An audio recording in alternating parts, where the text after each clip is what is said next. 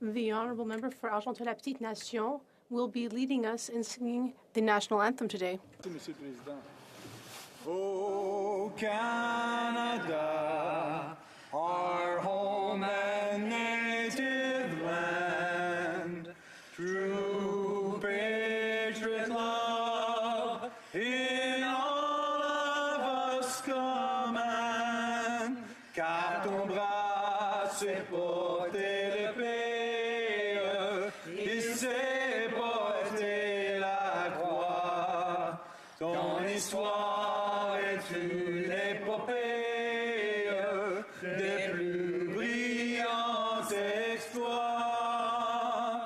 God keep our land glorious and free. Oh Canada, we stand on guard for thee. Oh Canada, we stand on guard for thee. Let the doors be open. Que l'on ouvre les portes. Sir. Statements by members. Déclaration de député. The honourable member for Vaughan Woodbridge. Merci, Monsieur le Président. More than 1 in 3 women experience gender-based violence during their lifetime. As a father blessed with 3 beautiful daughters, this is a terrifying statistic and a reality that is not acceptable. No one should face violence because of who they are. Aujourd'hui est le 5e jour de campagne. Today is the 5th day of the campaign to end gender-based violence. Violence against women and girls is a violation of human rights and the most widely occurring violation of human rights in the world. Proof that violence against women and girls is preventable. The single biggest action we can take is supporting a strong and autonomous women's movement here in Canada and abroad. It is up to all of us to be better, to do better. J'invite tous les membres de cette assemblée et tous. I invite everyone in this chamber and across Canada to push forward and take action to end violence against women and girls. Thank you, Mr. Speaker. The honourable member for Durham. Mr. Speaker, I'd like to thank parliamentarians on all sides of this House for joining the celebration of service, where we welcomed veterans to Parliament Hill to thank them for their service and help them in their transition. We were joined by the True Patriot Love Foundation and the Treble Victor Group, which helps veterans find jobs in the private sector. Veterans bring skills, experience, and loyalty to a job, Mr. Speaker. And I'd like to thank and congratulate Babcock Canada and Commissionaires Canada for your innovative commitment to hiring veterans. We also presented the Tracy Hubley Memorial Award for Veteran Purpose, honoring the late Tracy Hubley, a former Hill staffer and president of Summa Strategies, who was a great supporter of military families and veterans. The award was given to Team Rubicon Canada that just helped with disaster response after Hurricane Fiona, and hundreds of veterans have worked on over 100 disaster response missions, showing that they can find purpose and continue to build this country. A big bravo Zulu to all those groups, Mr. Speaker. The honourable member for Sault Ste. Marie. Mr. Speaker, congratulations to the newly elected mayors Matthew Shoemaker of Sault Ste. Marie and Enzo Palumbo of Prince Township, and all the council members on their recent successful municipal election, as well to all the school board trustees that represent the 4 school boards in our area. And a thank you to all that placed their names on the ballot.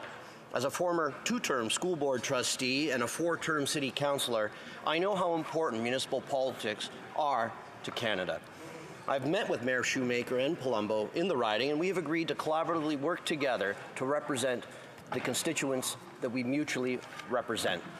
I have met with council members and will continue to meet with council members throughout January as well. A big shout out to Mayor Christian Provenzano and Mayor Ken Lamming, previous councillors and trustees, for all their contributions to our beautiful communities. They certainly left their mark, and I'm looking forward to the new mayor and council leaving their mark as well, Mr. Speaker. Thank you very much. L'honorable député.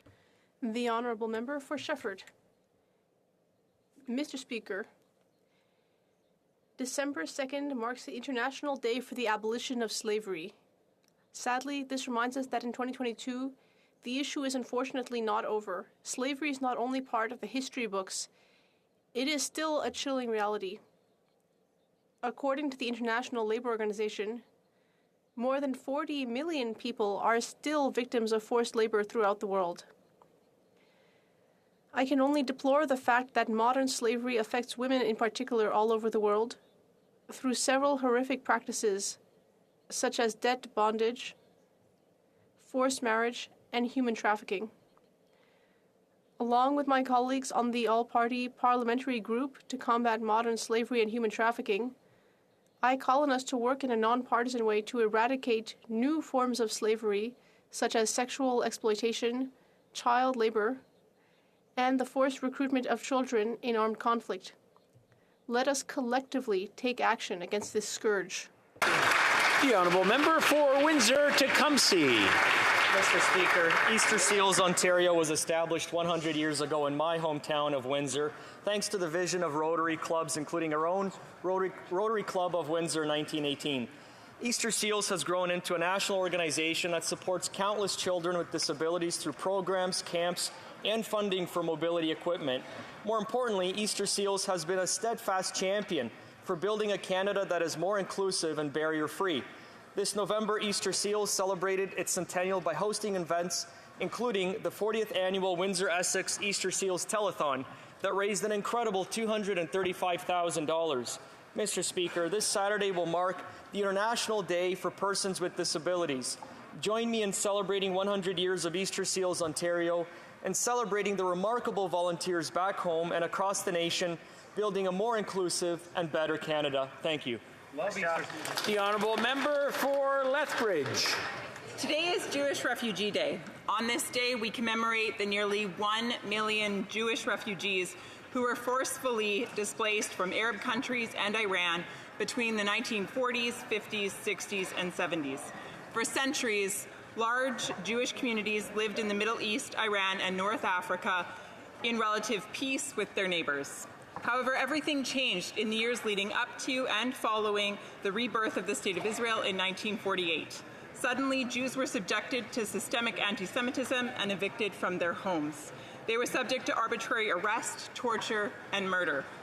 This year, B'nai B'rith, Canada's oldest Jewish advocacy organization, will again commemorate these refugees and look to raise awareness of this great injustice by hosting a virtual event tonight. I urge MPs from all parties to join this event. It can be accessed on the website. Let us all remember the stories of Jewish refugees from Arab lands and Iran and continue to fight against anti-Semitism, injustice, and racism in all of its forms.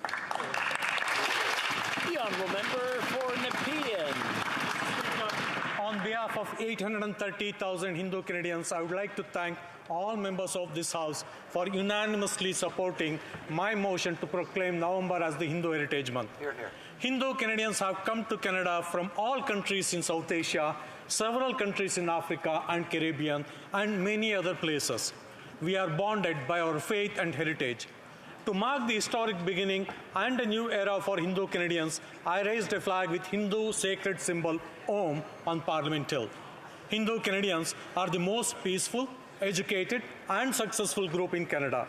I also thank all those who recognize the contribution of Hindu heritage to the mankind and the contribution of Hindu Canadians have made and continue to make to the socio-economic development and cultural heritage of Canada. Thank you, Mr. Speaker. The Honourable Member for Davenport. Mr. Speaker, there are times when nations need to join together for the purposes of collective security, to defend our democracy and the international rule of law, as well as to ensure peace and stability in the world. Last week, NATO parliamentarians did just that, with delegations from all 30 NATO countries meeting in Madrid for the 68th Annual NATO Parliamentary Assembly. Over a 5-day period, we debated, deliberated, and voted unanimously on 6 resolutions that covered the top security and defense issues facing Euro-Atlantic countries today, including cybersecurity, climate change, economic consequences of NATO's war on Ukraine, and the next steps for NATO's deterrence and defense. All NATO parliamentarians were united and resolute in standing with Ukraine, including clearly stating that the Russian state under the current regime is a terrorist one, and the need to continue to support Ukraine in every way possible. We also affirmed our need to keep building up the defenses and resiliency in each of our own countries. Russian aggression will not go unpunished, and we will move forward together, united in our goals for peace and security in the world. Thank you, Mr. Speaker. The honourable member for Calgary, Rocky Ridge. Mr. Speaker, cold kills. Not often by direct exposure, but quietly, as people stuck in cold homes are more likely to die from high blood pressure and cardiac events resulting from their body's struggle to maintain circulation. Reports say that 150,000 people are likely to die from cold in Europe this winter due to soaring energy costs amid Putin's murderous war on Ukraine. While Germany restarts coal-powered plants, this Liberal government continues to block LNG projects and pipelines that could supply the world with affordable, cleaner energy. Thousands of Canadians also can't afford to heat their homes due to inflation, taxes, and supply constraints. It's time for this government to cut the carbon tax, get out of the way so that Canada can supply the world with affordable energy. Its failure to do so will likely cause some vulnerable people to lose their lives this winter. L'honorable député de Pontiac. Monsieur le Président, Mr. Speaker, this week, the entire Outaouais region was preparing for the United Nations COP15 in Montreal. Indeed, as part of the For a Green and Prosperous Outaouais initiative that I launched a year ago, and with my partners from Credo, we gathered around the same table more than 70 experts on biodiversity, representatives from different parts of the region, as well as the indigenous community of Kitiga and Zibi, in order to bring the voice of the Outaouais region to the COP15 conference in Montreal. Thank you to all those who made this event a success. Mr. Speaker, it will be thanks to committed communities like the Outaouais that we will reach the targets of the global framework for the protection of nature and biodiversity. Member for Bow River. Mr. Speaker, today we celebrate the birthday of a great leader, Winston Churchill, remembered for his leadership, heroism during the Second World War. He had boldness and determination quite unlike any other that consistently shone through over his 6 decades in public service to his country. In 1929, after his 9th re-election as a parliamentarian, the British Bulldog, as he was known, visited my province of Alberta as part of a North American tour. Reveling in the beauty of these Great Plains to the mountains, he spoke, and I quote, "I heard so much about this wonderful province of Alberta that I don't want to miss anything." Today, Alberta honors the late great Prime Minister, and in the spring of next year, his statue is to be unveiled in downtown Calgary. So remembering Churchill's legacy in his own words, all the great things are simple and many can be expressed in a single word: justice, honor, duty, mercy, hope, and freedom. Yeah.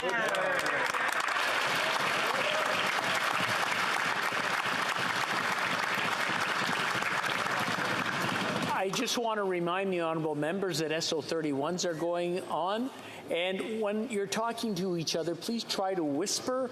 If you're talking at a high voice, then it just kind of gets in the way of the person getting their message across. So I just want to remind the honourable members to be very close to each other and whisper, and then go back to their seats if they have something important to say to each other. L'honorable député de The honourable member for Lévis-Lobinière.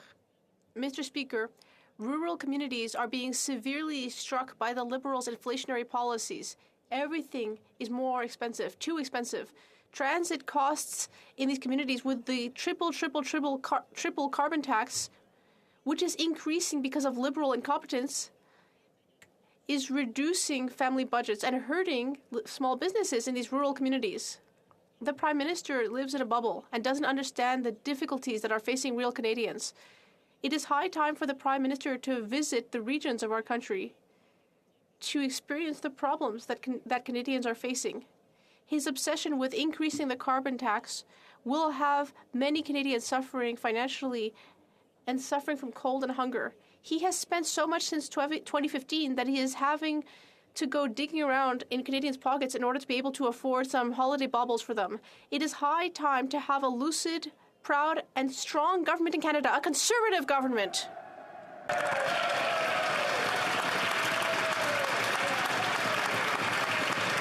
The honourable member for Glengarry Prescott Russell. The honourable member for North Island Powell River. Mr. Speaker, it was just over 30 years ago that women were first allowed to participate in all military workplace settings, including combat by land, sea, and air. How these environments impact their fertility, pregnancy, and even the epigenetics of their offspring remains largely medically unknown.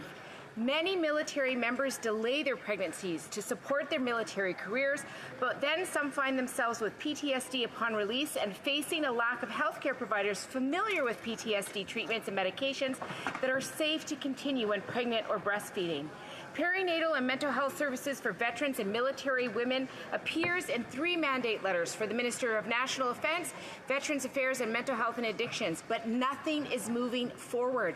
I challenge these ministers to get to work on this important issue. Military and veteran women deserve to have equitable research and knowledge about the risks of the unique workplace exposures possible from the military. Thank you. The honourable member for Winnipeg South Centre. Thank you, Mr. Speaker. In honour of Jewish Refugee Day, I would like to commemorate the nearly 1 million Jews who were forced into exile from Iran and other countries in the region beginning in 1948.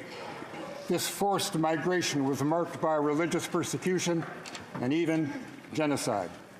Many individuals and families found safe harbour here in Canada. The communities that thrive today contribute so much to the diverse mosaic of the Canadian identity. Anti-Semitism and racism of all kinds remain a part of the lived experience for people in Canada and around the world. One of our best defenses against this can be found through education. B'nai B'rith, Canada's oldest Jewish advocacy organization, will host a virtual commemoration of the story of Jews from Iran and Arab lands this evening. The event can be accessed through B'nai B'rith website. It is through education, Mr. Speaker, that we can build our defenses against hatred in all of its forms. Thank you, Mr. Speaker.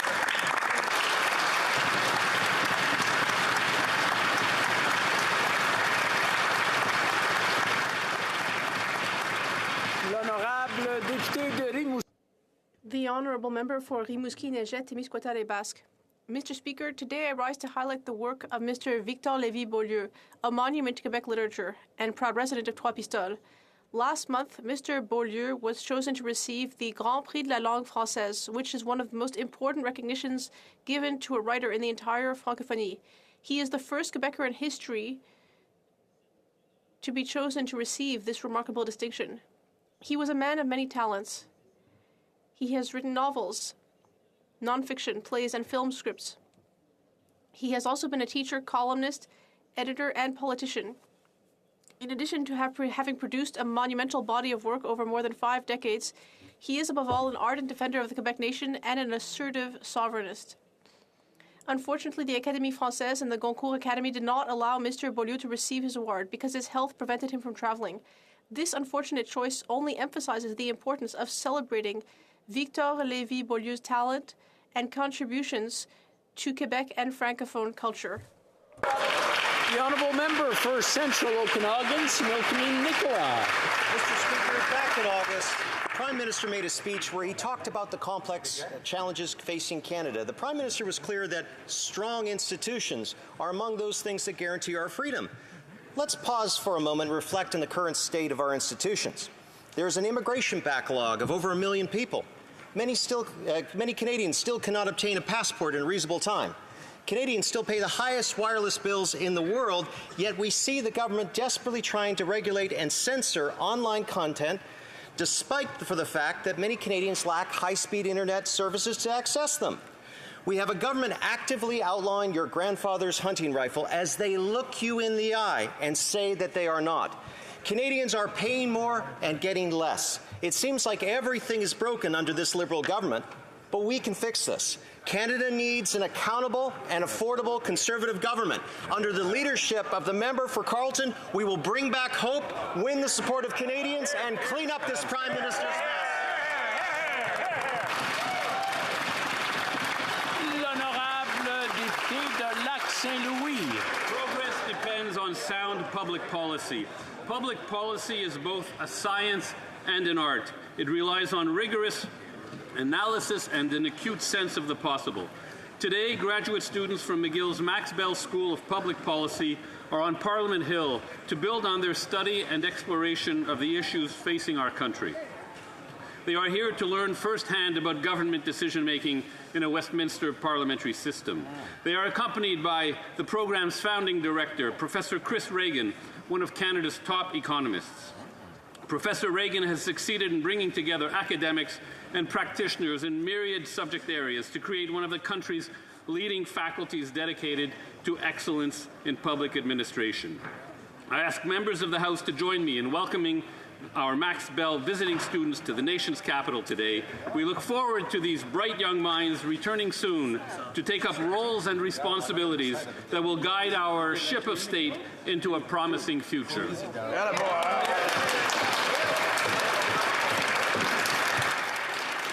Oral questions. Question orale. The Honourable Leader of the Opposition.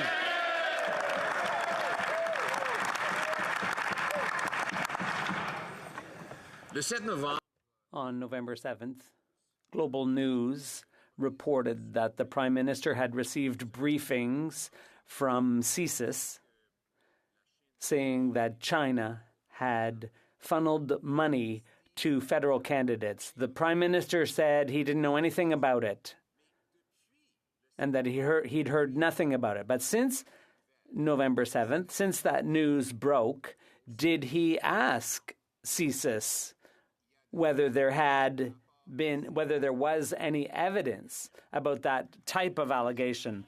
The Right Honourable Prime Minister.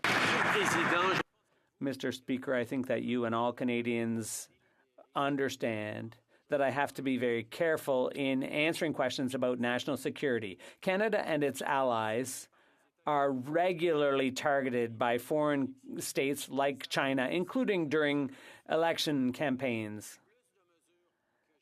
This government has taken more steps than any other. We created an independent panel tasked with assessing the risk coming from foreign countries, the risk to our elections, and those panels confirmed that our electoral integrity was not compromised. So yes, I receive regular briefings. The Honourable Leader of the Opposition. That's very interesting.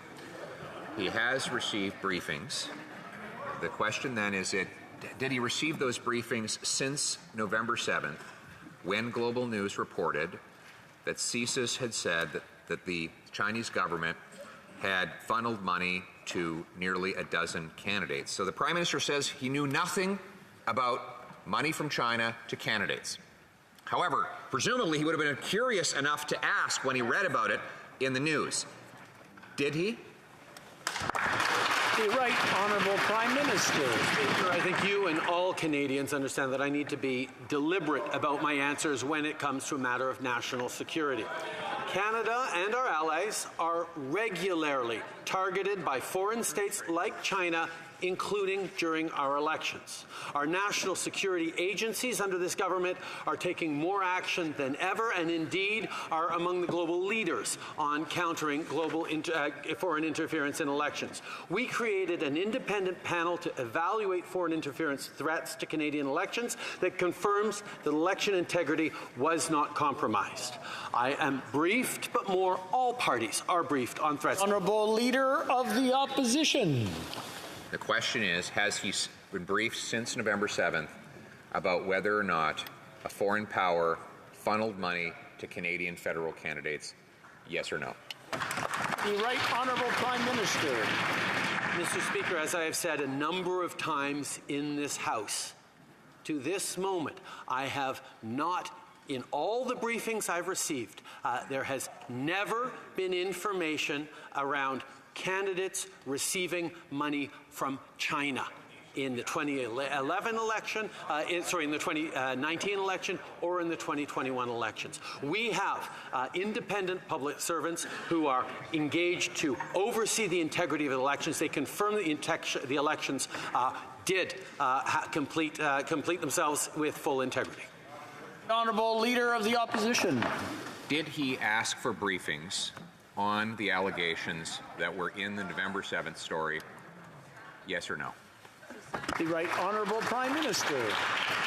Mr. Speaker, I know the member opposite who sat in a cabinet understands the importance of respecting national security guidelines. On top of that, I know the member opposite understands how important it is to assure the integrity of our elections because he was the Minister for Elections Integrity under that previous government. But under that previous government, while he was making reforms to our Elections Act, he did absolutely nothing on foreign interference. What we did, Mr. Speaker, was bring in a number of mechanisms, a number of new tools to ensure the integrity of our elections. Leader of the Opposition. So he wakes up in the morning, he reads a story that says that a foreign government funneled money to Canadian federal candidates, and he can't tell us if he picked up the phone or face-to-face asked his officials if these allegations were true. So we'll move on to a next question. The Prime Minister said yesterday when I asked if there was any electoral interference from a foreign government that there was none that significantly changed the outcome of the election. Was there any interference to his knowledge, yes or no? Right Honourable Prime Minister. Like I just said, Canada and most of our allies are regularly subject to foreign interference from various states, including China, on an ongoing basis and including during our elections. And that is something, Mr. Speaker, that the member opposite would know if he'd paid attention when he was Minister of Elections, but also if he were to ask to his two colleagues who are previous leaders of the Conservative Party from 2019 and 2021, whose teams were briefed before, during, and after those elections on foreign interference. Right. The Honourable Member for Belleuil-Chambly. Mr. Speaker, the Prime Minister denies that there was Chinese interference. He said in English that there had been very little influence or no significant interference. I wonder at what point does the interference go from insignificant to a lot? The Chinese community in Papineau, very quickly after Chinese bank was authorized in Canada. Is that interference or influence? The Right Honourable Prime Minister. Mr. Speaker, my honourable colleague is raising an important question, and that is, should politicians and partisan accusations determine whether or not there was interference, problematic interference in our democracy and in our elections?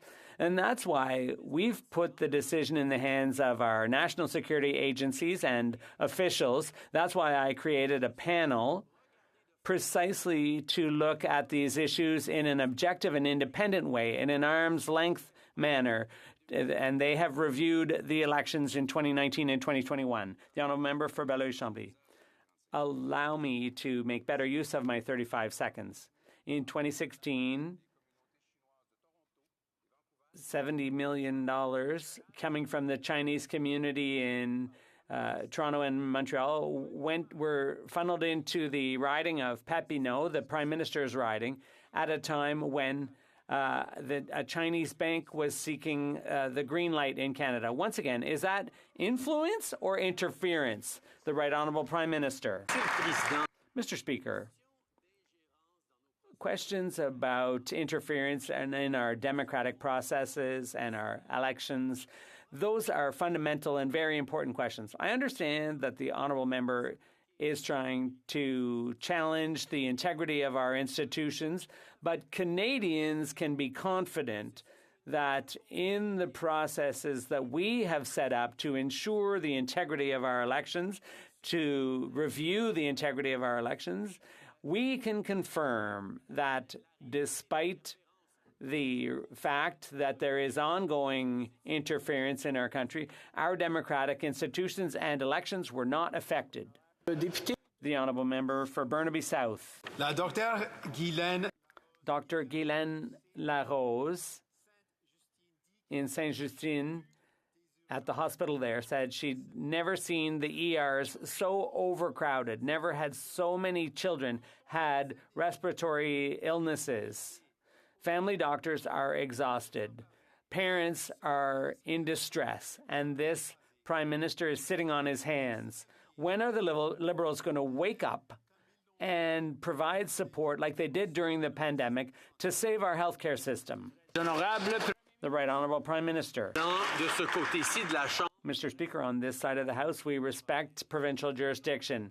We can see clearly how much Canadians are suffering because their healthcare system is overworked and is having trouble meeting the demand and the need. That's why we're working with the provinces and territories. We're working with them to deliver results in healthcare. Yes, we will provide more funding, but we will also provide more tools to ensure that our system is improved upon, and we will be there for Canadians. For Burnaby South.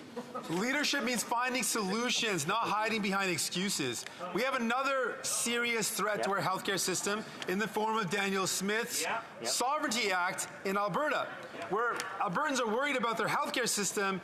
This act is going to do nothing to actually deal with the problem. In fact, it might make things even worse. People in Alberta are worried that Daniel Smith will use the Sovereignty Act to undermine Canadian laws like the Canada Health Act and make patients pay to access hospital services. So what is the Prime Minister doing to stop Daniel Smith from destroying healthcare in Alberta? What is he doing to protect healthcare so Albertans get the care they need? Hear, hear. The Right Honourable Prime Minister. Mr. Speaker, I can very much understand why so many Albertans are preoccupied with the Premier's choice to bypass the legislature in order to advance her agenda. But on this side of the House, we will remain focused on standing up for Albertans, on working constructively with anyone who wants to advance better jobs and a cleaner environment for Albertans, who wants to work to ensure that they're getting quality healthcare services with real results and real outcomes. And we're going to continue to work with all Albertans to deliver a brighter future for them. Now, I understand that there was an understanding that we would keep things very civilized and, like, not talk. Just for... I'm hoping it spills over into question period. The Honourable Leader of the Opposition.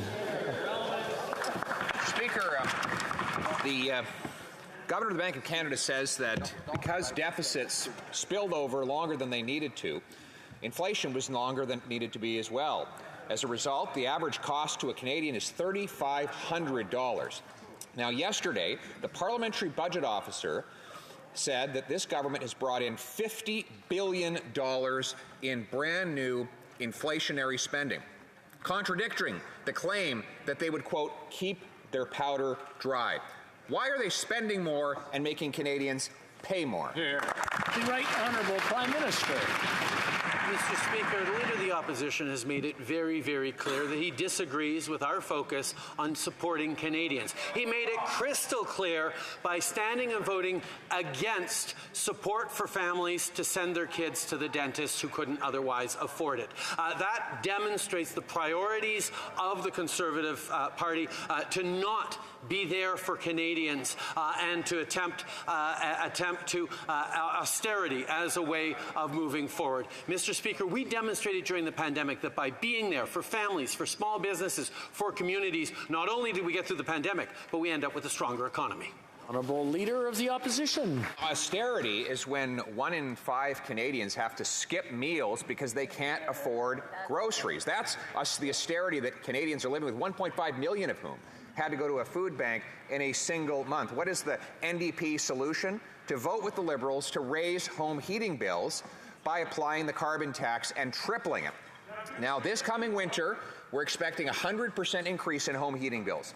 Will the Prime Minister cancel his plan to raise the tax and take all taxes off home heating altogether? Hear, hear. The Right Honourable Prime Minister. What the member opposite just demonstrated is he doesn't understand that what he's been talking about from the very beginning is austerity, is withdrawing and not being there to support Canadians who need it in the hopes that that'll somehow make everything okay. But what Canadians saw during this pandemic, what Canadians are seeing during this recovery, is that by being there in targeted, measured ways, things like making sure that every family can afford to send their kids to the dentist, like making sure that we're giving a top-up to the lowest income renters, those are things that support people in difficult times, something the Conservatives don't do anything about. Honourable Leader of the Opposition. Well, speaking of difficult times, this Prime Minister's policies have given us a 32% increase in violent crime, a 90% increase in gang crime. Murder rates now rising again this year, year after year. And what's his solution? To ban Grandpa Joe's hunting rifle. In fact, he wants to ban hundreds of thousands of hunting rifles and spend hundreds of millions of dollars doing it. Why won't he leave hunters alone and go after the real criminals? The Right Honourable Prime Minister. Mr. Speaker, we've been very clear that we are not targeting law-abiding hunters and fishers. We're not going after shotguns or rifles. We have banned military-style assault weapons, and unfortunately, Conservative politicians continue to mislead Canadians, to base things on fear, and to be focused on making assault weapons legal again in this country. Mr. Speaker, we will continue to take the necessary measures to keep Canadians safe while respecting the rights of law-abiding Canadians. That's what Canadians expect. That's what we've been doing. Honourable Leader of the Opposition. Well, Mr. Speaker, I get my information from the amendment that his government tabled in the committee. That's right. And I have it right here. A list of the firearms that he wants to ban includes the Webley and Scott wild fowl gun. Fowl is in wild turkeys and wild ducks. That's right in the list that his government put forward of guns he wants to ban. Mr. Speaker, why is he more concerned with protecting wild turkeys from hunters than he is concerned about protecting Canadians from criminals? Right Honourable Prime Minister. Mr. Speaker, we see once again that the Conservative Party is deep in the pockets of the American gun lobby. The reality is, Canadians know that we can and will continue to respect law-abiding hunters. What a clown. Disinformation. Should be ashamed. So you have been briefed on foreign interference. Like his thoughts. You're at the pocket of the turkey lobby.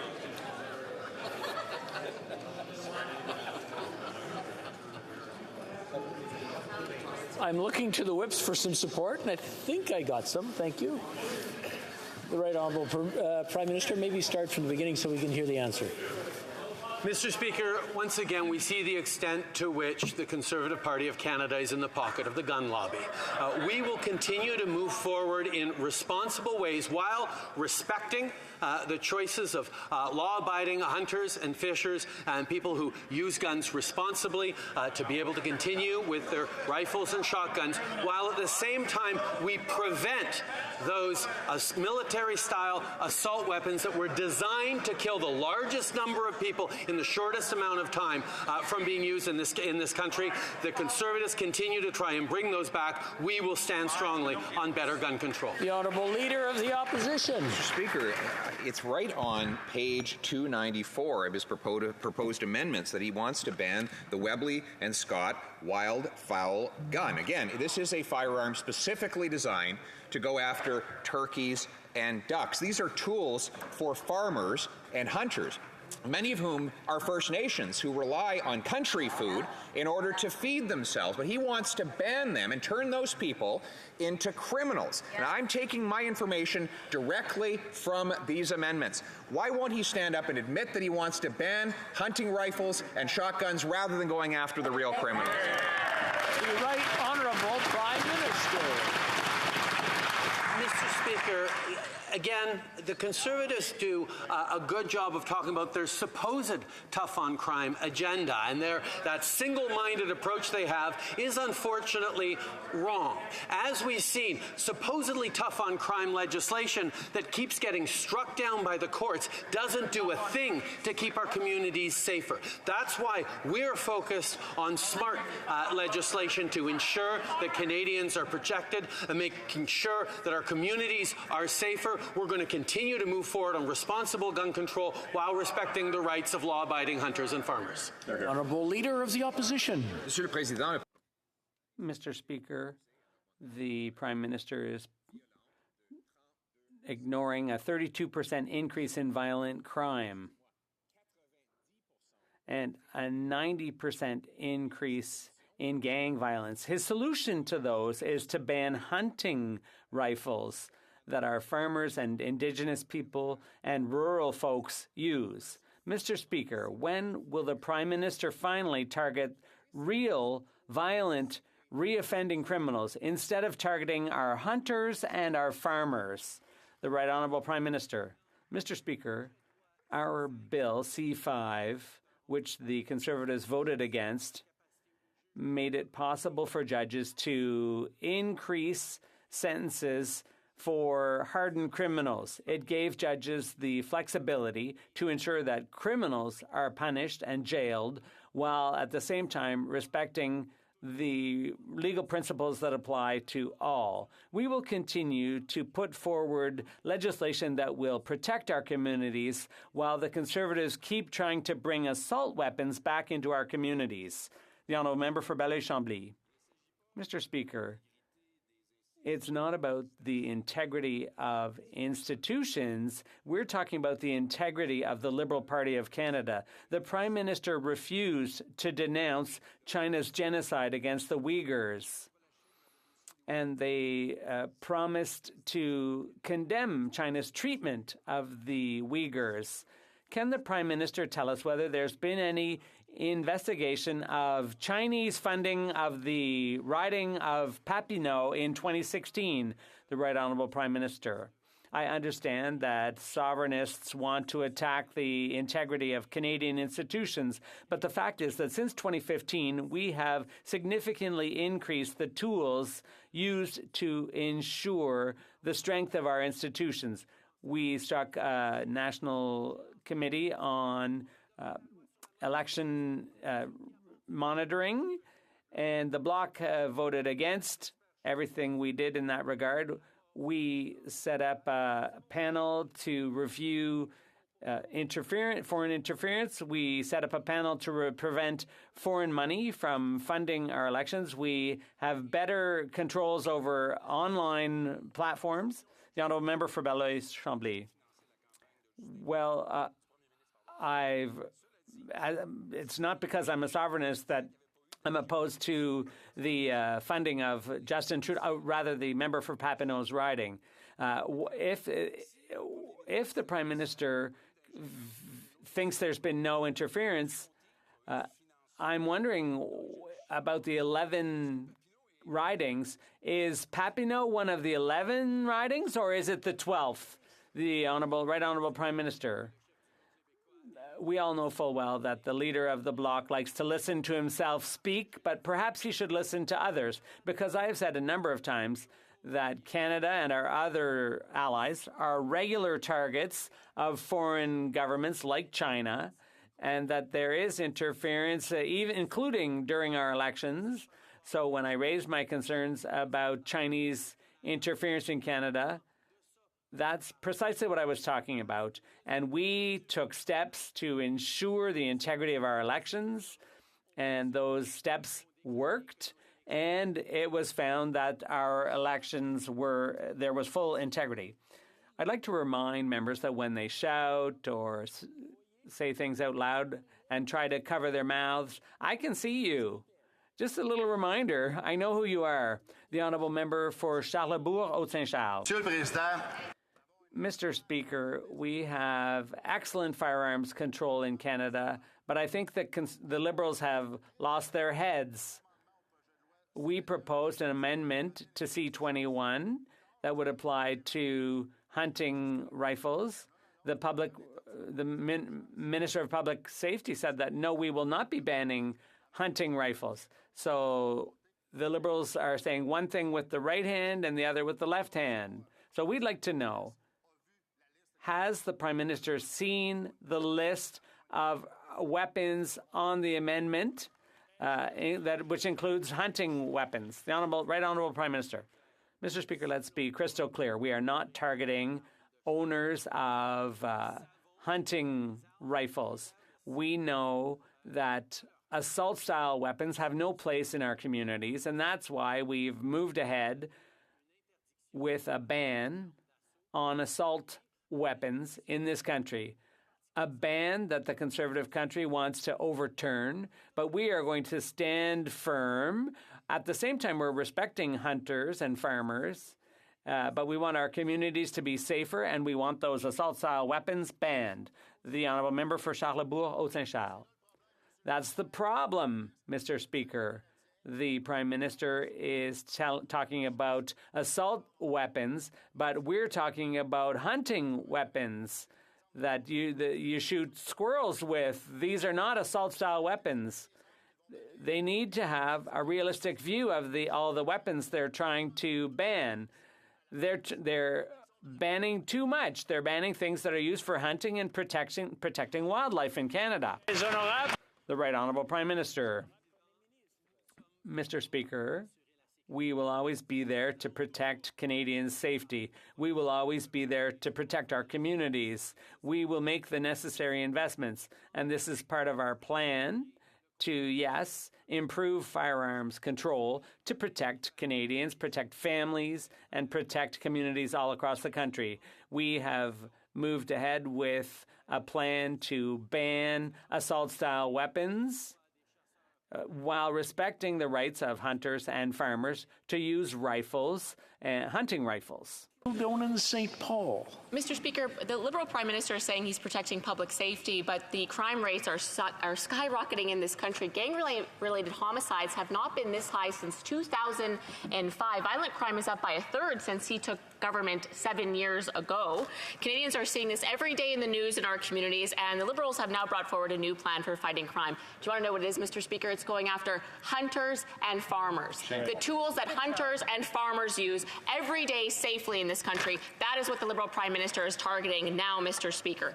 So when is he going to stop this unfair attack on our hunters and farmers and start going after the real problem, gangsters and criminals in our cities, Mr. Speaker? The Right Honourable Prime Minister. Speaker, we know that a responsible approach to keeping our communities safe needs to have multiple facets, and that's exactly what we're doing by freezing the market on handguns, by investing more in CBSA so they can interdict illegal firearms coming into this country, and yes, moving forward to ensure that it is no longer legal to buy, sell, own or use military-style assault weapons in this country, something the Conservative Party wants to reverse. We're on top of that continuing to invest in police officers, despite the fact that the Conservatives slashed resources for policing, and we're continuing to invest in community programs and safety. The Honourable Member for Kildonan St. Paul. Mr. Speaker, the Prime Minister continues to deny that he's going after hunting rifles, but I'm looking at the list right now, and it's hundreds and hundreds and hundreds of perfectly common, reasonable, and legitimate hunting rifles, Mr. Speaker. And you don't have to take my word for it. Take hundreds of thousands or tens of thousands already of hunters that have reached out to MPs across every party in this chamber, including Liberal members from rural Canadian seats. I know that they've received these emails as well, Mr. Speaker. No one believes that going after hunters and farmers is going to solve the crime issue under this Prime Minister's watch, Mr. Speaker. Well, perhaps the Prime Minister believes that he's just trying to change the channel from his failed record on public safety. When will he stop this unfair... Right Honourable Prime Minister. Mr. Speaker, Speaker, if you want to talk about a failed record on public safety, one needs only look at the previous Conservative government that continued to put forward a supposed tough-on-crime agenda that couldn't get any of those supposedly tougher laws to actually stick, Mr. Speaker. The fact that they kept getting struck down time and time again by the courts indicated how wrong they are, not just in their legislation, but in their attempts to keep Canadians safe. Mr. Speaker, on this side of the aisle, we're focused on evidence-based policy. We're focused on ensuring that we're supporting communities, we're investing in police, and we're strengthening guns. The honourable member for Burnaby South. First-time food bank use in Ontario is up by 65%. That is a staggering number. At the same time, corporate grocery stores are making huge profits. A report indicated that Loblaws is making $1 million extra in excess profits per day. Corporate greed is absolutely driving up the cost of food. So what is this Prime Minister going to do for families in this upcoming holiday season who are worried about the cost of food? What is he going to do to tackle greedflation and help out those families? The Right Honourable Prime Minister. Mr. Speaker, as the member well knows, we introduced in Budget 22 a Canada Recovery Dividend, and we increased the corporate income tax rate on financial institutions permanently. But on top of that, we've continually delivered for hardworking families, whether it was cutting childcare fees in half right across the country, making a huge difference in the lives of so many families, whether it's moving forward on a GST rebate that puts hundreds of dollars in the pockets of 11 million households, whether it's moving forward with dental benefits that ensures that all families can send their kids to the dentist, or a top-up for low-income renters. These are things concretely that will help Canadians. Honourable member for Burnaby South. The Auditor General recently sounded the alarm that this Liberal government isn't assessing their steps taken to reduce homelessness if it's actually working or not. And it's an indictment and a failure of their approach to homelessness. The reality is, Indigenous communities are bearing the brunt of this failure, as Indigenous community members are 11 times more likely to experience homelessness. So after years of broken promises, will the Prime Minister finally commit to a timeline for a fully funded Indigenous-led urban, rural, and northern housing strategy? Hear, hear. The Right Honourable Prime Minister. Mr. Speaker, every Canadian has a right to a safe and affordable place to call home, and it's unacceptable that anyone in this country experience homelessness. That's why we are moving forward in partnership with Indigenous peoples on an urban Indigenous strategy that will support and fight against homelessness by giving the supports to people that are culturally appropriate, that are anchored in language and traditional knowledge, and ensure that the healing that needs to go hand in hand around addictions, around mental health, and around so many other things are addressed in a comprehensive way, and we will be getting it right, Mr. Speaker. Honorable député de Sudbury. Mr. Speaker, now more than ever, Canadians rely on access to affordable and reliable high-speed internet. It keeps us connected with loved ones and also allows us to learn online, improves access to essential services, and creates opportunity for our businesses to grow. Can the Prime Minister update this House on achieving our government's goal of connecting 98% of Canadians by 2026 and 100% of Canadians by 2030? Right Honourable Prime Minister. I want to thank my honourable colleague from Sudbury for her question and her dedication to her constituents. Every Canadian, wherever they are in the country, deserves good, reliable, high-speed internet.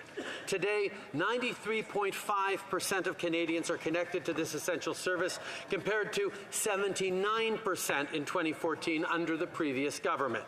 And through our nearly $500 million top-up to the Universal Broadband Fund, we'll bring 60,000 more rural homes online. It's all part of building an economy that works for all Canadians. The honourable member for St. Albert, Edmonton. Speaker, I have a specific question for the Prime Minister. It's not about money from China. It's not about the government's election panels. It's not about the overall integrity of the last two elections.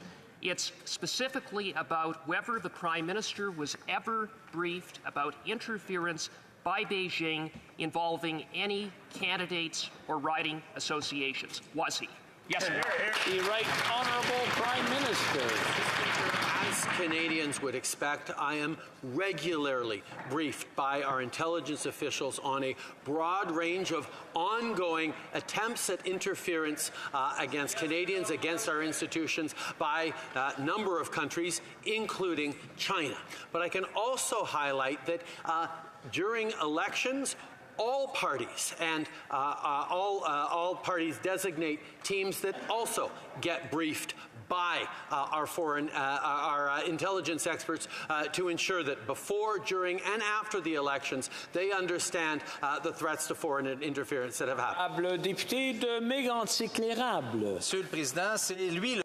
Mr. Speaker, it's surprising that the Prime Minister has not asked for a new briefing about the allegations of foreign interference. It's been weeks. The RCMP has opened multiple investigations to shed light on these allegations. Here's my humble advice. He should immediately ask for a new briefing from CSIS and the RCMP and start answering our questions directly. Or would he rather continue to keep his head in the sand and keep protecting we don't know who by refusing to tell us the whole truth? The Right Honourable Prime Minister. Mr. Speaker, allow me to correct my honourable colleague. I receive regular briefings on all types of issues that affect Canada and Canadians. The reality is that when we talk about national security issues, we have to be deliberate in our answers, and that's exactly what I'm doing. I don't want to put any Canadians at risk. The reality is that our intelligence services are very active in many files. They keep us aware, and they keep all parliamentarians aware through the national security committees. The Honourable Member for Bellechasse-les-Etchemins-Lévis. Hello, Mr. Speaker. This Liberal government is very disconnected from what's happening in the country. Inflation hurts. Canadians just can't take it. I've been talking for some time about workers who have to turn to food banks, 1.5 million in a month. Young people who have to live in their parents' basement because the cost of buying a home has doubled, and that's just in Quebec. Students who have to sleep in shelters.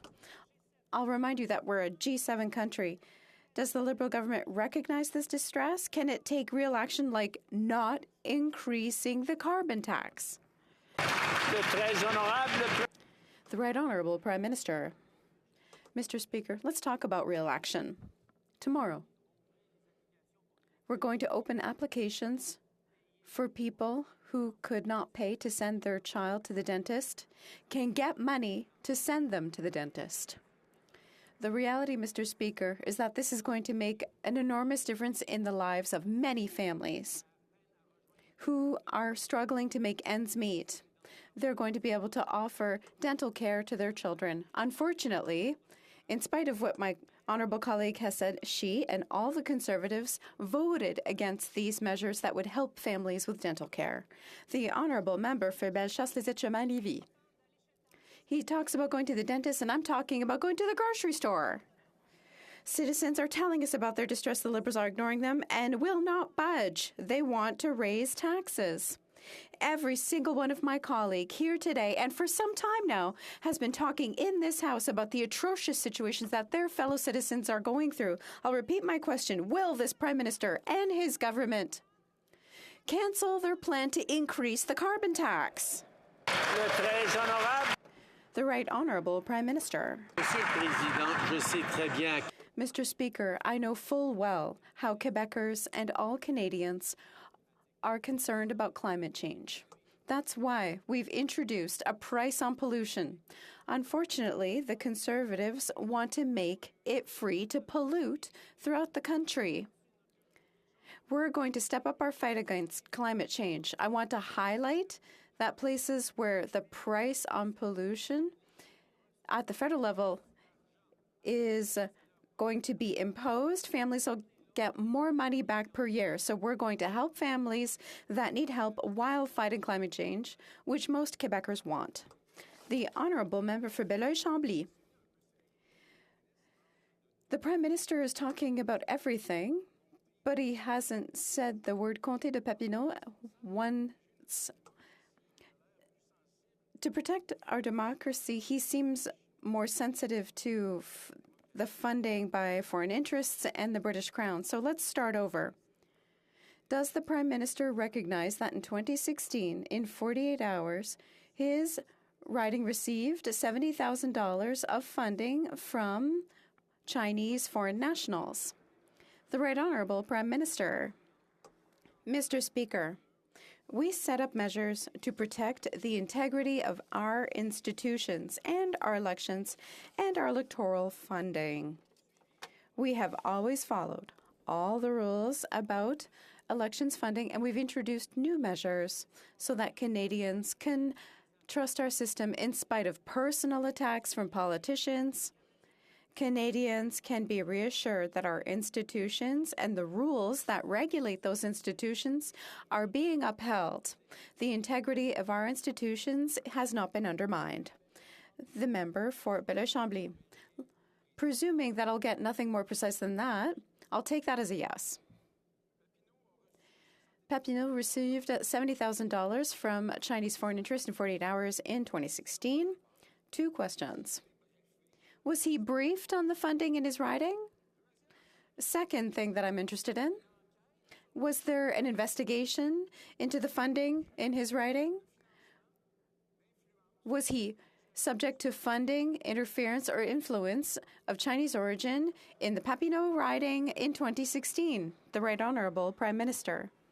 Mr. Speaker, our election rules at the federal level have ensured for some time that the only people who can give to political parties, to federal political parties, are Canadian citizens and residents of Canada. I think that maybe there are suggestions here that are walking on the line of stereotyping China. I think that we have citizens involved in many different ridings, and we reach out to Canadians of all origins to participate in the electoral process. Mr. Speaker, Ontario food bank usage is at a record high because of this Prime Minister's reckless inflationary spending. 46% of those food bank users are there because they can't afford food. 14% are there because they can't afford housing. 11% of those users their wages are being eaten alive by this Prime Minister's inflation. When will the Prime Minister realize the pain his inflation is causing on Canadians, stop his reckless spending, get in touch so Canadians don't have to keep skipping lunch? The Right Honourable Prime Minister. Speaker, having spoken with many families across the country who are having to rely on food banks, I can tell you that they are also extremely worried about being able to send their kids to the dentist. These are the kinds of things they don't get to do when they're squeezed for resources. Now, as of tomorrow, we are opening applications for support so families of all income levels can send their kids to the dentists. Unfortunately, Mr. Speaker, that member and all Conservatives voted against giving $1,300 for dental supports over the next 2 years for families that needed it. The Honourable Member for Calgary, Forest Lawn. Speaker, the Trust Fund Prime Minister is completely out of touch. The supports he's talking about are being vaporized by his own inflation. His inflation is going to cost each Canadian $3,500. When my family moved here, we lived basement to basement, while this Prime Minister lived in taxpayer-funded mansions. This is why he has no clue. He's not only driven out investment, he's also driving out newcomers. When will he stop driving newcomers out of this country, get in touch with reality, and stop forcing families into food banks? The Right Honourable Prime Minister. Speaker, while Conservatives continue to focus on personal attacks on me, I will continue to focus on supporting them with support so all families can afford dental care in this country, something Conservatives voted against, with a $500 top-up to help low-income renters, something Conservatives voted against. And indeed, we're continuing to move forward by cutting in half child care fees across the country, something that Conservatives campaigned against in the last election. Mr. Speaker, we will continue to be there for Canadians while Conservatives continue to ignore them. The honourable member for Leeds, Grenville, Thousand Islands and Rideau Lakes. All the supposed supports that this Prime Minister is talking about are being vaporized by inflation. It's crushing Canadians. The Prime Minister continues to crush them with this plan to triple the carbon tax. It's going to punish Canadians for living their lives, for buying groceries, for heating their homes, for driving to work. And while food bank usage is at a record high, a third of those food bank users being children, this Prime Minister is sipping champagne in a $6,000 per night taxpayer-funded hotel room. These Liberals are out of touch and Canadians are out of money. When will this failed Prime Minister cancel his failed carbon tax? The Right Honourable Prime Minister. Let's talk about children. Let's talk about the Canada Child Benefit that has lifted hundreds of thousands of kids out of poverty, a benefit that the Conservatives campaigned and voted against. Let's talk about the fact that we're cutting childcare fees in half right across the country, making thousands of dollars of difference in the pocketbooks of Canadians, something Conservatives voted against. Let's talk about the fact that kids from lower income families can't go to the dentist because their parents can't afford it. Well, as of tomorrow, they get to get the support to be able to send them to the dentist, which is going to make a huge difference. But unfortunately, Conservative politicians voted against that as well, Mr. Speaker. On this side of the aisle, we will stand up for Canadians. On that side of the aisle, they will ignore them. L'honorable député de Châteauguay-Lacolle. Monsieur le Président, protéger les... Mr. Speaker, protecting species at risk and striving to reach our conservation goals are a priority. We know that wild species and natural spaces are important for our way of life. And the public also knows that nature is an essential ally to fight climate change. Can the Prime Minister tell us what our government is doing to protect species at risk and maintain biodiversity? Le Premier Ministre. The Right Honourable Prime Minister. I thank the member for Châteauguay-Lacolle for her work and for her question. Our ecosystems are precious and fragile. We will protect them and support people fighting on the front lines. Monday, the Minister for the Environment and Climate Change announced $8.7 million in funding over the next 3 years for the Habitat Stewardship Program for Species at Risk. This funding will fund projects all throughout Canada led by communities and individuals. They will help to protect endangered species. Central Okanagan, Similkameen Nicola. Mr. Speaker, a successful agri-food business owner in my riding has shown me his freight bills with large surcharges from shipping companies that have been added due to the carbon tax. This entrepreneur takes great pride in using made-in-Canada inputs, but wonders how much longer he can continue to absorb these extra costs. Will the Prime Minister stop this made-in-Canada inflation and cancel his plan to triple the carbon tax, or will he just triple down and let his carbon tax cancel this entrepreneur's Made in Canada success story? Honourable Prime Minister. Mr. Speaker, we know, and I've heard directly from farmers and agricultural producers, how the disruptions in global supply chains, the energy shortages, the challenges we're facing around the world with the war in Ukraine, with coming out of the pandemic, and other issues have contributed to real challenges for many, many families. That's why we're going to continue to step up even as we move forward in the fight against climate change. We know that protecting our lands and our resources, protecting those families that live off the lands are going to be unbelievably important for decades to come. That's why it's such a shame to see Conservatives continue to have no plan for the future of our environment.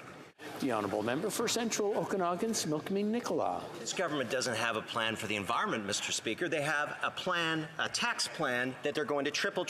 You know, even the governor of the Bank of Canada has said that the carbon tax is inflationary. And these surcharges are a textbook example of a made-in-Canada inflation. A food processor like my constituent has to pass on those surcharges. The carbon tax is driving up the costs of groceries and forcing more Canadians to the food banks. Will the Prime Minister give people some hope and cancel his plan to triple his carbon tax?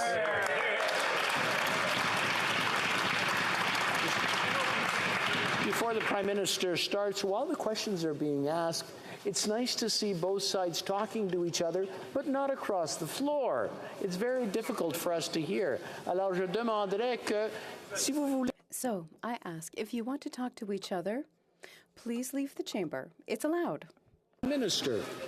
Mr. Speaker, it seems to be only Conservative politicians that don't understand that you cannot have a plan for the future of the economy if you don't have a plan to fight climate change. What we have demonstrated over the past 7 years by making sure that it's not free to pollute anywhere across the country, by making sure we're investing in transforming and decarbonizing our industries, that we're securing good jobs for the future. The investments we're making in steel, in agriculture, in manufacturing are making a huge difference in creating good jobs for the decades to come for Canadians and communities from coast to coast to coast.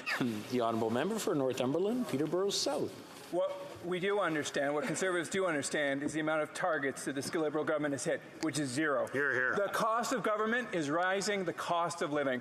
$54 million for a Rise scam, $6,000 for a hotel room for one night, billions of dollars in corporate welfare.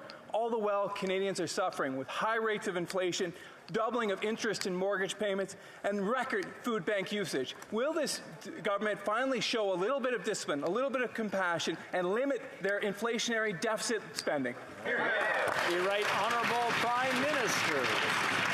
We went into the pandemic with the strongest fiscal position of any of our peers, and we came out of it with the strongest fiscal position of any of our peers. And the reason we did that was because we invested in Canadians.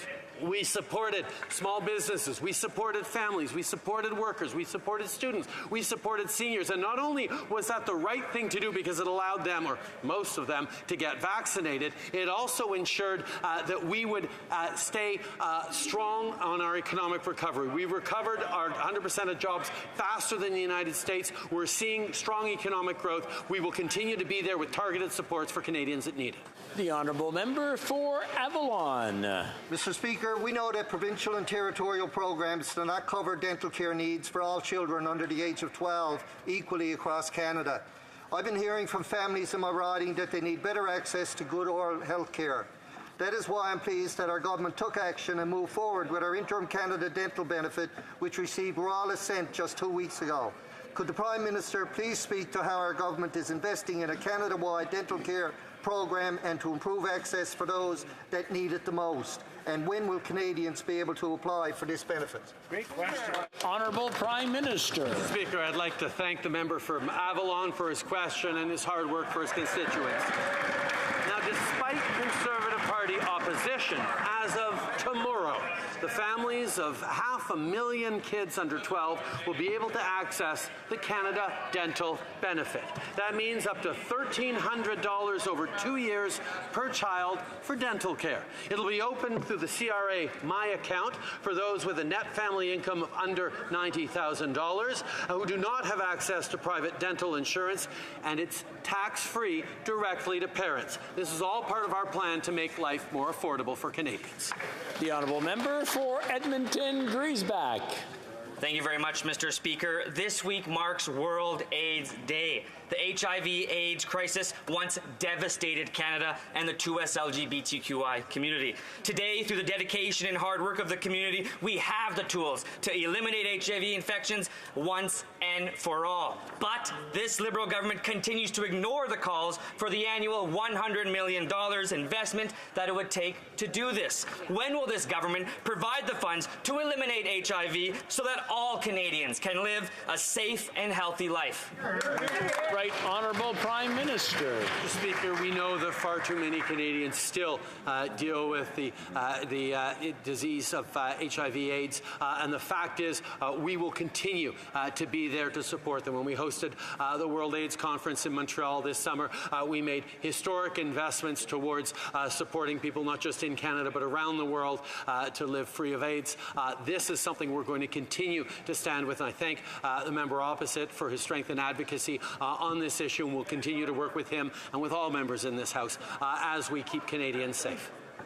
The Honourable Member for Saanich Gulf Islands. Thank you, Mr. Speaker. The major global summit on nature, COP15, opens next week in Montreal. It was originally scheduled to take place in China, so China retains the chairmanship of this conference. But the Prime Minister could do more. Many civil society organizations have asked that this Prime Minister put the message out. ask other heads of government to come to Canada so that a strong global biodiversity framework can be achieved. Is the Prime Minister willing to reach out and improve the chances of success for COP15 in Montreal? Right, Honourable Prime Minister. Mr. Speaker, I'd like to begin by thanking the member for her question and her long-standing advocacy. We are excited about stepping up to welcome the world for COP15, focused on nature and biodiversity, because we know how much it matters. In Montreal, we'll be pushing countries for results on funding, protected areas, and more. At home this week, we announced money for 67 projects to protect species across the country, and we've gone from protecting less than 1% of our coastal areas before 2015 to protecting over 14%. I'm looking forward to sharing more next week in Montreal. And that's all the time we have for today. C'est tout le temps que nous avons. I just want to thank the honourable members for a very peaceful question period. That was very, very good. Thank you. Comme il est 15 heures. It being 3:18, pursuant to order made on Thursday, June 23rd, 2022, the House will now proceed to the taking of the deferred recorded division on the motion at second reading stage of Bill C-288 under private members' business. Members.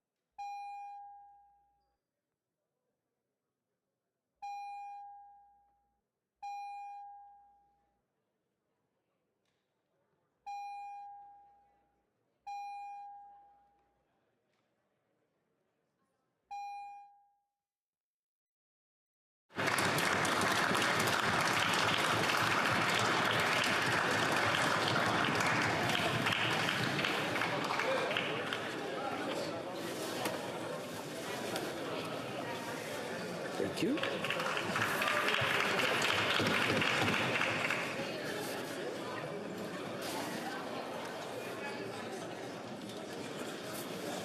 La question est la suivante.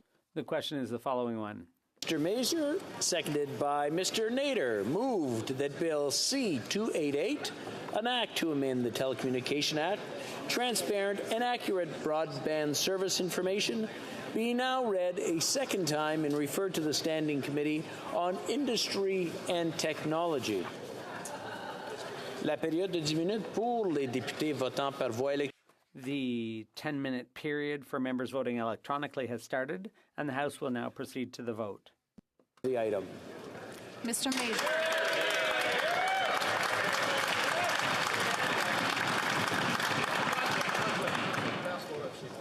All those in favor of the motion will please rise. Sixth row on my left. Monsieur d'Entremont. Mr. Dowdle. Mr. Dalton. Mr. Bragdon. Mr. Epp. Mr. Motz. Mrs. Wagenthal. Mr. Viersen. Mr. Ruff.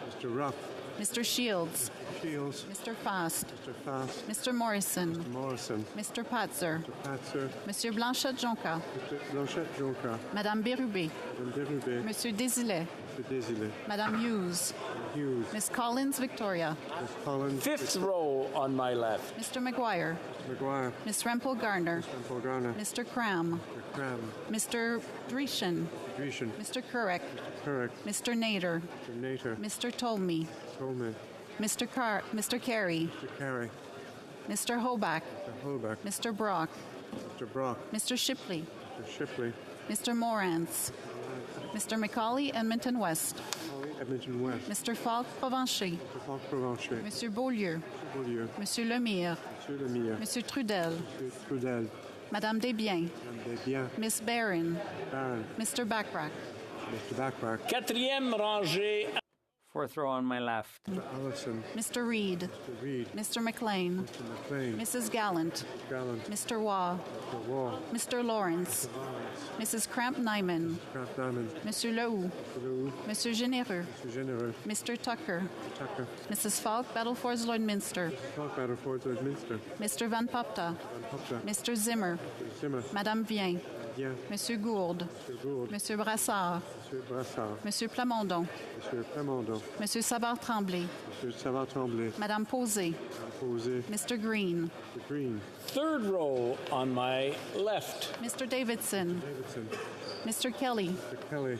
Mr. Lloyd. Mr. Lloyd. Miss Rood. Miss Rood. Mr. Cooper. Mr. Cooper. Monsieur Godin. Monsieur Godin. Mr. Genereux. Mr. Genereux. Miss Gladue. Gladue. Mrs. Roberts. Mrs. Roberts. Mrs. Goodridge. Mrs. Goodridge. Mrs. Block. Mrs. Block. Miss Ferrari. Ferrari. Mr. Chambers. Mr. Chambers. Mr. Aitchison. Mr. Aitchison. Mr. Malillo. Mr. Malillo. Mr. Lobb. Mr. Lobb. Monsieur Villemur. Monsieur Villemur. Madame Gaudreau. Madame Gaudreau. Madame Larouche. Madame Larouche. Mr. Cannings. Mr. Cannings. Mr. Johns. Mr. Johns. Miss Zarillo. Mr. Rillo. Second row on my left. Mr. Baldinelli. Baldinelli. Mr. Lewis Essex. Mr. Lewis Essex. Mr. Jennis. Mr. Dennis. Mr. Richards. Mr. Richards. Mr. Small. Small. Mr. Ellis. Mr. Ellis. Mr. Berthold. Mr. Berthold. Mr. Duncan, Stormont Dundas, Southland Gary. Mr. Duncan, Stormont Dundas, Southland Gary. Mr. Workington. Mr. Workington. Miss Finley. Finley. Mr. Abul Taif. Abouter. Mr. Chong. Chong. Mrs. Gray. Mrs. Gray. Mr. Vidal. Mr. Vidal. Mr. Perkins. Perkins. Monsieur Garon. Monsieur Garon. Madame de Bellefeuille. Madame de Bellefeuille. Madame Michaud. Madame Michaud. Monsieur Fortin. Fortin. Monsieur Brunel Duceppe. Brunel Duceppe. Miss Blaney. Blaney. Miss Idlout. Idlout. First row on my left. Mr. O'Toole. Mr. O'Toole. Mr. Bazan. Bazan. Mr. Kmitch. Mr. Kmitch. Mrs. Thomas. Mrs. Thomas. Mr. Deltel. Mr. Deltel. Mrs. Stubbs. Mrs. Stubbs. Mr. Pullers. Mr. Pullers. Mr. Shear. Shear. Mr. Upal. Mr. Upal. Miss Landsman. Lansman. Mr. Hallan. Alan. Miss Lewis Alderman Norfolk. Mr. Lewis Alderman Norfolk. Miss Dancho. Dancho. Mr. Barlow. Mr. Barlow. Mr. Moore. Mr. Moore. Monsieur Sainte-Marie. Mr. Sainte-Marie. Monsieur Terrien. Mr. Terrien. Madame Normandin. Madame Normandin. Monsieur Simard. Monsieur Simard. Monsieur Desjarlais. Mr. Desjarlais. Miss Kwan. Miss Kwan. Miss Idlout. Correction, Miss Ashton. Ashton. Que tous ceux à ma droite qui appuient la motion. All those on my right in favor of the motion will please rise. Madame Mendez. Mr. Van Bynen. Bynen. Miss Bradford. Madame Châtel. Mr. Collins, Hamilton East, Stony Creek. Collins, Hamilton East, Stony Creek. Mr. Koto. Madame Diab. Diab. Mr. Gahir. Mr. Hanley. Hanley. Miss Sepfner. Madame Lapointe. Madame Lapointe. Mr. McDonald Malpec. McDonald Malpec. Cinquième rangée à ma droite. Fifth row on my right. Mr. Maloney. Mr. McDonald Avalon. Avalon. Mr. Morrissey. Mr. Sarai. Madame Shanahan. Mrs. Zaid. Zaid. Mr. Rogers. Mr. Aldag. Mr. Aldag. Mr. Blois. Mr. Dong. Miss Latanzio.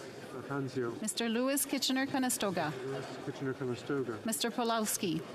Mr. Turnbull. Mr. Turnbull. Quatrième rangée à ma droite. Fourth row on my right. Mr. Hardy. Mr. Yacono. Mr. Nagvi. Mr. Vancouverden. Mr. Fisher. Mr. Kuzmerichek. Mr. Kellaway. Mr. May Cambridge. Cambridge. Mr. Sidhu Brampton East. Brampton East. Miss Suds. Mr. Badaway. Badaway. Mr. Baptiste. Mr. Fragiscados. Mr. Drouin. Mr. Chang. Mr. Lightbound. Miss May, Sanish Gulf Islands. Mr. Morris. Troisième rangée à ma droite. Third row on my right. Miss Vandenbeld. Mr. Sanson. Madame Brière. Mr. Gerritsen. Mrs. Romanado. Mr. Lamour. Miss Sahota. Mr. Fergus. Mr. Ananda Sangari. Madame Koutrakis. Monsieur Lauzon. Madame Lalonde. Miss Dillon. Mr. Essasi. Second row on my right. Ms. Gros. Mr. Scarpaleggia. Madame Saint-Onge. Mr. Vandal. Ms. Murray. Mr. McKinnon-Gatineau. Ms. Haidu. Mr. Miller. Madame Le Boutillier. Hang on. Mr. Hausfather. Hang on. Mr. Casey. Mr. Dubourg. First row on my right. Mr. Sajjan. Mr. Blair. Ms. Bennett. Mr. Holland. Ms. Hanand. Ms. Hutchings. Ms. Tassi. Madame Petit-Pateller. Monsieur Serré. Ms. Jazek. Mr. Garneau. Mr. Carr. Ms. Chagger. Mr. Blakey. Ms. Matheson. Back to Mr. Fillmore.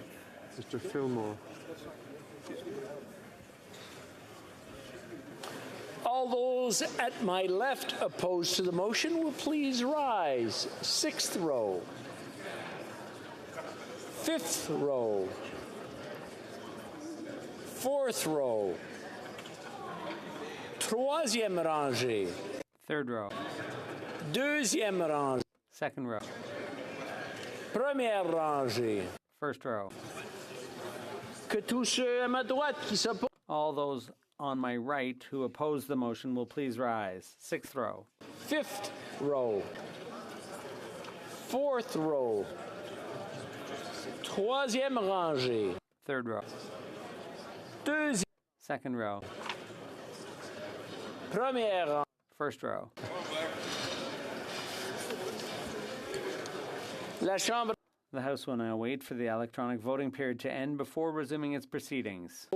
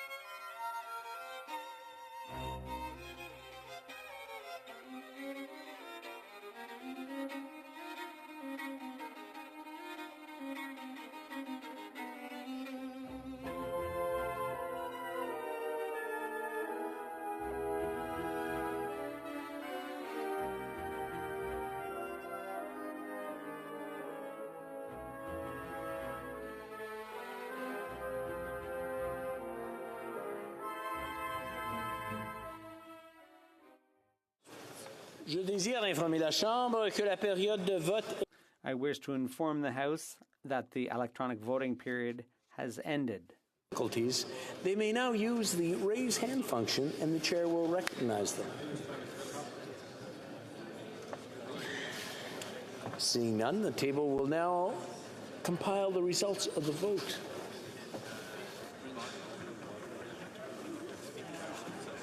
Yeas pour 318, 318. Nays contre, zéro aucun. I declare the motion carried. En conséquence, le projet de loi est renvoyé. Accordingly, the bill stands referred to the Standing Committee on Industry and Technology. Pursuant to order made on Thursday, June 23rd, 2022, the House will now proceed to the taking of the deferred recorded division on the motion at second reading stage of Bill C-294 under private members' business. La question est la suivante. The question is the following one. Sir, seconded by Mr. Williams, moved that Bill C-294, an act to amend the Copyright Act, interoperability, be now read a second time and referred to the Standing Committee on Industry and Technology. La période de 10 minutes pour... The 10-minute period for members voting electronically has started, and the House will now proceed to vote. We will start with the sponsor of the item.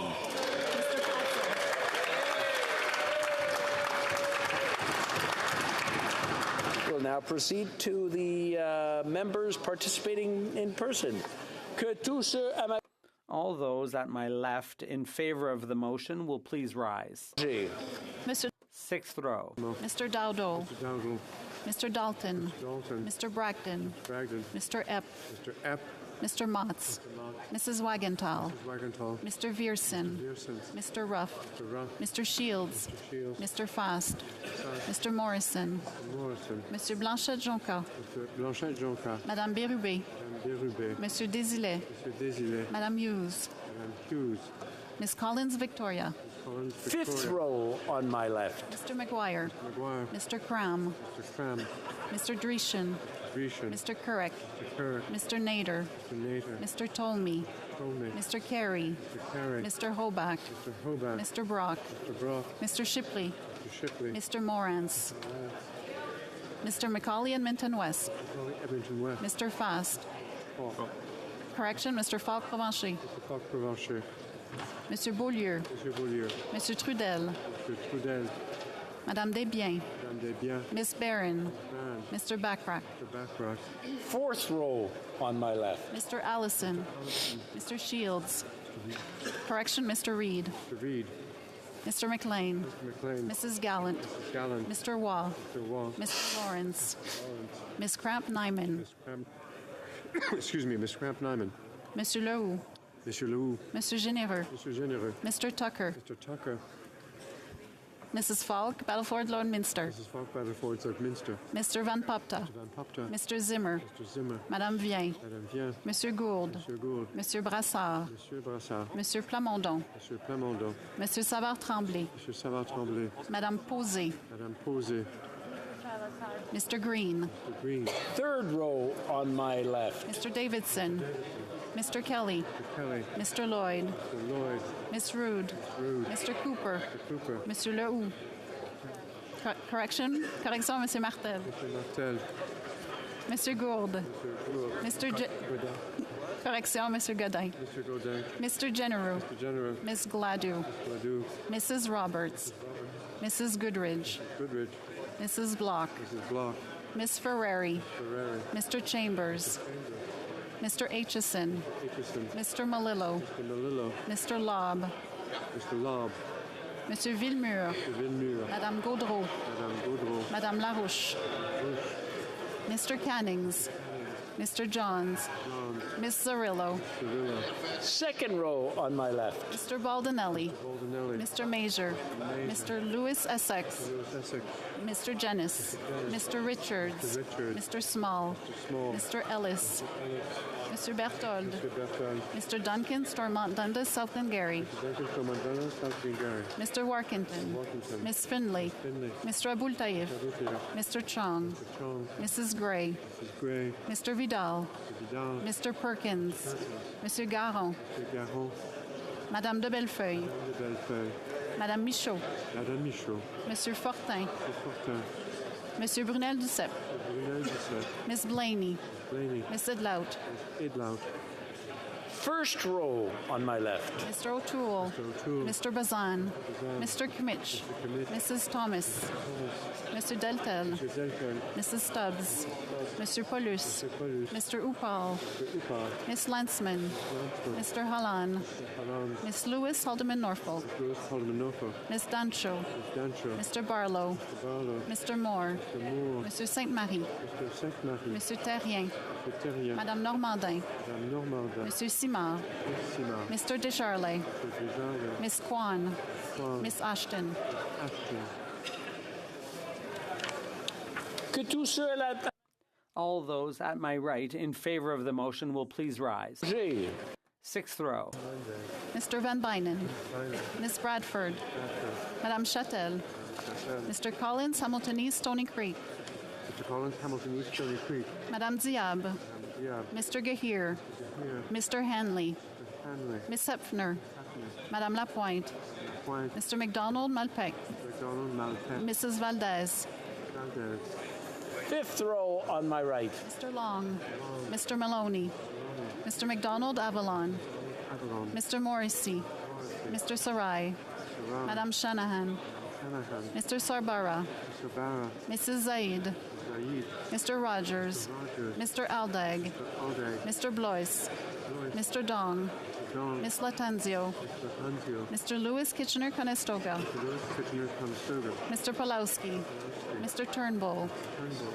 Quatrième rangée à ma droite. Fourth row on my right. Mr. Hardy. Mr. Yacono. Mr. Nagby. Mr. Vancouverdin. Mr. Fisher. Mr. Kuzmerichek. Mr. Kellaway. Mr. May Cambridge. Mr. Sidhu Brampton East. Miss Suds. Mr. Badaway. Mr. Batiste. Mr. Fragiscados. Mr. Lightbound. Back to Mr. Chang. Miss May, Saanich Gulf Islands. Mr. Morris. Troisième rangée. Third row on my right. Ms. Vandenbeld. Mr. Sanson. Madame Brière. Mr. Fillmore. Mr. Gerritsen. Mrs. Romanato. Mr. Lamour. Miss Sahota. Mr. Fergus. Mr. Ananda Sangare. Madame Koutrakis. Monsieur Lauzon. Madame Lalonde. Miss Dillon. Mr. Assassi. Second row on my right. Miss Groh. Mr. Scarpalagia. Madame Saint-Onge. Monsieur McKinnon-Gatineau. Madame Le Boutillier. Mr. Housefather. Mr. Casey. Mr. Dubourg. First row on my right. Mr. Sajjan. Mr. Blair. Miss Bennett. Mr. Holland. Miss Hutchings. Miss Tassi. Madame Fitzpatrick. Monsieur Serry. Miss Jazak. Mr. Garneau. Mr. Carr. Miss Chagger. Mr. Blakey. Miss Matheson.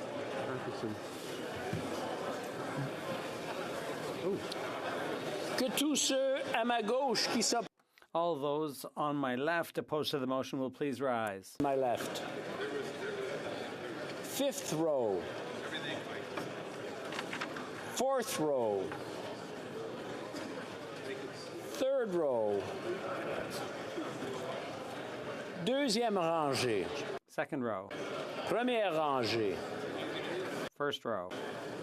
All those on my right opposed to the motion will please rise. Sixth row. Fifth row. Quatrième rangée. Fourth row. Troisième rangée. Second row. First row. The House will now wait for the electronic voting period to end before resuming proceedings.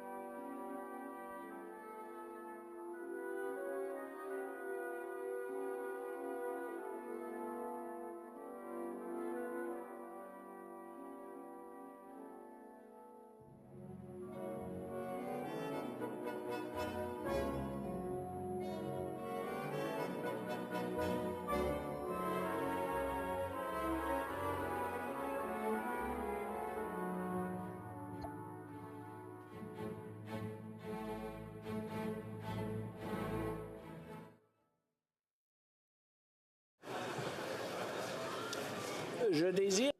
I wish to inform the House that the electronic voting period has ended.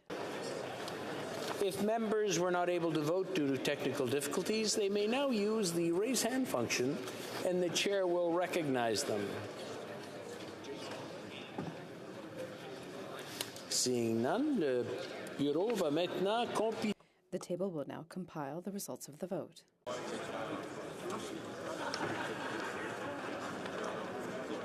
Yeas pour 318, 318.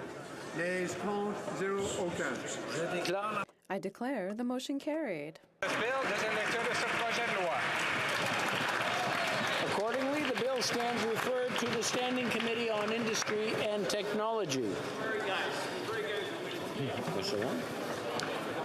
I wish to inform the House that because of the deferred recorded division, government orders will be extended by 25 minutes.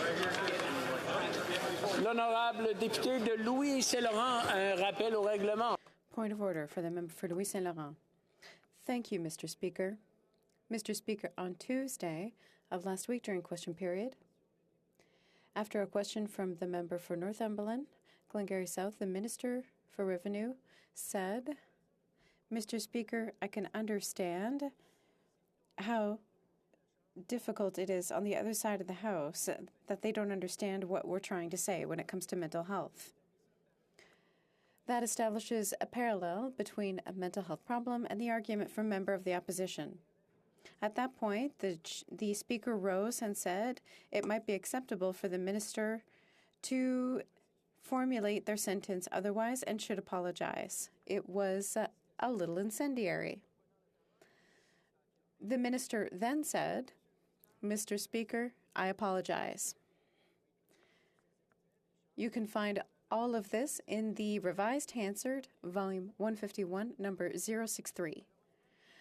Unfortunately, Mr. Speaker, the story doesn't end there. This sad story doesn't end there. November 16th, on local radio on CEU FM, the Minister of Revenue came back on that statement and added another layer, if you can believe it. I worked for 25 years in mental health. I have seen all kinds of cases, but it's rare to see what's happening on the other side. When I see my colleagues, I really have concerns. Mr. Speaker, to stay polite, the least we can say. I will interrupt a moment. There's noise, and it's not coming from the House. I will ask the Sergeant at Arms to go outside and ask the people outside the chamber to perhaps speak a little more quietly. The Honourable Member for Louis-Saint-Laurent, please continue. Would you like me to start from the beginning? The increase in noise was gradual. I'll repeat the last few sentences so that I can catch my breath. Unfortunate, Mr. Speaker, this story doesn't end there. There's a sequel. On November 16th, on local radio, in their writing, CEEU FM, the Minister came back to that statement and, believe it or not, added a layer. The Minister said, I've worked in mental health for 25 years and I've seen all kinds of cases, but let me tell you, it's rare to see what's happening on the other side of the House when I see my colleagues. I really have concerns. To stay polite, the least we can say is that the Minister's apology in May in this place were not very sincere. We can have different points of view on a subject. We can even have to not have the same opinion, and we have to present arguments that are fact-based. However, never, Mr. Speaker, can we fall into insults. An old political saying says that there's 1,000 ways of attacking an adversary correctly. No need to take the wrong tactic.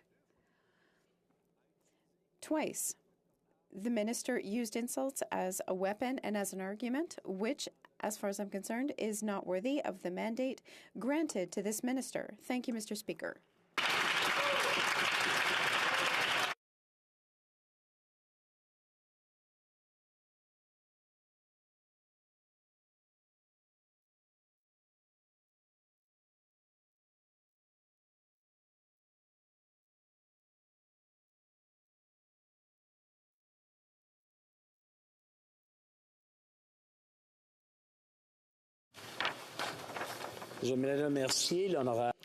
I'd like to thank the honourable member. As he knows, however, my power is limited to the chamber.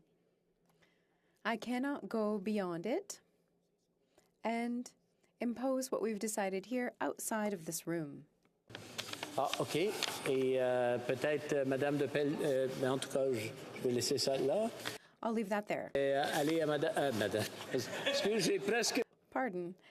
I almost made a mistake. The honourable member for Salaberry-sur-Roi. Thank you, Mr. Speaker.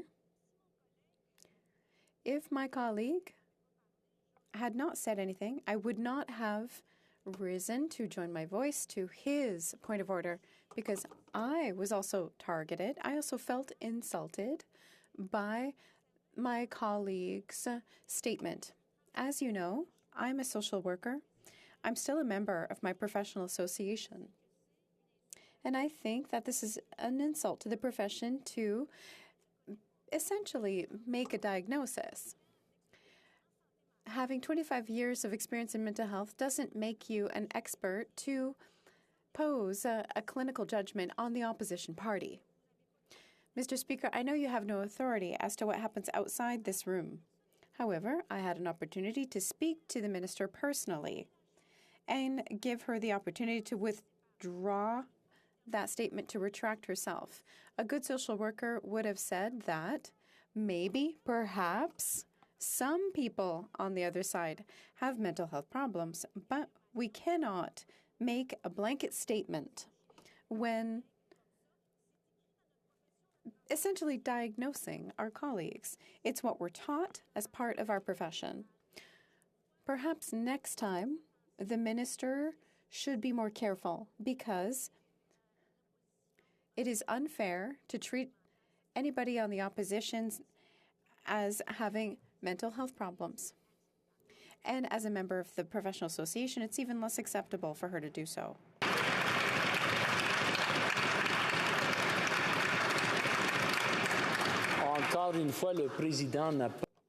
Once again, the chair has no jurisdiction over what happens outside of the chamber. Today was a good example during question period and during member statements of how we can respect each other in this chamber. And so I would like to thank all of the members for having been very civil today. I encourage them to continue what we've started.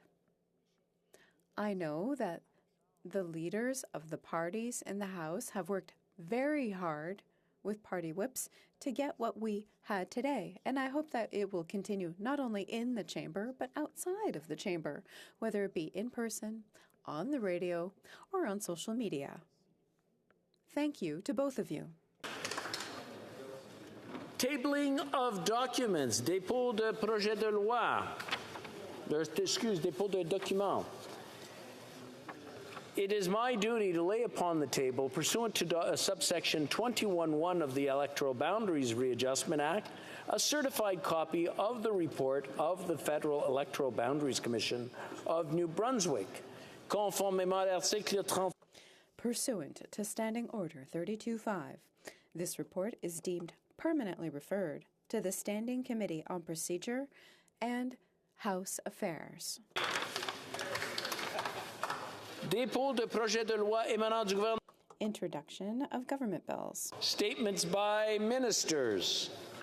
Rapport de Reports from interparliamentary delegations. Presenting reports from committees, the honourable member for Willowdale. Sir. Mr. Speaker, I have the honour to present in both official languages the 8th report of the Standing Committee on Foreign Affairs and International Development in relation to Bill S-211, an act to enact the Fighting Against Forced Labor and Child Labor in Supply Chains Act and to amend the customs tariff.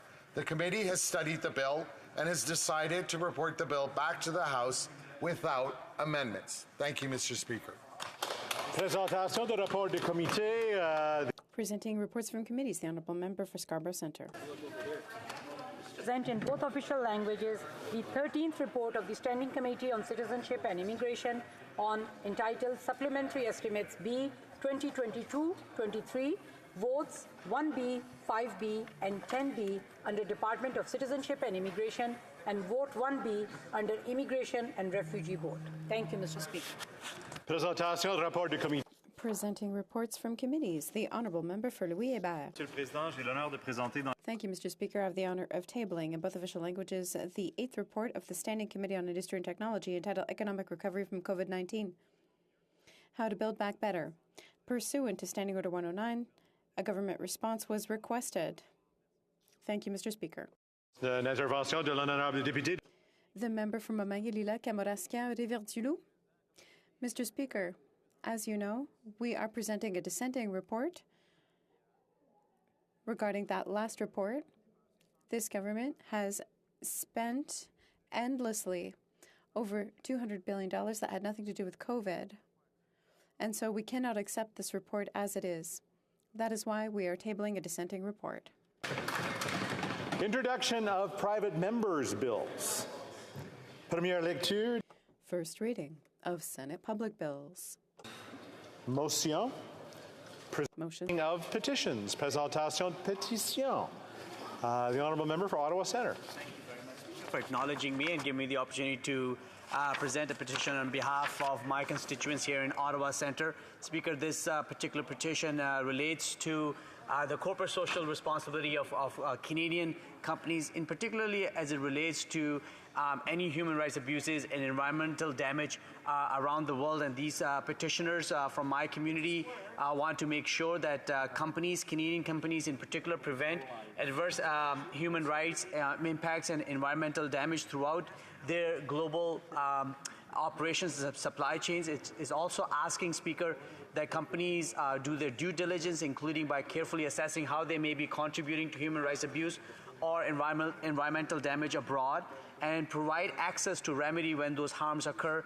Not to mention, this petition asks that there be meaningful consequences for companies that fail to carry out and report an adequate due diligence, and of course also to establish a legal right for people who have maybe been harmed to seek justice in Canadian courts.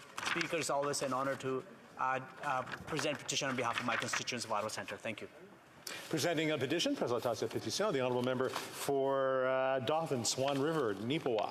Mr. Speaker, I rise to present a petition on behalf of the good people of Winnipegoses, who are forced to drive over 40 minutes to pick up their mail after Canada Post closed their local post office multiple times. These rural residents are feeling punished for simply living in rural Canada.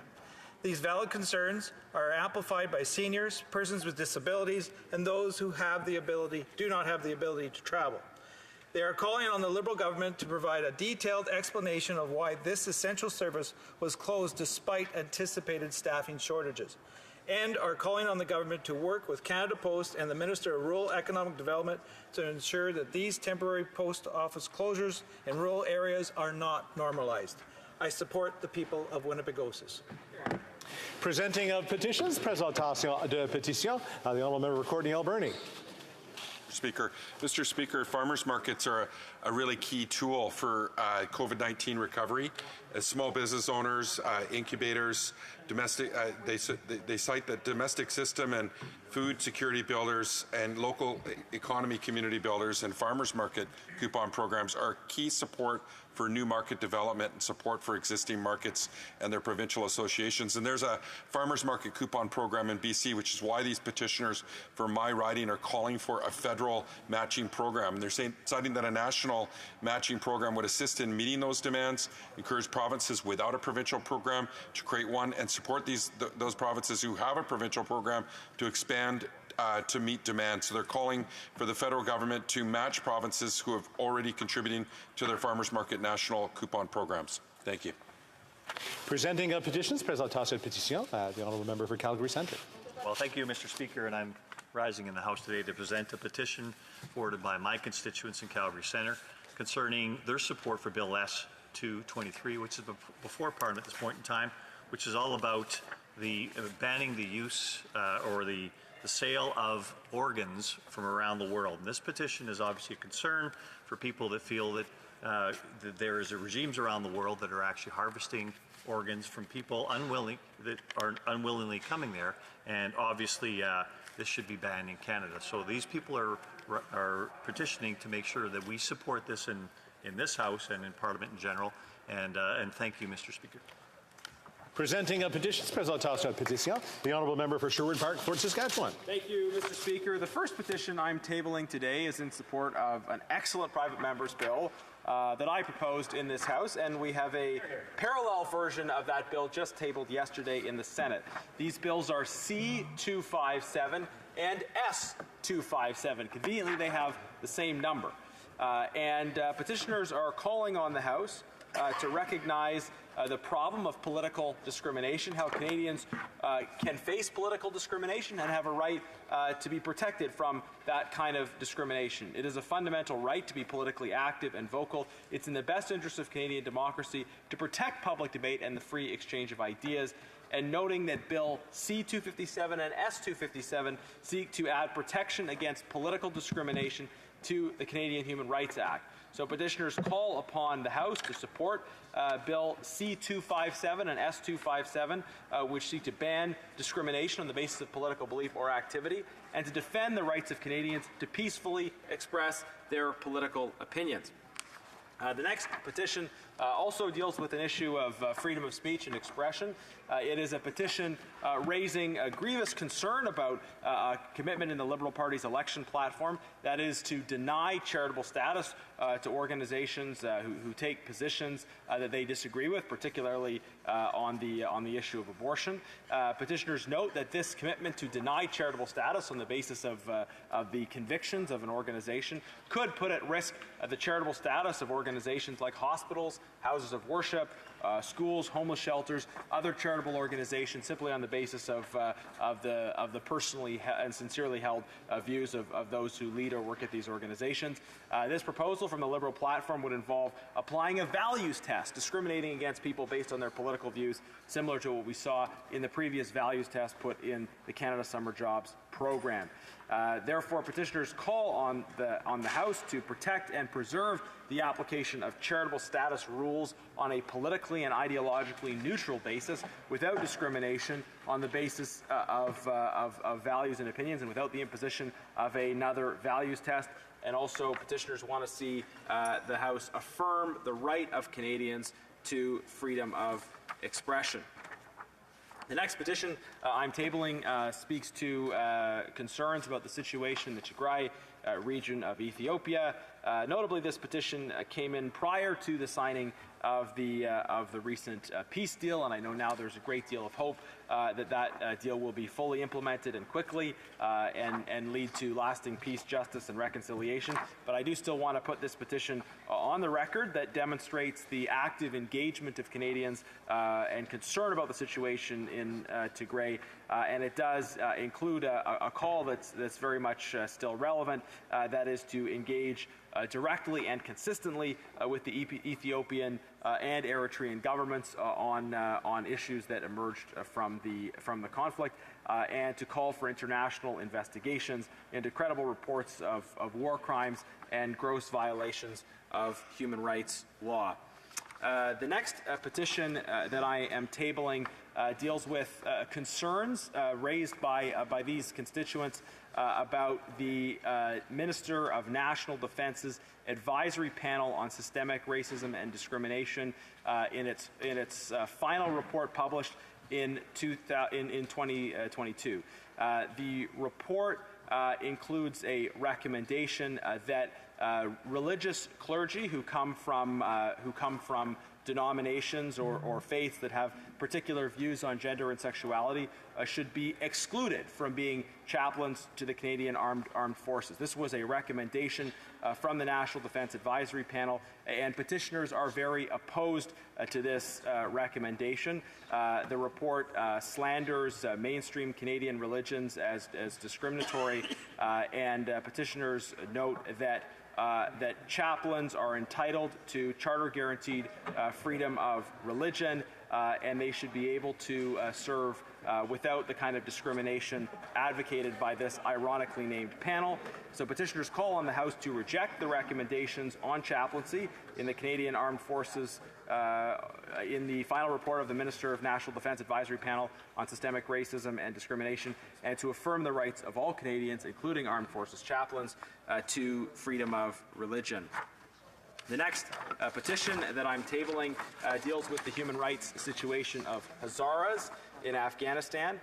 Petitioners note various campaigns of genocide that have targeted the Hazara community in the last 100 years, and that situation has only gotten worse since the Taliban takeover of Afghanistan. Petitioners call on the government to recognize the 1891 to 93 ethnic cleansing perpetrated against Hazaras as a genocide, and to designate September 25th as Hazara Genocide Memorial Day. Next, I'm tabling a petition that draws attention to the situation of Hussein Chalil. Hussein Chalil has been detained in China for over 5,000 days. Petitioners note that they are very pleased to see the release of the two Michaels from unjust and arbitrary detention in China. They would like to see the Government of Canada make similar efforts to secure the release of Hussein Chalil. They note that Chalil is a Canadian citizen. He was taken from Uzbekistan to China. The Chinese government has continued to recognize his Canadian citizenship, denied access to lawyers, family, and Canadian officials, that he was coerced into signing a confession and underwent an unlawful and unfair trial. And evidence now makes clear as well that the Chinese government's treatment of Uyghurs meets most, if not all, of the criteria for genocide as outlined in the UN Convention on the Prevention and Punishment of Genocide. And Mr. Chalil was active promoting the human rights of Uyghurs prior to his arrest and detention. Petitioners call on the government to take a number of specific steps to demand that the Chinese government recognize Mr. Chalil's Canadian citizenship and provide him with consular and legal services in accordance with international law, to formally state that the release of Mr. Chalil from Chinese detainment and his return to Canada is a priority of the Canadian government of equal concern as the unjust detentions of Michael Kovrig and Michael Spavor, to appoint a special envoy to work on securing Mr. Chalil's release, and to seek the assistance of the Biden administration and other allies on working to obtain that release, as we've seen in the past. Next, I'm tabling a petition that highlights the ongoing persecution of Falun Gong practitioners in China. Petitioners note various reports that have identified this persecution, and that persecution of Falun Gong practitioners includes organ harvesting, killing people for their organs, and transplanting those to others without the consent of the person. Obviously, without the consent of the person being killed. Petitioners call on the Canadian Parliament and the government to seek to stop the mass murder of innocent people for their organs, including but not limited to Canadian legislation to ban organ tourism, also to take additional steps to call for an end to the persecution of Falun Gong practitioners, and to urge that those who have participated in this persecution be brought to justice. The next petition I'm tabling is similar, but somewhat more specific. It also deals with the issue of organ harvesting and trafficking broadly, and calls on this House to adopt legislation to combat forced organ harvesting and practicing. Petitioners note a number of bills that have been brought forward on this topic. Most recently, we have Bill S-223, which has just come out of committee and will soon be going to the third reading in this House. Petitioners hope that this Parliament will be the one that finally succeeds in passing organ harvesting and trafficking legislation. The next petition that I'm tabling is also on the issue of Afghanistan. It highlights the plight of the Sikh and Hindu minority in Afghanistan, and it calls on the government to take action to support that minority by having a special program to allow persecuted minorities from Afghanistan to come to Canada.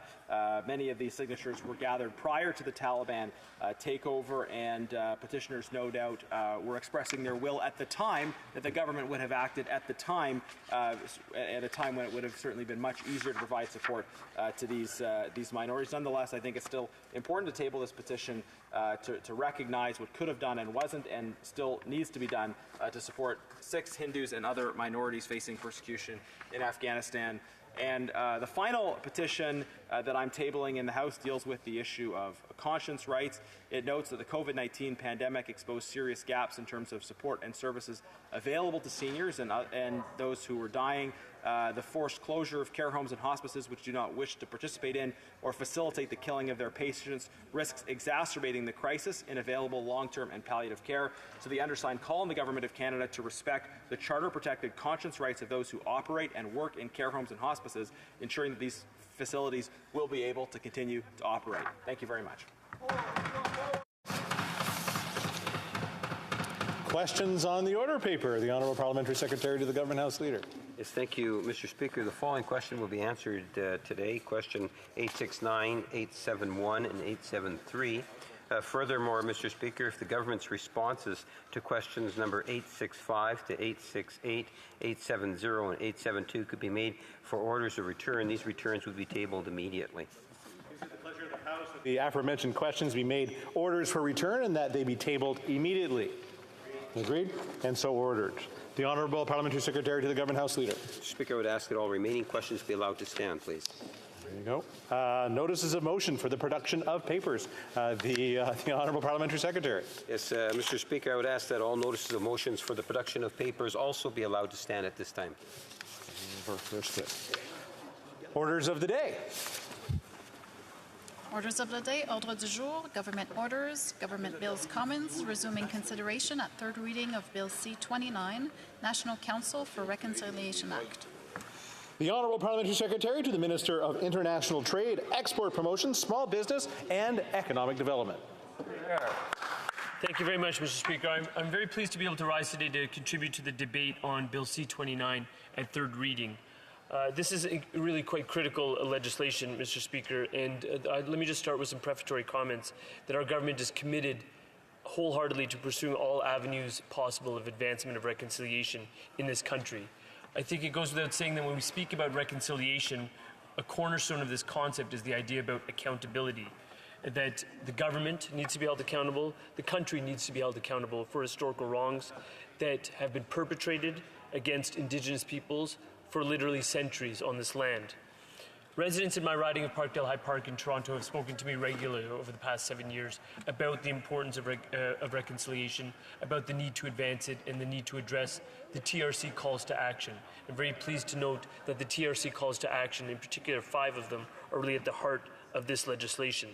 What my constituents have said to me and what people have said to me literally around the country in various parliamentary capacities, they've said to me is that we need to ensure that we're doing everything in our power as a government and as a parliament to remedy the wrongs that were inflicted upon generations of Indigenous people, in particular Indigenous children, who through the residential schools program were robbed of their families, of their culture, of oftentimes their language, and indeed of their history. Going back 7 years, Mr. Speaker, when we first were brought to power in this Parliament as government in 2015, Mr. Speaker, we'd campaigned on a platform that had called for a renewed relationship with Indigenous peoples, one that would be based on the recognition of rights, based on respect, cooperation, and partnership. I think an important cornerstone of any nation-to-nation relationship as it's being advanced is basic respect for the autonomy and also for the self-determination of the various Indigenous peoples that we engage with, and that's being First Nations, Inuit, and Métis peoples. This is important on the international stage, but it's also important here, right here in Canada. And the reconciliation process that I'm speaking of, Mr. Speaker, has to be guided by the active participation and leadership of Indigenous peoples. Let me digress for a moment here, Mr. Speaker. I think we had an example of that on the legislation I was privileged to work on, which if memory serves was either Bill C-91 or 92, 2 parliaments ago. But, Mr. Speaker, the important piece is not the number of the bill that we advanced at the time, but it was the Indigenous languages legislation that we advanced and passed in this Parliament, which is now firmly part of Canadian law. And what we did in that context was actually co-develop the legislation in that spirit of reconciliation in terms of giving full participation and leadership in the development role to Indigenous communities, First Nations, Inuit, and Métis. And that is an important aspect of reconciliation and how it manifests, but so too is this bill. What we're doing with this bill is we're putting in place institutional mechanisms that are called for in the TRC calls to actions for Indigenous peoples so that they can hold Canada and the Canadian government to account for meeting goals on the path towards reconciliation. So what is C-29 about? It's called an act to provide for the establishment of a National Council for Reconciliation. And it has been driven, like the Indigenous Languages Bill that I was privileged to work on 2 parliaments ago, it has been driven by the active participation of First Nations, Inuit, and Métis communities, organizations, and individuals right across the country. What it will do is establish a permanent Indigenous-led independent council, Mr. Speaker, with a mandate to monitor and support the progress of reconciliation in this country, including progress towards the full implementation of the TRC calls to action. Now let's talk about those calls to action, Mr. Speaker. I mentioned them at the outset of my comments. The calls to action call on the government to create a non-partisan body that would hold the Government of Canada to account on the journey towards reconciliation. Specifically, calls to action 53 and 54 call for the establishment of this National Council for Reconciliation, and they call for permanence of funding, which is very, very critical, Mr. Speaker. We need to not only create the body, but adequately resource it. Call 55 calls on the government to provide relevant information to the Council in support of their mandate, so providing them with the tools so that they can actually execute their functions, Mr. Speaker.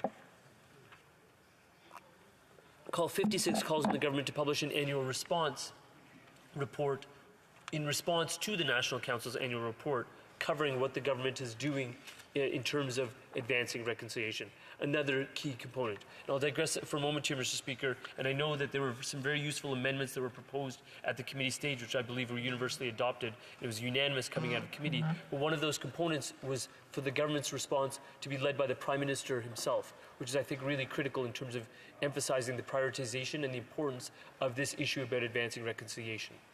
I think it's critical really to not underestimate the impact that this kind of council will have on fostering the type of relationship with Indigenous peoples I mentioned at the outset of my comments.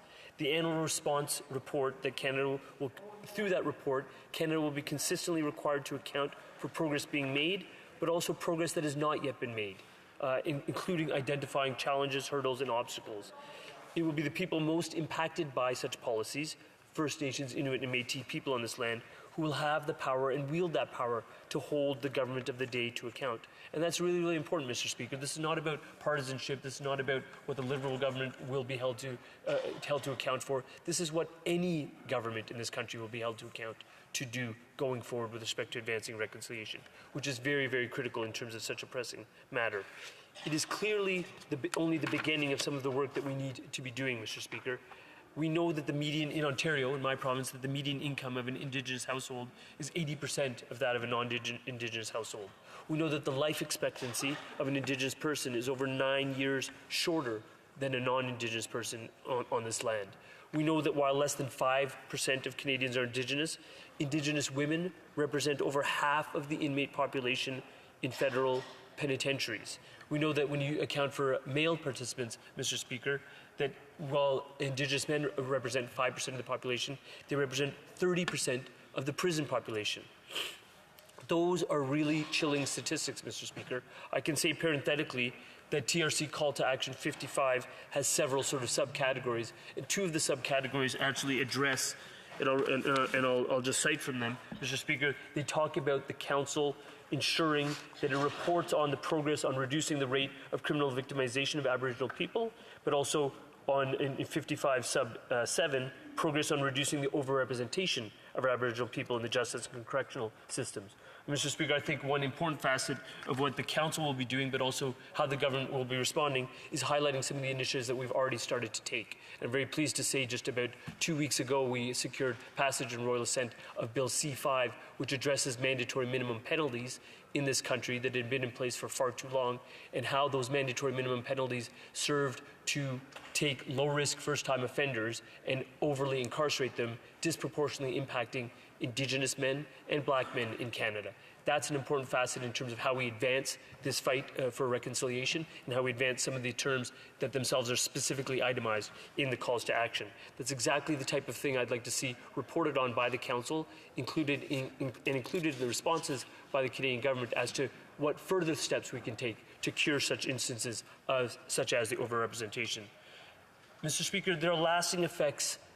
All of these statistics that I was citing demonstrate the lasting effects of intergenerational trauma in Canada that has been inflicted upon First Nations, Inuit, and Métis communities. And they are the result of enduring systemic discrimination and systemic racism in this country.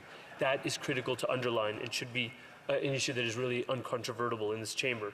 But we can't begin to address such serious issues until we put into law a mechanism for holding the government of the day accountable, consistently accountable for the actions, both past and present, and for what we are doing to remedy these historic injustices. I was quite pleased to see this bill get the support of all parties at second reading. I'm very confident, hopefully, that it will get support once again of all the parties in this chamber. I note again some of the important amendments that were made. I mentioned one of them right at the start of my comments, Mr. Speaker, but other useful amendments presented by a multi-party group at committee included having elders and residential school survivors and their descendants populate the board of directors for this council. That's a really critical feature. I will say somewhat subjectively that I was quite pleased to see the fact that the importance of revitalizing, restoring, and ensuring the non-extinction of Indigenous languages also forms part of the amendments that were suggested by the committee, something that we have wholeheartedly adopted already in this Parliament. And as I mentioned earlier, the annual report and its response, the response to the annual report, will be led by the Prime Minister himself. With that being said, this bill does more than place obligations on government. It compels government to continuously hold a mirror to ourselves. It urges us to never stop striving to do the best job we can vis-a-vis reconciliation. It urges us to take ownership of the wrongdoings of the past, both the challenges of the present, and to work towards a commitment to do better going forward. I think that type of honesty and accountability is long sought after, has been long sought after, and Bill C-29 is a step in the right direction. I commend the bill and I urge all of my colleagues to do the same and ensure its passage. Merci beaucoup. Questions and comments? Question commentaire. The Honourable Member Desnethe, Miss Nippy, Churchill River. Thank you, Mr. Speaker, and I want to thank my colleague from the Liberals for his comments today. The process was a very collaborative one at committee, and I appreciated that process. He spoke a couple times about the amendment that was made to call on the Prime Minister to respond to the annual report rather than the Minister, as was in the original legislation, and it was agreed upon at committee that we would do that. I'm just curious if the member, through you, Mr. Speaker, if the member has a reason why that wasn't included in the draft legislation in the first place, as that was very specifically a response to call to action number 56 of the Truth and Reconciliation Commission. For Parkdale High Park. So I thank the member opposite for his contributions to today's debate and for his work on the committee. I've reviewed the calls to action myself, and I recognize what's in call to action 56. I could simply say, without having in-depth understanding of the genesis of the bill, that I presume that the Minister of Crown and Indigenous Relations, who was the one who led off debate yesterday at third reading, that's the key ministry that was involved in generating the legislation itself. So it was probably deemed appropriate at that time for that minister to be leading the response. But I take at full value what is listed in Call to Action 56, and also the fact that the government has supported that very useful amendment. Merci. Questions and comments? Question commentaire. L'honorable député. The honourable member for Repentigny. Thank you, Mr. Speaker, and I'd like to thank my colleague.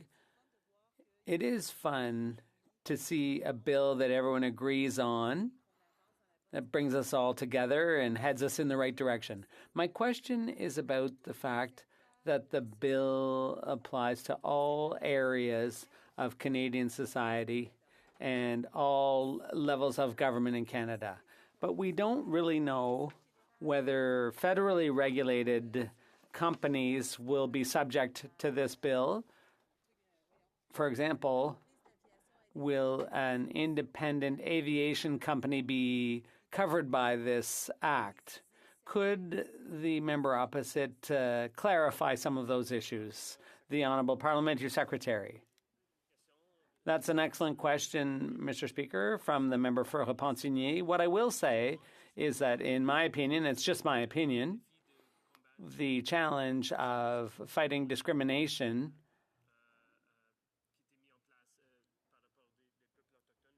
towards Indigenous people is a challenge for everyone, even people in the private sector who deal with the federal government or who are federally regulated. So I think this is a challenge everyone needs to take up, all companies, even private sector companies.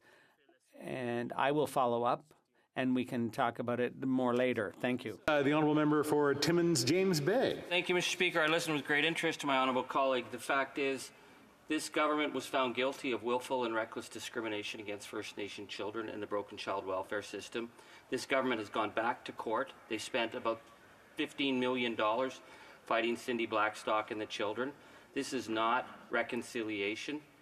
The opportunity to get this right is before us, but it needs the government to stop putting the threat of the money being taken off the table, sit down and negotiate, make sure that we put the interests of children first, have a timeline that is reasonable. By the end of March is not going to make this thing work. We have to end the discrimination. It has to be done right. I'm asking if this government is willing to call off the lawyers, sit down and negotiate with the First Nation experts to make sure that we get a plan in place that leaves no child behind in this country. The Honourable Parliamentary Secretary to the Minister of International Trade, Export Promotion, Small and Business and Economic Development. I thank the member for that question, and I obviously note his advocacy on behalf of Indigenous communities in his riding and generally in Canada. It's an important question. I think with respect to the litigation, what I would simply say is that obviously any discrimination, whether it's in the child welfare system or not, is something that needs to be rooted out in this country. I think the litigation itself had various aspects to it. It just sort of went through various permutations and combinations, so to speak. But what I'm very pleased about is about the final settlement that was reached, which is a historic settlement in Canada of $40 billion, $20 billion of which went to the litigants and $20 billion went to communities for the entrenchment of programs that would seek to avoid and ever having a repetition of that kind of discrimination within the child welfare system. As to the specific question about the timing of resolving the payment allocation, I do not have that information to hand, but again, as I mentioned to the Bloc MP, I'm more than happy to follow up on that going forward. Merci beaucoup.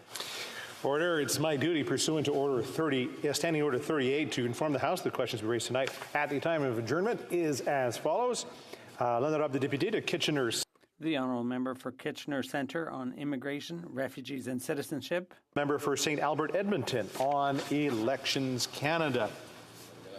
Continuing debate, the honourable member for Battle River Crowfoot. Thank you very much, Mr. Speaker, and as always, it is an honor to be able to enter into debate in this place and address some of the most pressing issues facing our nation. You know, Mr. Speaker, first I'd like to start off by saying how important it is to ensure that as we have discussions in this place, that we do so under the pretext with the understanding that meaningful reconciliation is so absolutely essential to the conversation that we must have within this place and the work that we all do as parliamentarians. You know, I find that that so often we see that when it comes to Indigenous concerns, the issues that are faced, whether it be the things that of course make headlines, the tragedies quite often that make headlines, or whether it's regarding the host of other concerns that we deal with through our offices, whether that be with Indigenous Affairs or Crown Indigenous Relations, or simply the concerns that come across our desks and up in conversation as regular Canadians. Mr. Speaker, Indigenous people in this country deserve more than photo ops. They deserve more than just words. They deserve that meaningful reconciliation. And as we have talked, of course, with Bill C-29 and specifically addressing calls to action 53 through 56, we see how absolutely it's essential that conversation around meaningful reconciliation is. And Mr. Speaker, I'm going to repeat a statement that was shared with me when I addressed this bill at second reading.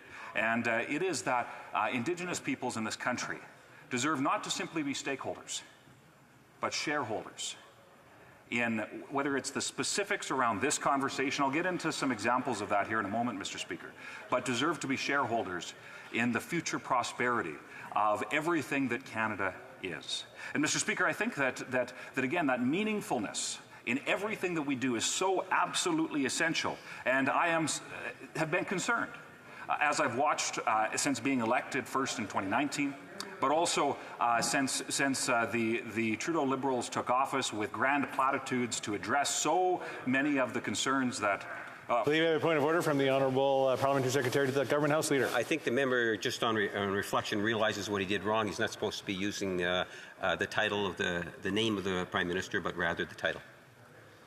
I will have to support the Honourable Parliamentary Secretary on that one, so maybe the member could sort of just back it up a little bit and start again. There you go. The Honourable Member for Bell River Quebec. Appreciate the opportunity to start my speech again, Mr. Speaker. It's, Thank you, Mr. Speaker, and yes, certainly the Prime Minister and his party. Although I would reference that Parliamentary Secretary, I think, was using a prop in his speech yesterday, and I didn't call him out for that, so I just simply leave that there. But Mr. Speaker, I think that one of the conversations that I found somewhat troubling here yesterday was in this conversation there was, it seemed to be some fairly significant opposition to the idea of economic reconciliation.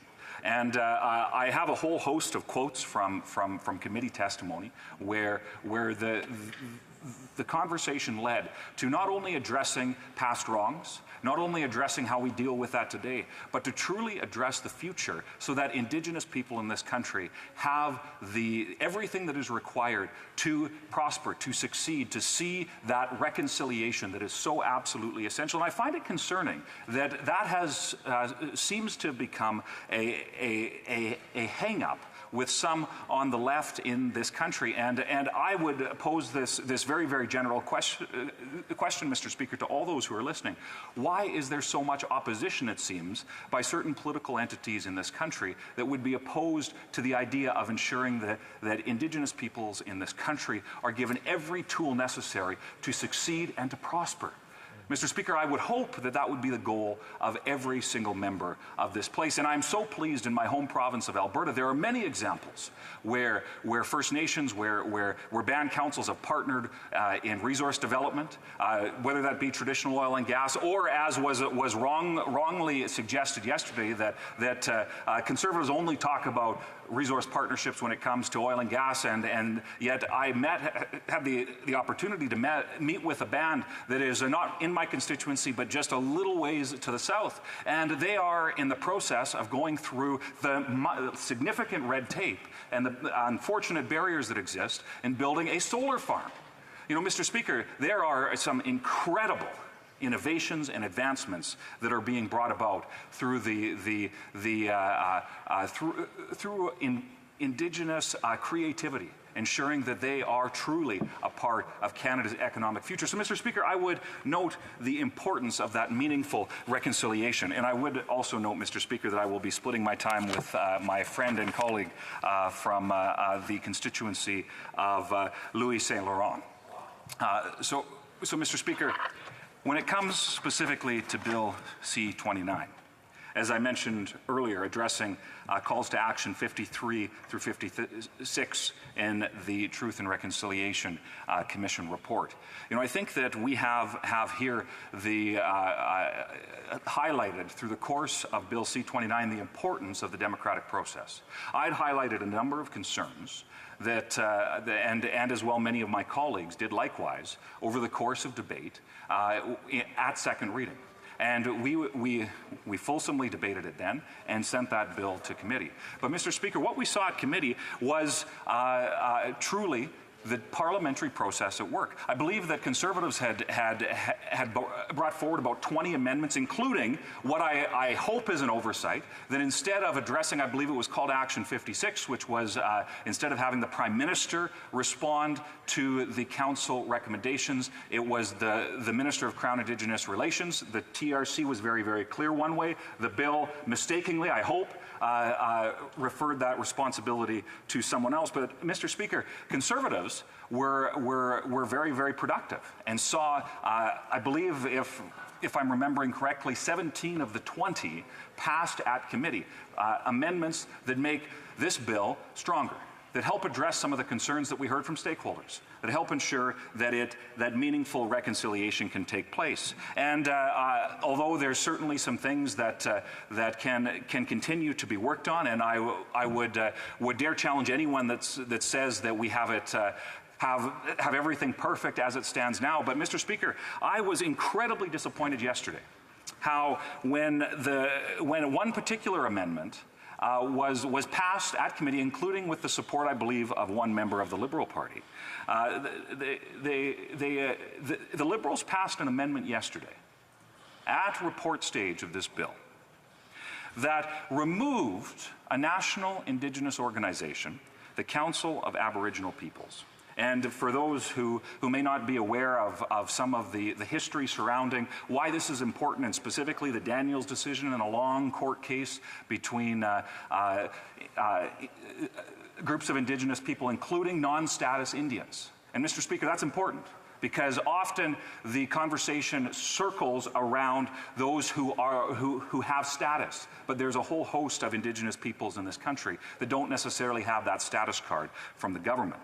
And yet we see the Council of Aboriginal Peoples, yesterday the Liberals specifically included an amendment that passed at committee to have them removed from this council. Now, Mr. Speaker, let me highlight why that's concerning. You know, Liberals, often including today, have already said how important it is to have a diversity of voices at the table. Yet, Mr. Speaker, the Liberals may find it inconvenient, some of the positions that CAP holds and some of the things that they say in regards to being critical about the government. But, Mr. Speaker, just because they're critical about the government doesn't mean that they shouldn't have their voices included. Just like I believe it was the Aboriginal Women's Association was included through a Conservative amendment to have them also included. So, Mr. Speaker, very, very disappointed that there was that move to see a whole host of Indigenous peoples from across this country, including many who do not fit the typical stereotype that is associated with those who may live on reserves and have that card from the government that suggests that they are a particular member of a band or not. Mr. Speaker, it's that or not that is absolutely key. So, Mr. Speaker, I would simply finish by this. We have heard from so many across the country, and especially since our leader has done a huge amount of outreach into Indigenous communities from coast to coast to coast, a sense of hope and opportunity that exists. So the leader of the opposition, the leader of the Conservative Party, has seen that and articulates the potential that truly exists for Canada's Indigenous people. And I'm so excited to be a part of the party that looks for those opportunities to see meaningful reconciliation and to ensure that Canada's Indigenous peoples are truly given every opportunity afforded to them to succeed and prosper in Canada. And comments? Question et commentaire. The Honourable Parliamentary Secretary to the Government House Leader. Yes, thank you, Mr. Speaker. You know, a big part of the reconciliation and the calls for action deals with the issue of incarceration, and part of those calls incorporate the idea that we need to reduce minimum sentencing and or reduce the number of times that minimum sentencing is actually being utilized. And I'm wondering, given the Conservative Party's approach to minimum sentences based on things like C5, does the Conservative Party support calls for action that deal with the reduction in any way of minimum sentences? The Honourable Member for Battle River Crowfoot.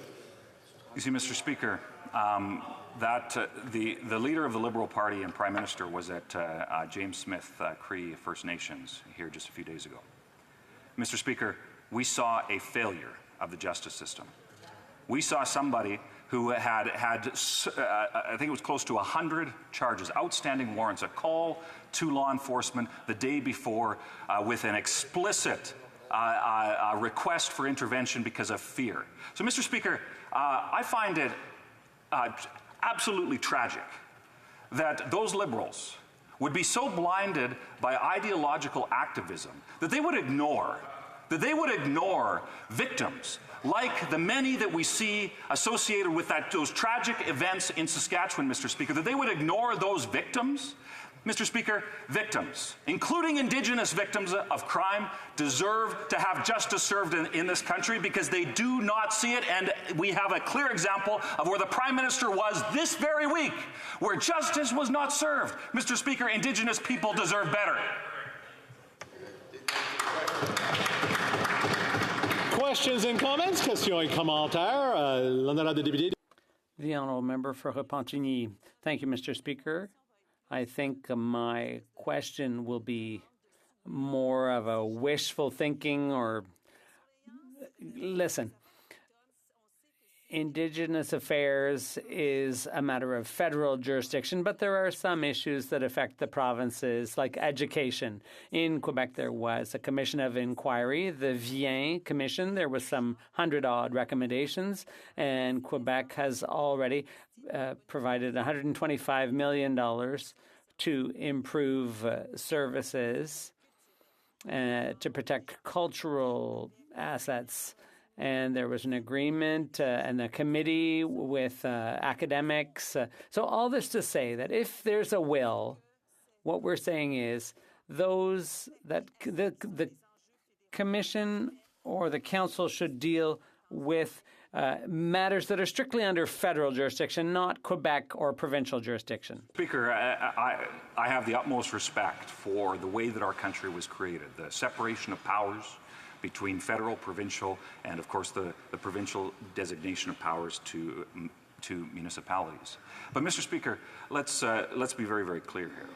There has to be an all-of-government approach. There has to be real collaboration between different levels of government to ensure that there is that meaningful reconciliation. And that will require tough conversations and real collaborations. You see, Mr. Speaker, one of the problems that we see with the way that this government approaches things is they like to talk about collaboration, but then they tell stakeholders how they should feel. And Mr. Speaker, when it comes to ensuring that Indigenous peoples are included in the conversations, that's why it's so powerful, the quote that I will repeat again now. It's time that Indigenous peoples in this country are not simply stakeholders, but that they are truly shareholders.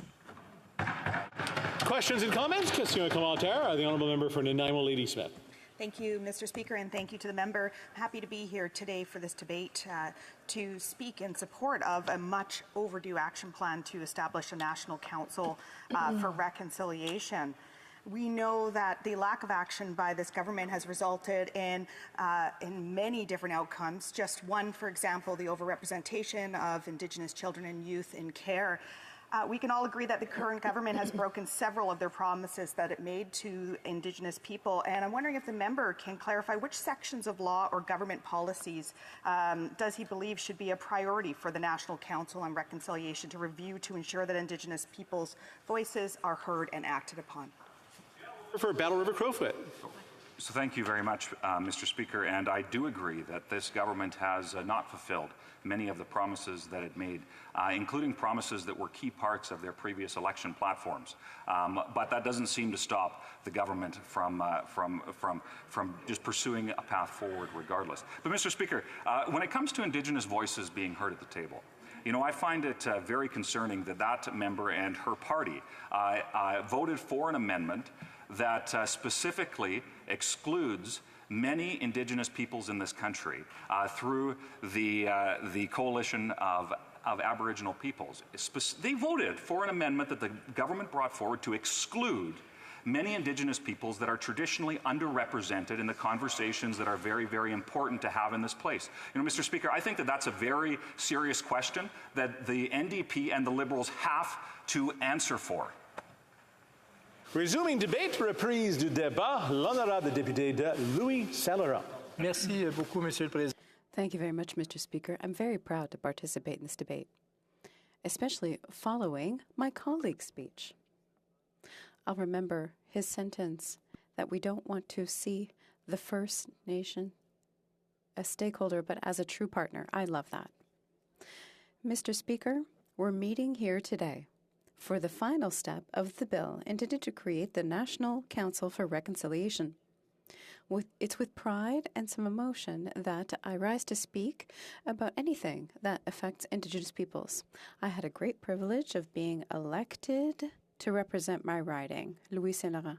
And I also represent the Wendat in my riding. They're a well-established community. The Wendat have been there since the beginning of time.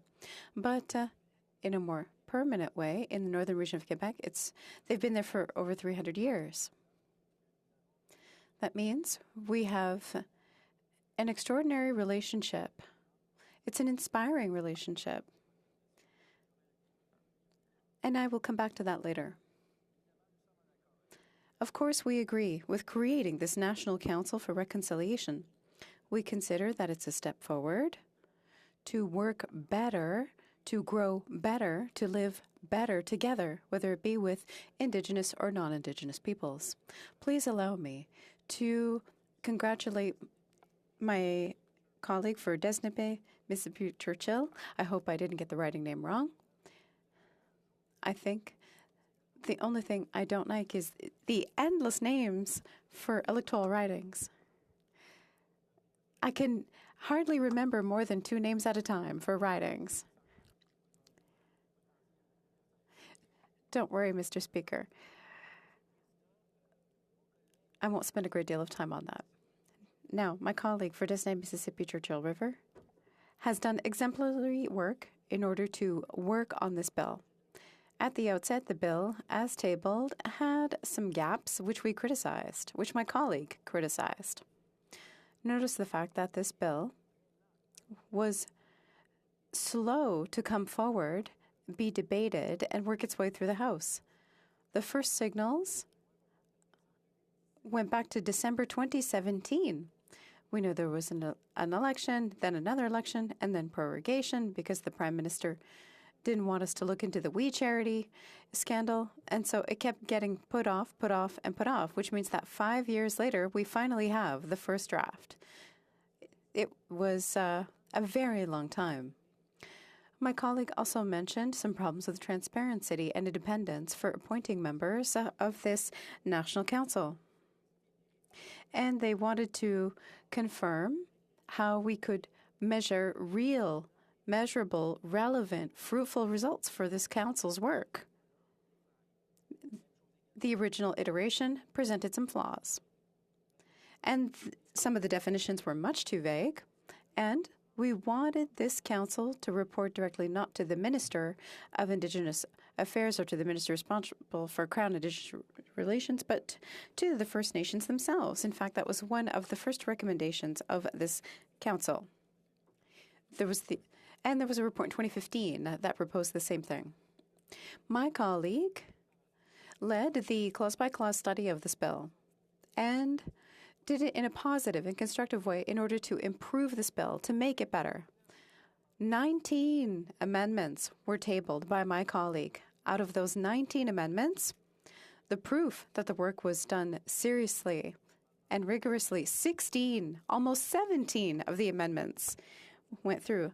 Unfortunately, one partner at the last moment decided to change their mind. 16 out of 19 amendments were accepted, and I'd like to congratulate my colleague as well as my colleagues from other political parties. Congratulations to my colleague who moved those amendments in order to move this bill forward in the right way. And so I am very proud for my colleague from Desnete, Mississippi Churchill River. I'm proud of parliamentarians, and I'm glad that parliamentarians, Canadians, and Indigenous peoples can work together for reconciliation.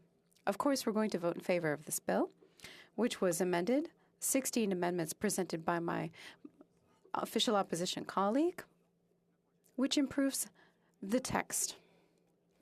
Everybody, that what we're talking about is not a brand new story.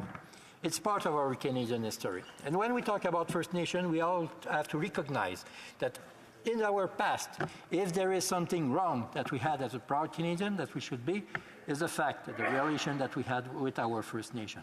Those relations were not very good, Mr. Speaker, during centuries after centuries after centuries. Yes, we can talk about the fact that, yes, all around the world, the big countries had to address that kind of issue. Yes, for sure. But it's not because the rest of the world was not good that we have to be okay with the fact that we were not good. So this is why I think, Mr. Speaker, this is a step forward, a way to address it correctly that we have. Et Monsieur le Président, permettez-moi de rappeler. Mr. Speaker, let me remind you, I was not in this House, like many people who currently are. I was not here on 11th, 2008, which was a great moment. For the first time in history, the Government of Canada, through its Prime Minister, the Right Honourable Stephen J. Harper, presented on behalf of Canada on that day an official apology to First Nations for the horrors committed through the residential school system for the first time. Canadian history, in our parliamentary Canadian history, we have seen a First Nation leader attending here in the House, listening to the formal and the national excuses by the Prime Minister, and answering to that. The only time that the First Nation leader talked directly to the Canadian, the House of Commons, was in 2008 under the oath of the Prime Minister, Stephen Harper. And whatever we can say, whatever happened, and whatever the party we are, we have to be proud of this great Canadian moment in our history. Que s'est-il passé par la suite, Monsieur le Président? What happened after that apology? Because the Prime Minister made sure that it wasn't the final step, it was just the first step of reconciliation.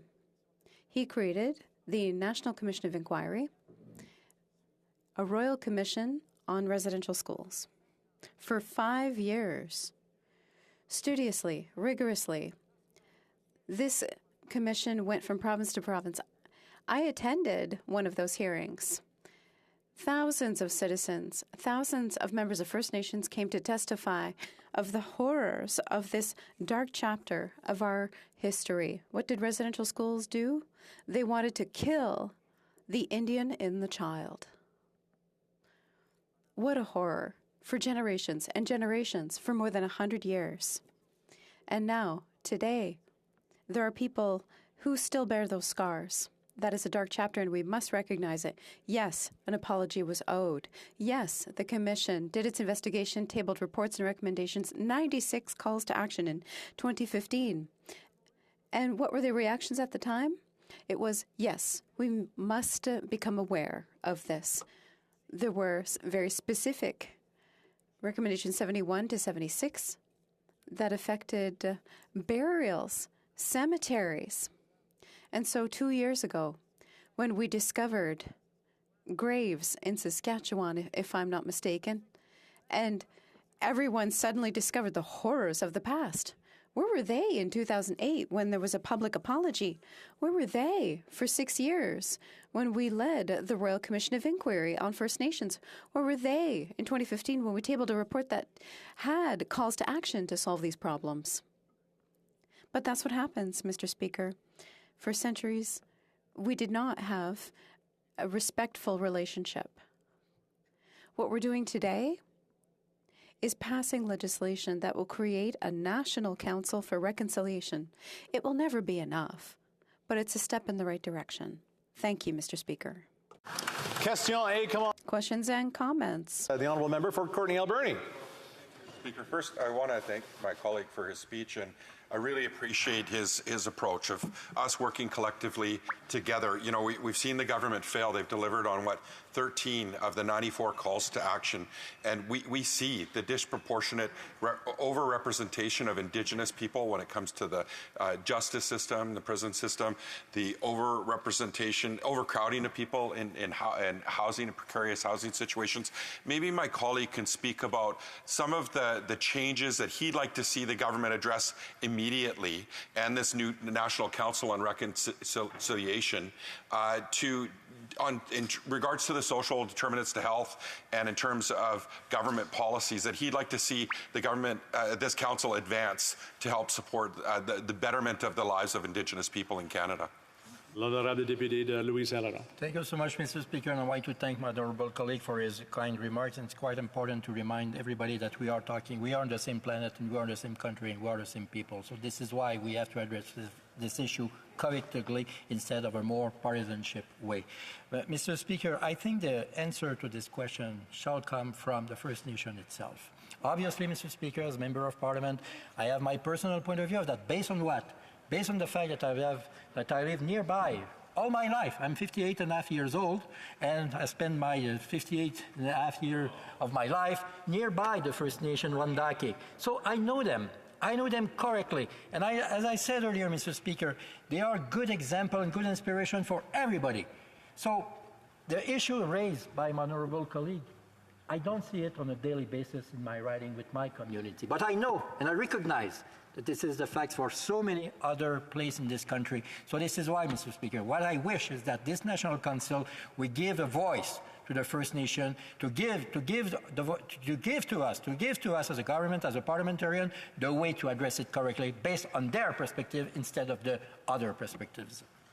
Questions and comments? The Honourable Parliamentary Secretary to the Government House Leader. Yes, thank you, Mr. Speaker. There are, in fact, 94 calls for action, as virtually every member of Parliament understands and appreciates that. What I like about Bill C-29 is it actually deals with 4 calls for action, and there needs to be recognition that when you look at all the calls for action, not all of them can be done overnight. It is a work in progress. And I'm wondering if my friend and colleague can just provide his thoughts in regards to the fact that in many of these you have to work with other jurisdictions and others in order to be able to accomplish what the call of action actually is.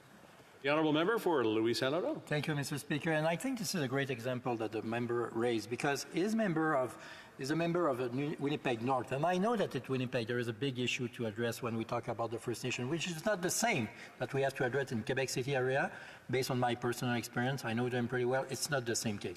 So this is why, Mr. Speaker, I think we should work hand in hand with the First Nation and hand in hand with our provincial partner and hand in hand with the municipal partner. And this is that the question raised by my colleague from the block a few minutes ago to my colleague was exactly that yes, if we want to do something, if we talk about healthcare system to the First Nation, yes, the First Nation is in the hand, if we can say that, it's not the right way to say that, mais qui relève du fédéral. That reports to the federal government. That the health issue is not only a federal responsibility for the First Nation, but also a provincial one, and we have to work hand in hand with also our municipal partners. Thank you, Madam. Questions and comments? Okay. Continuing debate. The Honourable Parliamentary Secretary to the Government House Leader. 455. Yes, so thank you, Mr. Speaker. What a pleasure it is to be able to rise to speak on such important legislation. We have before us what I believe has been a priority, not only for me personally, but as it's been demonstrated time and time again, where the Prime Minister has talked about how important the nation-to-nation relationship with Indigenous people is, not only for today, but into the future and in the best interest of all. Truth and reconciliation.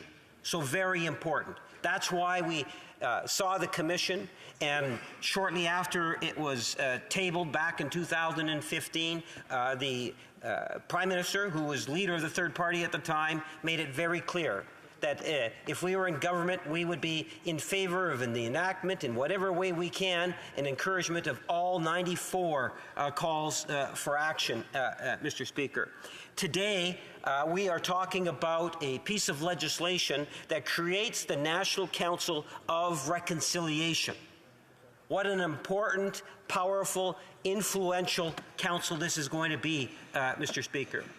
The minister responsible has put forward an interim group, a committee, if I can put it that way, or council, to ensure, Mr. Speaker, that in fact we are able to ensure that we are able to make sure that the original council, the one that we're creating today, gets off on the right foot, Mr. Speaker.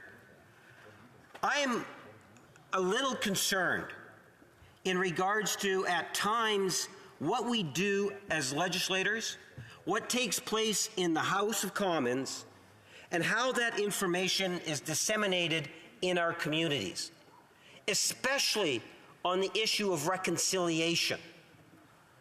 we get members that will say and try to marginalize the types of things that we're doing inside this House, as if the government is not responding to the calls of action, Mr. Speaker. And nothing could be further from the truth, Mr. Speaker. So when members go outside of this chamber and they start saying that the government is not acting on, or they're only doing 14 of 94, that is misrepresentation at its worst, Mr. Speaker. It's misrepresentation because at the end of the day, 94 recommendations, many of them are not even federal responsibility.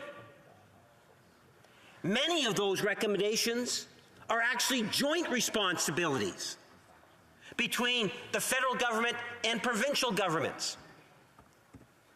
Most of the recommendations are work in progress. Yep. Whether it's this bill here, C-29, which will, once it's passed, and it's been worked on for years now, Mr. Speaker, will incorporate 4 calls for action. Look in terms of Every Child Matters, the residential schools. The people of Winnipeg North, and I believe Canadians as a whole, recognize how important that theme, that idea, that reality is, Mr. Speaker. If you take a look at it, the government has been actively working on that file. Millions working with the different Indigenous people to ensure that they have the financial resources to do the things that are so critically important. Those are calls of action from 72 to 76. Those are in progress. So if you try to give a false impression, to try to get Canadians and others, or in particular Indigenous people, to believe that the government is not working on the calls for action, I would suggest to you that that is exceptionally misleading, Mr. Speaker, because the numbers clearly demonstrate that. Let me give you an example. Today, it's C-29. I remember debating the Child Welfare Bill, which was, in fact, the call for action number 4, which was completed quite a while back, Mr. Speaker. That was sole responsibility here in Ottawa, and we completed that call for action. Mr. Speaker, one that's associated to that is the first call for action. Call for action number 1 is dealing with child welfare. That's just not Ottawa. That includes the provinces. If you want to understand why I feel so passionate in terms of this particular issue, take a look at the province in which I represent. You know, back in June of 2010, I was inside the Manitoba legislature raising the fact that the Child Advocate was saying that Manitoba was in a child care crisis situation.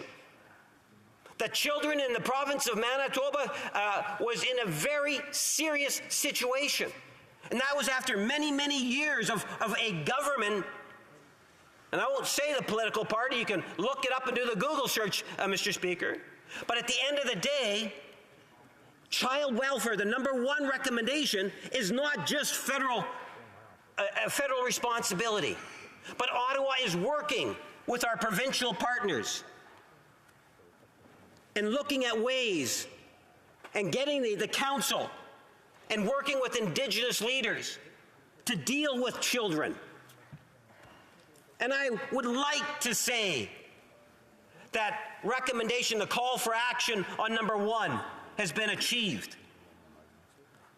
I think it would be extremely optimistic that we could see that achieved in the next number of weeks or months. It might take a while, Mr. Speaker.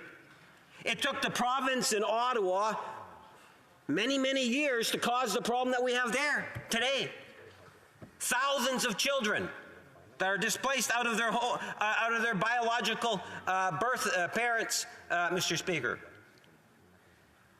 These are the types of issues that are going to take a while. So when a member goes into the community and starts espousing that we are not acting on truth and reconciliation, the calls for action. Right. That's right. It's giving a false impression to people that are looking for hope. Imagine if you are the Indigenous community that's looking for leadership. They're looking for people to be apolitical on such an important file. And in fact, over 80% of the calls for action where the federal government is involved, there has been significant progress in. A dozen or more that have been completed. A number of them, like today, will pass 4 of them when the legislation actually passes, Mr. Speaker. We have to take into consideration, it even goes beyond the people within this room and taking a look at others. It was great to see the Pope come to Canada. That was one of the calls for action, Mr. Speaker. Yes, federal government and maybe other members in the opposition benches all played a role, but don't let there be any doubt. It was the Indigenous-led community that ultimately was successful at convincing the Pope to come and do the right thing and provide that formal apology. The federal government doesn't get the credit. The provinces don't get the credit. It's the Indigenous community working with the Pope and the Pope doing the right thing, Mr. Speaker. That's how that call for action was resolved. It's the people in our communities. Diana Redsky, the executive assistant, or executive director, I should say, of Mamawe Wichita, who, after many of years, running that organization, an organization that's at the ground level, dealing with Indigenous healthcare, social issues, justice issues. Retiring, and I wish her the very best, Mr. Speaker. But at the end of the day, it's communities and organizations like Mamawe and many others. It's our Indigenous leaders. These are the ones that are hopefully going to be able to ensure that we continue to be held accountable, and a big part of that is going to be through the National Council of Reconciliation, something that we are creating today, Mr. Speaker. Time does not permit for me to go through all the things I would like to highlight, but I can tell you of a few others. I like the fact, Mr. Speaker, that we responded to the national holiday, the statutory holiday, and what that's turned into. In my home city of Winnipeg, year one, we had a wonderful gathering and walk from the Forks to St. John's Park. And this year, it was from the Forks to the Convention Center. Thousands of Winnipeggers, in fact, Manitobans as a whole, and I suspect many outside of the province, showed up, recognizing how important it is that we achieve reconciliation. And to me, that is in the essence of what it is that we should be striving to achieve. Truth and reconciliation isn't something that's just for politicians inside this chamber, or the Manitoba legislature, or any other legislature. I'd even dare say for Indigenous leaders. It's for everyone, Mr. Speaker.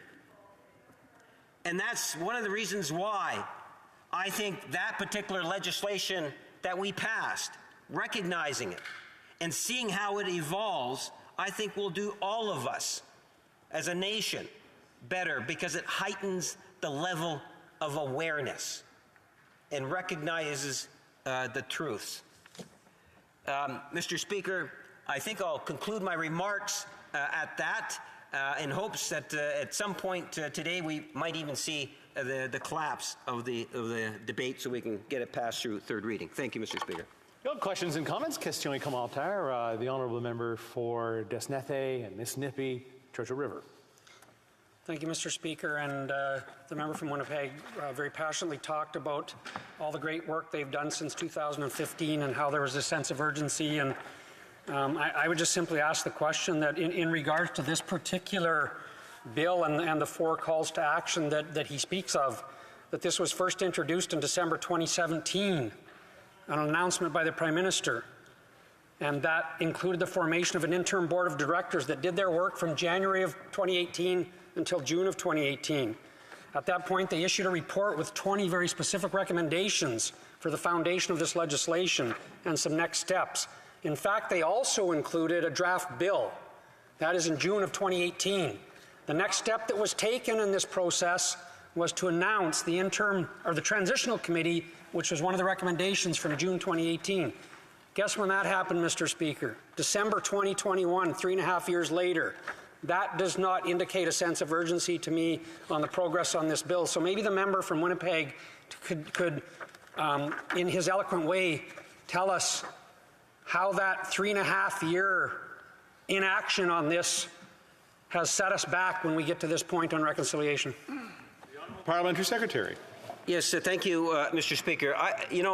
I appreciate the fact that the Conservatives are supporting the legislation, and we even have seen some amendments brought forward, which shows the openness of the government to recognize, in fact, that we could improve upon the bill, the legislation. If the member was here, and I suspect he might have been when the minister had given the detailed explanation as to where and how we got to this point, I think the member might benefit by looking over exactly what it is that the minister has said. But again, I would emphasize that from day one to where we are today, to the number of legislative actions, to the number of legislative pieces that have actually passed through the House, to numerous budgetary measures, the obligations to consult, and not only on the direct calls for action, but other pieces of legislation that we have brought through the House with Indigenous partners is exceptionally. And that's not to mention, Mr. Speaker, the fact that we just finished going through a worldwide pandemic. There's all sorts of things that are at play here, and if the only criticism that we have is that we weren't quite moving fast enough, I'll compare our government, our last 7 years, to any other government in the history of our nation in dealing with the Indigenous issues. Questions and comments? Question commentaire. The honourable member for Nanaimo Ladysmith. Thank you, Mr. Speaker, and thank you to the member. First and foremost, I did hear the member say quite a few times that instead of calls to action, they were referred to as recommendations. And I want to make very clear, these are calls to action. I want to clarify that point. I began reflecting when I was hearing that perhaps this may be the root of why we're seeing such a lengthy delay in implementing the calls to action by the government. In particular, why it's taken 7 years to establish a National Council for Reconciliation, why we're seeing Indigenous communities continuing to not have access to clean drinking water or affordable housing as just a few examples. It's taken 7 years to have a starting point towards moving towards these calls to action. I'm wondering if the member could clarify how he will begin moving forward in a direction at a much quicker speed to help and have these implemented. Thank you. Honourable member for Winnipeg North. Mr. Speaker, I absolutely, totally disagree with what it is that the member is saying. I understand the calls for action in the Truth and Reconciliation report. When it was tabled back in 2015, it was the leader of the Liberal Party that stood up virtually immediately after that report being tabled, saying that we would in fact act on all 94 calls for action. The NDP did. Even Thomas Mulcair didn't do that, Mr. Speaker. Right. We have consistently from day one, both legislatively and from a budget perspective, take a look at the numbers and the reality. And the NDP need to have a better understanding that not only are they doing a disservice here in the House, but by spreading misinformation outside of the House, they're taking away hope that the Indigenous people in particular, but Canadians as a whole, have at Truth and Reconciliation. Good thing we all agree on this bill. Questions and comments? Question commentaire. The honourable member for Kingston and the Islands. Thank you very much, Mr. Speaker. And I want to pick up on some of the first comments that the member from Winnipeg raised. And, you know, I find it very interesting. I would expect this kind of behavior from Conservatives, but certainly not the NDP. For the member from Courtenay Alberni, when he stood up, like so many NDP members have, to basically say the government has completely failed on the calls to action, which could couldn't be further from the truth. All you have to do is Google delivering on truth and reconciliation, the calls to action. You will get to a Government of Canada website that not only tells you the status, but indeed goes in and breaks down into the details as to what's been happening on each and every action, who's responsible, how the government has been coordinating. The NDP would like you to believe that you can wave a magic wand and suddenly all 94 recommendations will instantly be dealt with. You know, can the member from Winnipeg pick up? Order. I mean, the member did get his question in. So, the Honourable Parliamentary Secretary. Yes, thank you, Mr. Speaker. I want you to put your minds in terms of within Canadians, within our constituencies. And imagine, if you will, you're of Indigenous background, and you look at the calls for action, and you're looking for leadership. And in fact, what we see often from this House is a high sense of cooperation, where we are, in fact, moving forward. So that you see that there's a sense of hope that's there, that for the first time we have Canadians looking at truth and reconciliation and acting on the calls for action. But then you have some members of Parliament that are going out and about spreading misinformation, trying to give the impression that Ottawa doesn't care. Ottawa's not acting on the calls for action. And that's why I say that sort of misinformation takes hopes away from young people. It takes hope away from Indigenous people, because nothing is further from the truth. This is a government, it's a House of Commons in many ways that wants to deliver, and we are delivering, whether it's financially or it's the calls for action. As I say, 94 calls for action on the ones we are responsible for, wholly or in part, well over 80%, either complete or in process, Mr. Speaker. And hopefully after today, we'll be able to say 4 of those calls for action will have passed third reading. Questions and comments? Question commentaire. The Honourable Member for Courtenay-Alberni. Mr. Speaker, and I think instead of the member pointing at the NDP, maybe he should come to my community and ask the new Chalmouth how they're doing in terms of delivering on the 94 calls to action. Because what he's going to learn, Mr. Speaker, is they haven't been delivering. That's a fact. In fact, I was just at an announcement, and I'll share some good news in here. You're telling me that the new Chalmouth are lying to the member from King? I believe we have a point of order from the Honourable Member for Fort McMurray Cold Lake. Thank you, Mr. Speaker. I believe that it is exceptionally clear in our standing orders that accusing someone of lying is absolutely inappropriate, and that is exactly what the member for Kingston and the Islands just finished doing in a heckle. Point of order from the Honourable Parliamentary Secretary. Actually, the New Democratic member accused me of lying. That's right. And I didn't say a word. The member said, the member from Winnipeg North. I did not. I was actually listening to everything that the member said, and he just made an accusation that I was lying. I would ask him to withdraw it. All right, let's just take a breath here and organize ourselves, and remember that we shouldn't be accusing anybody of anything when we're sitting here speaking to something as important as this bill. The Honourable Member for Courtenay-Alberni, and if the member did say it, I asked him to return it. Asked him to consult with the new Chalmouth in my riding to measure how they're doing. And I invite the members and really with an olive branch to come and meet with the new Chalmouth people. Now, there is some good things happening, Mr. Speaker. Just 2 weeks ago, the BC government, working with the Huu-ay First Nations, created and announced an opportunity for the Mother Centre. It's the Umisk Mother Centre, and it's creating a safe and culturally appropriate home and an Indigenous-led model of care for women that are, trying to keep their families together, that are leaving abuse or facing mental health and addiction disorders or living in poverty and trauma. But, Mr. Speaker, there's still no federal money. I hope that the council, the government will live up to the council's recommendations and deliver funding. So through you to my colleague, will the government work with the province of British Columbia and ensure that we're delivering on that first call to action and make it a priority?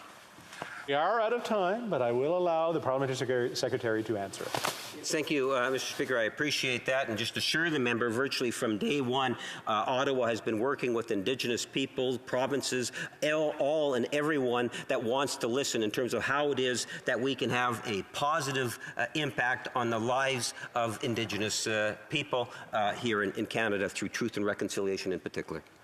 There, that was great. Resuming debate, the honourable member for Fort McMurray, Cold Lake. Thank you, Mr. Speaker. I just want to alert you that I will be sharing my time with the member from Lakeland. Mr. Speaker, this is a critically important bill. I think all members of the House, despite the heated exchange that just finished happening in the speech before me, can agree that this is an important bill, that seeing more reconciliation going forward is a positive for our country, for our relationship with Indigenous peoples from coast to coast to coast. And it's something that I've been very fortunate in my riding, in my community, to see firsthand, because I have had the opportunity through my experience growing up in Fort McMurray to get to see what reconciliation looks like firsthand, because many of the industrial partners in my region, specifically a lot of the oil and gas partners, the big bad oil and gas, have been working with Indigenous communities throughout my region for over 40 years, providing economic reconciliation in some of the most profound and meaningful ways. I thought this was normal. I thought this was just what everyone did, because this is what I grew up with. I didn't know that there was something other than this, because just about in Fort McMurray, it's actually really cool, and I would welcome members opposite to come and visit Fort McMurray and see what reconciliation actually looks like by coming to Fort McMurray and seeing firsthand what economic reconciliation means. And the members opposite, and specifically the member for Winnipeg North, was bragging about how this bill is going to address 4 calls to action. And he is actually correct. It is going to address 4 calls to action. But the only reason why it is addressing 4 calls to action is because the absolutely spectacular work of my Conservative colleagues, who brought in amendments to correct 3 of the 4 calls to action, to make sure that they actually address the calls to action. Because the initial bill, the bill that was presented by the Liberals, failed to actually meet the calls to action initially. They failed to meet 3 of the 4. Luckily, the amendments were accepted, because most of the amendments that were put forward, I would actually argue every amendment that was put forward by the Conservatives on this bill was exceptionally reasonable and meaningful and based on testimony. And I'm disappointed to see that while we put forward 19 amendments and 16 of them are in this final version of the bill, there are 3 that we're missing. And one of them is one that's very near and dear to my heart. It's economic reconciliation.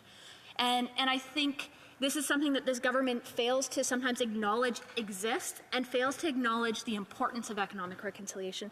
And I'm going to read something, because when we were talking about this piece of legislation, I had some conversations with my colleagues, and I said, I have someone that I'd really like to have appear as a witness before the committee. They're the CEO of the Athabasca Tribal Council that represents Treaty 8 First Nations in northeastern Alberta. And it's a woman by the name of Carla Buffalo, who's become a friend and an advisor to me, someone who is wise well beyond her years. And one of the things that she said in her written brief, and I quote, "We believe strongly in the need for authentic and action-oriented reconciliation. In our traditional territory in Treaty 8, the First Nations are leaders in the advancement of economic reconciliation at a remarkable pace. Our focus is not just on fiscal sovereignty, but also on cultural revitalization and fostering strong and thriving communities and Indigenous peoples. We are here to encourage a collaborative process with all nations respecting their individual sovereignty and self-governance." And I read this into the record because I think it is exceptionally powerful. This is about actions, not words. This is about making sure we are actually advancing and knowing what we're here to do. I have been exceptionally fortunate in my time as an elected official serving the people of northeastern Alberta to have the opportunity to interact one-on-one with many elders, with many Indigenous leaders throughout my region. and learn directly from them. What does reconciliation actually mean? And one of the people that I got to have one-on-one conversations with and really get to know was Dr. Willie Littlechild. And Dr. Willie Littlechild was one of the people that was part of the Truth and Reconciliation Commission. And he worked tirelessly on that. He is such a strong voice for Indigenous people and reconciliation. And he often says that it's not reconciliation, it should be reconciliation. It needs to be action-based. And I think that that's so critically important. And I think that while this bill is great and I will support it, it could be better.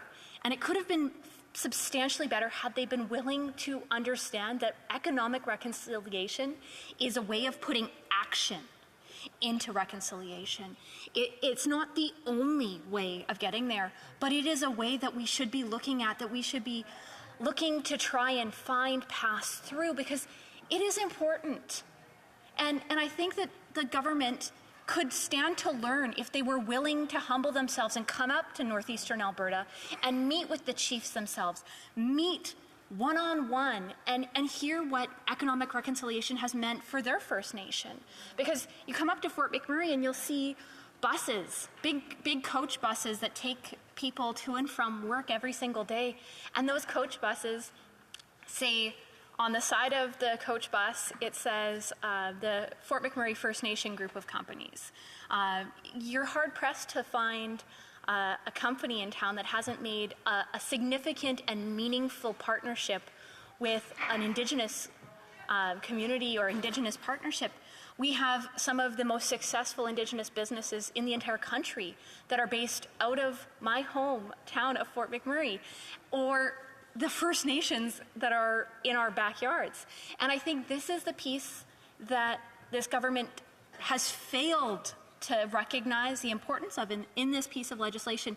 And I'm not bringing this up in a way to point fingers, but I'm pointing this out because this is what expert witnesses brought. This is what elders in my region have brought forward. This is what the CEO of the 5 First Nations, of the tribal council that represents the 5 First Nations in my region, this is what they brought up. This is something that they brought forward as a suggestion and a recommendation to this committee.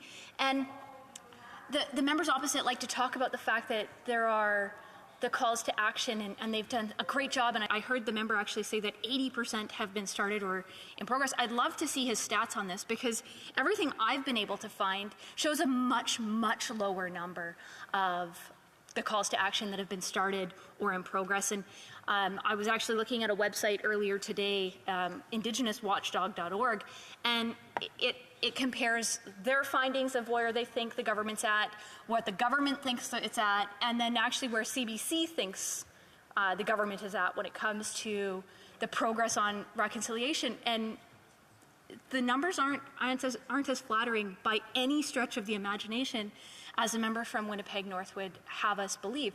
And I think that this is something that is critical. We can't just gloss over these pieces. There's a reason why it's called Truth and Reconciliation and not just reconciliation alone. There have been absolute horrors that have been committed in past by governments of Canada for years upon years, and somehow glossing over that something has been done that hasn't been done is not a way of making things better.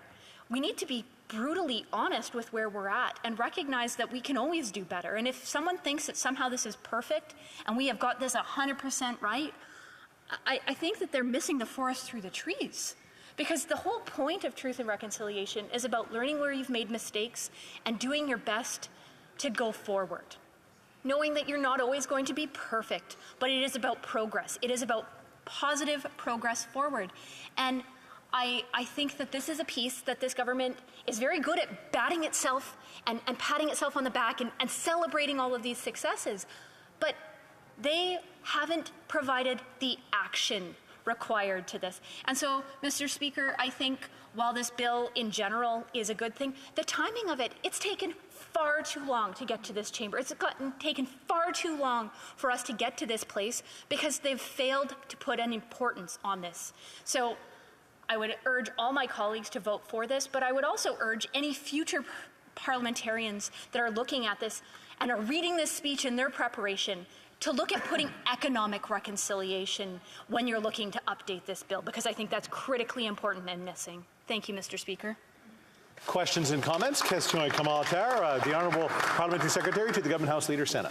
Well, thank you, Mr. Speaker. I was listening to the comments from the member, and she mentioned the Indigenous Watchdog website in her comments. So I went and looked at that. And as a matter of fact, if based on my quick assessment of it, that's only showing, based on various different institutions, what is considered complete.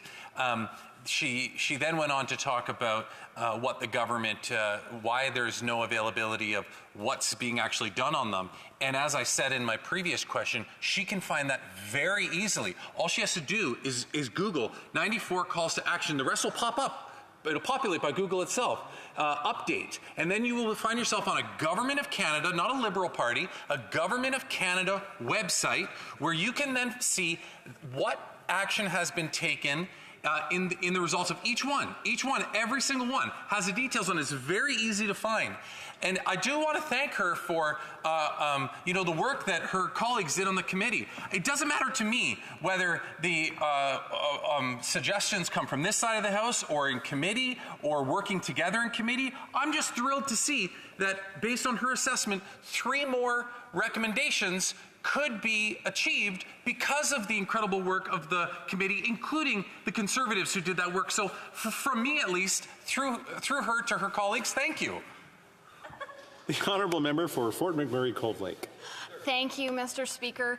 I don't need the member from Kingston and the Islands to mansplain how to Google to me. I don't think that's absolutely appropriate in any capacity for him to think that he is doing me some kind of service by thinking I am not perhaps intelligent enough to figure out how to do a simple internet search of information, because I'm more than capable of doing it. I would suggest that that is something that every single woman in this House is capable of figuring out. So I take a significant amount of offense to that, because I don't need someone talking down to me as if I am an absolute. Point of order from the Honourable Member for Kingston and the Islands. I certainly wasn't trying to suggest that that because of the in a particular member's gender that she wasn't able to find that. All I was trying to do was suggest to the House and I brought this up with a male NDP member earlier, how easy it is to find the information if one is trying to seek it out. Member for Fort McMurray Cold Lake.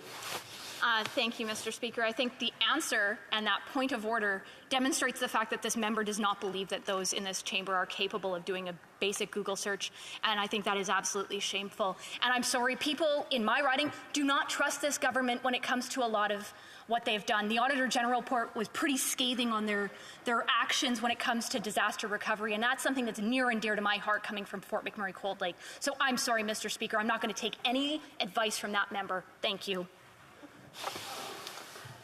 Questions and comments. The Honourable Member for Courtenay Burning. Well, thank you, Mr. Speaker. I actually really am enjoying my colleague's speech today. And one thing that I wanted to raise was the National Council on Reconciliation.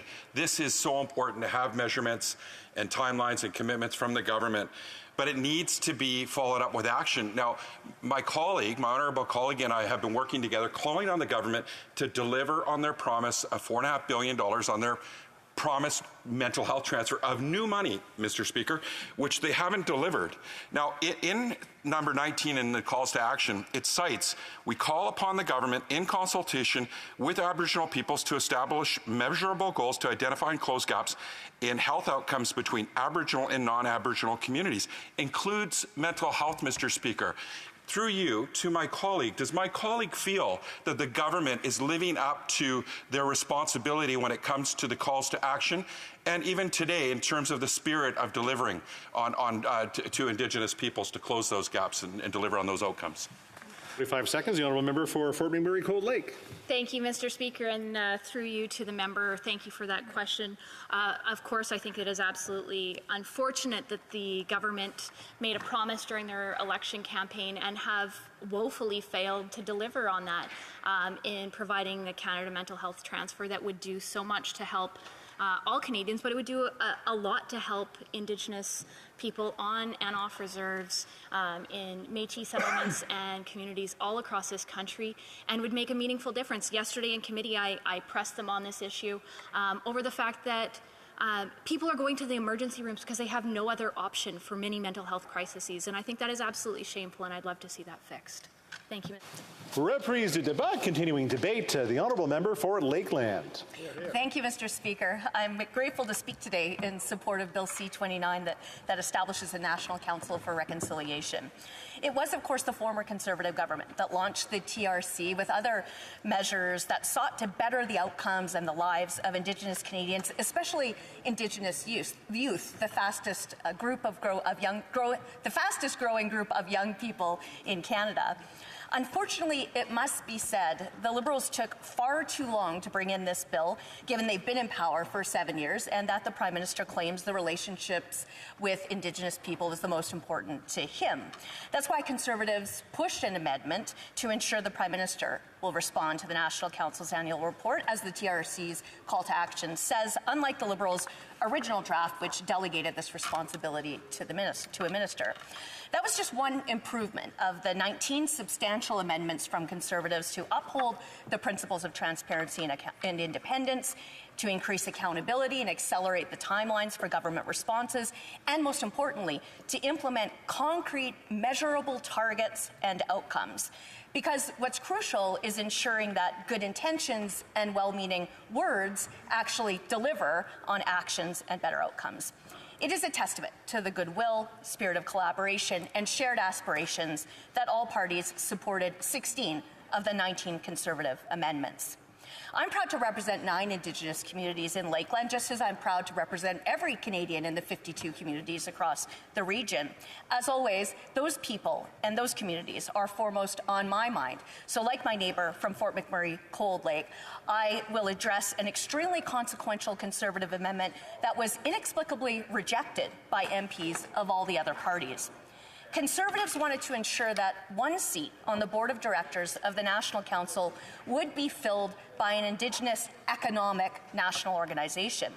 It makes little sense to talk about mutual commitments between governments and citizens to tell the truth about historical, systemic, and paternalistic injustices for societal reconciliation, but to also simultaneously reject entrenching economic reconciliation as a priority so that communities can move from managing poverty to generating prosperity, and all the ways that can help resolve the disproportionate socioeconomic challenges that Indigenous people and communities face as a consequence of generations of oppressive and discriminatory government policies and programs.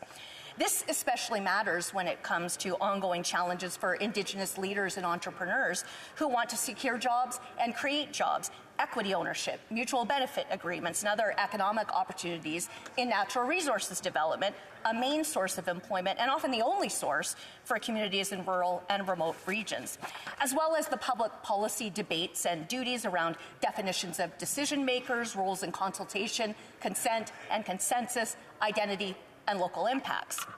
In Lakeland, 4 of the 9 Indigenous communities are Métis settlements, half of all the settlements in Canada, unique to Alberta with legislated Métis land bases with local governments and infrastructure costs like water treatment facilities, roads, and schools. They pay taxes, including carbon taxes. For years, I've pushed for their recognition and was finally able to get an Indigenous and Northern Affairs Committee report to cite them as, quote, distinct entities with unique needs.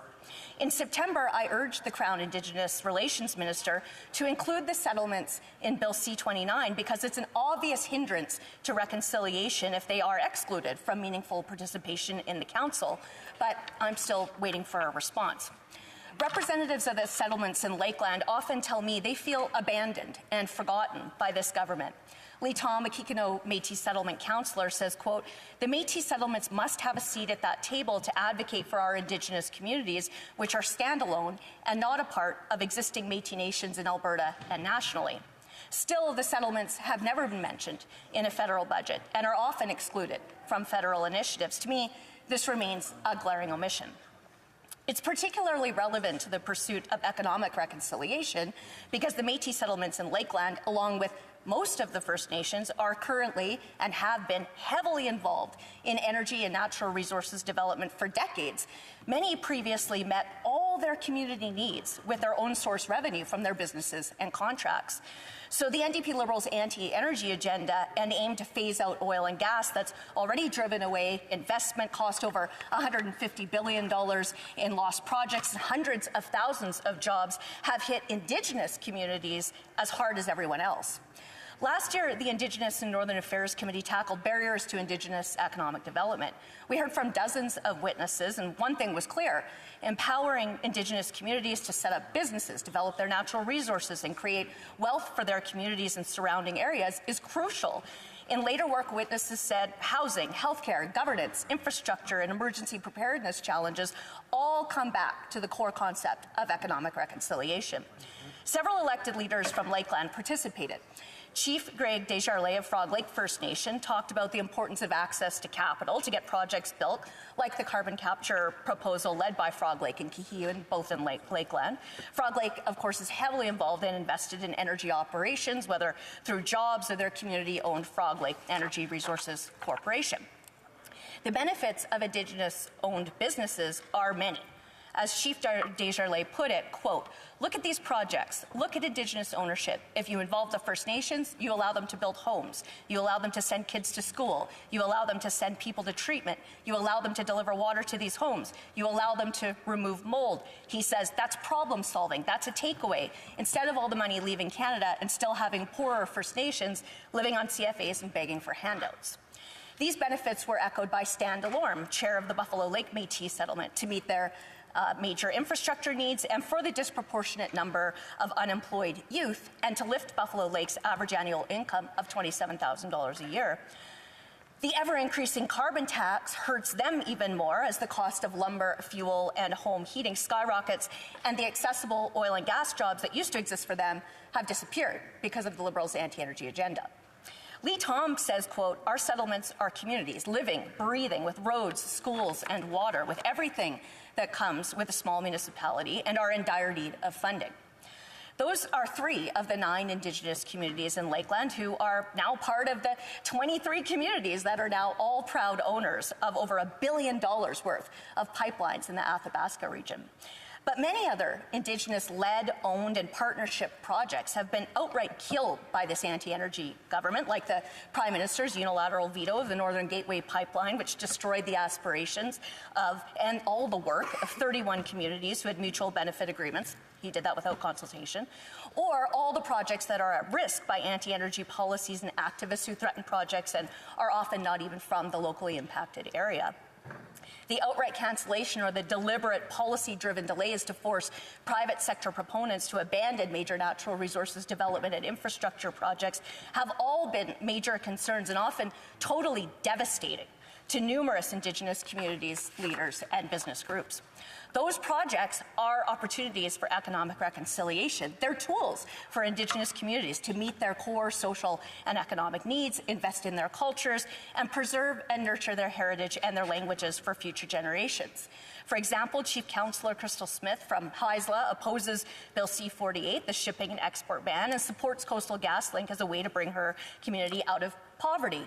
Last week, Calvin Helene, an Indigenous author and entrepreneur, said that what really irks Indigenous Canadians involved in responsible resource development is the, quote, meddling and interference, he says, from eco-colonialists, these groups whose only interest is in stopping projects and government interference where the government is only listening to the side of the project that supports their politics.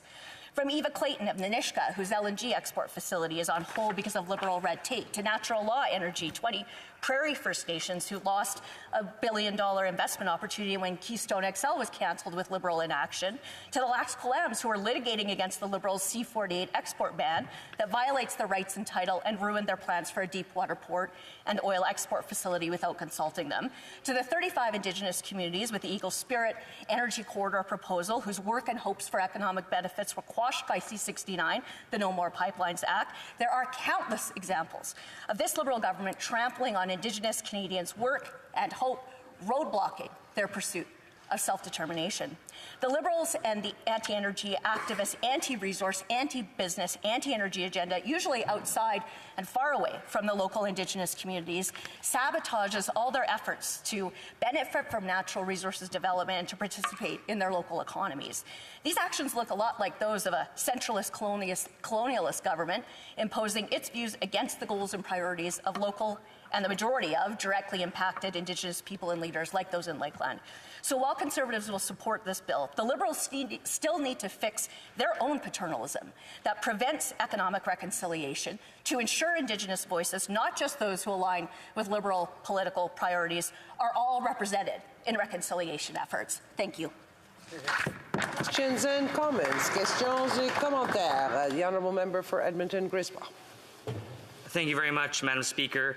And when I think about the importance of this bill and how incredible the opportunity is for Indigenous people to finally see a National Council for Reconciliation, it's unfortunate that we have to actually debate this, because that means that we actually need accountability. This body's tasked with that because a government is unable to monitor and track which calls to action are truly there. But, Madam Speaker, I do want to turn directly to the challenges reconciliation faces. We see a challenge in my home province of Alberta right now. There's a premier there, Premier Danielle Smith, who is, with her tabling of the Sovereignty Act, is harming and putting at risk Indigenous treaty rights. The treaty chiefs and their members in both Treaty 6, Treaty 7, and Treaty 8, along with many Métis communities, have stated openly their opposition to the Sovereignty Act. Madam Speaker, it's important that we across the country stand united with Indigenous people and we stand united with the chiefs. What does the member say to the chiefs? For Lakeland. Thank you, Madam Speaker, and thank you to my colleague for his question. I am, of course, proud to represent his many friends and relatives in a Métis settlement in Lakeland. Here is what is, of course, I agree with him about the importance of establishing this National Council for Reconciliation. I wonder what he has to say, though, about the fact that the Liberals creating this federal bill for this National Council of Reconciliation in federal jurisdiction, which is our responsibility as elected members of Parliament in the federal Parliament of Canada, what he has to say to the Liberals, with whom he's in a coalition to prop up, about their exclusion of the Métis settlements from this bill, as well as the rejection of a Conservative amendment to include the Congress of Aboriginal Peoples representing off-reserve and urban Indigenous Canadians right across the country. I think he should push his partners in the Liberal Party a little harder to get them all involved in actual reconciliation efforts. Questions and comments. Questions et commentaires. The Honourable Member for Edmonton-Griswold. Thank you very much, Madam Speaker. I want to thank the honourable colleague for mentioning the importance of holding this government accountable. And that's exactly what New Democrats do every single day in this House. We are here, we were elected on a promise to make sure that we actually make things better for our province back home. But, Madam Speaker, I asked the question very directly. What does the member say to the United Chiefs of Alberta in Treaty 6, Treaty 7, and Treaty 8 who oppose the terrible bill of the Sovereignty Act tabled by the United Conservative Party there? And what does she say to those chiefs? That she's a federal member of Parliament. She has an obligation to stand up to ensure that Indigenous rights are upheld in our province. And every treaty chief in the entire province that we represent has opposed it. Will she stand up for treaty rights, and will she stand with the chiefs? For Lakeland. A fundamental core principle that I believe in is the respecting provincial jurisdiction of the jurisdiction of provincial governments. So I will leave that conversation to Albertans and to the government of Alberta. I suggest that what this member should do is focus on our work here in the House of Commons and the changes that he can directly impact as a federal member of Parliament. And so I would hope to see his focus on improving this bill, C-29, establishing this this National Council for Reconciliation, an aspiration that I know that he and I both share. And I just look forward to seeing him bring the exact same passion and dedication and steadfast advocacy actually here to the House of Commons on federal legislation, on federal issues, for his federal role as a member of Parliament, and maybe actually hold the Liberals to account instead of be in partnership with them and keep propping them up. Questions and comments. L'honorable The Honourable Member for Avignon, Lamitis, Matane Matapédia. Thank you, Madam Speaker. I thank my colleague for her speech. I'm happy to see there's consensus in the House for this bill. Everyone seems to be more or less in agreement. Here's what I would like to know. Does my colleague feel that since the TRC's report was published, does she feel that the government has taken enough action? There were many calls to action. This bill addresses some of them. Many have not been acted on yet, so does the colleague feel that the government has done enough? Well, thank you to the honourable member. Let me say I sure did enjoy working with her in the Public Safety Committee, and I think that she's an extraordinarily talented member of Parliament. I thank her for the question. And, you know, this is the unfortunate thing about this conversation. We have a duty in this debate to ensure that actions follow all of the well-intentioned and good-spirited words that federal politicians, and this government in particular, share about our joint responsibilities in bettering the outcome and futures of Indigenous people. And I think, unfortunately, it just is quite obvious that the Liberals have come nowhere near keeping the many promises that they made to Indigenous people and communities in this country. And so it's our job to keep pushing that. I have to call resuming debate. Is the House ready for the question? La question est la suivante. The question is as follows. Mr. Miller, seconded by Mr. Macaulay, moves that Bill C-29 to enact a National Reconciliation Council be now read a third time and adopted. Vice President, we'll start again. If a member of a recognized party present in the House wishes that the motion be carried or carried on division, or wishes to request a recorded division, I would invite them to rise and indicate it to the Chair. The Honourable Parliamentary Secretary to the Government House Leader. Yes, Madam Speaker, we would request a recorded vote, please. Conformément à l'ordre adopté. Pursuant to order made on Thursday, June 23, 2022, the division stands deferred until Thursday, December 1st, at the expiry of time provided for oral questions. Orders. The Honourable Parliamentary Secretary. Thank you, Madam Speaker. I believe if you seek it, you'll find unanimous consent to see the clock at 5:55 so we can start private members' business. Agreed. Orders of the day. No. The House will now proceed to the consideration of private members' business as listed on today's order paper. Ordre du jour. Private members' business, consideration at report stage of Bill C-235, Building a Green Prairie Economy Act, standing in the name of Mr. Carr. There being no motion at report stage, the House will now proceed without debate to the putting of the question on the motion to concur in the bill at report stage. Mr. Carr, seconded by Mr. Lamoureux, moves that Bill C-235, an act respecting the building of a green economy in the prairies, as amended, be concurred in at report stage. Si un député d'un parti reconnu présent. If a member of a recognized party present in the House wishes that the motion be carried or carried on division, or wishes to request a recorded division, I would invite them to rise and indicate it to the Chair. On division.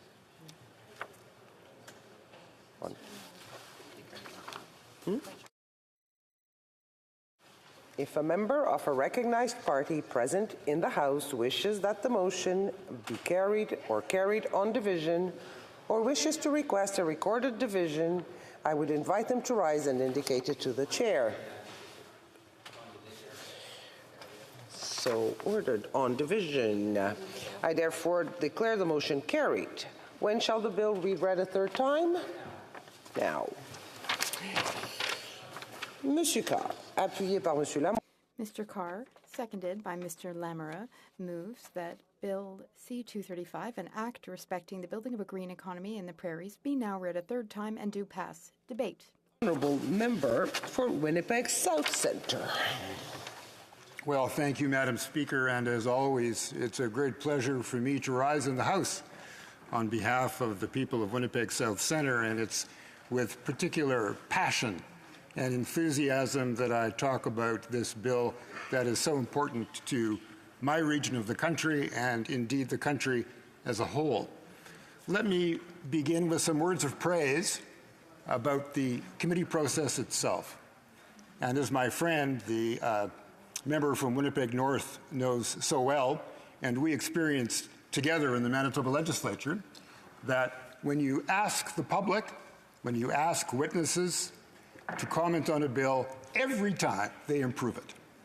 When you think that you've looked at every nook and cranny of a piece of legislation, all of a sudden your oversights are picked up by others who may not be quite as immersed in the detail that you have been, in my case for many months, or on another level, maybe many years.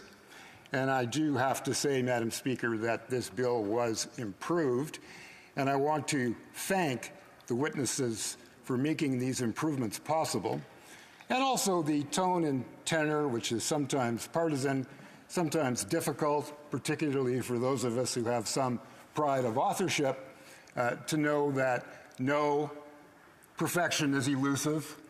There are oversights. There are better ways of doing things, and indeed the process of the committee itself indicated that in ways that I think were very important.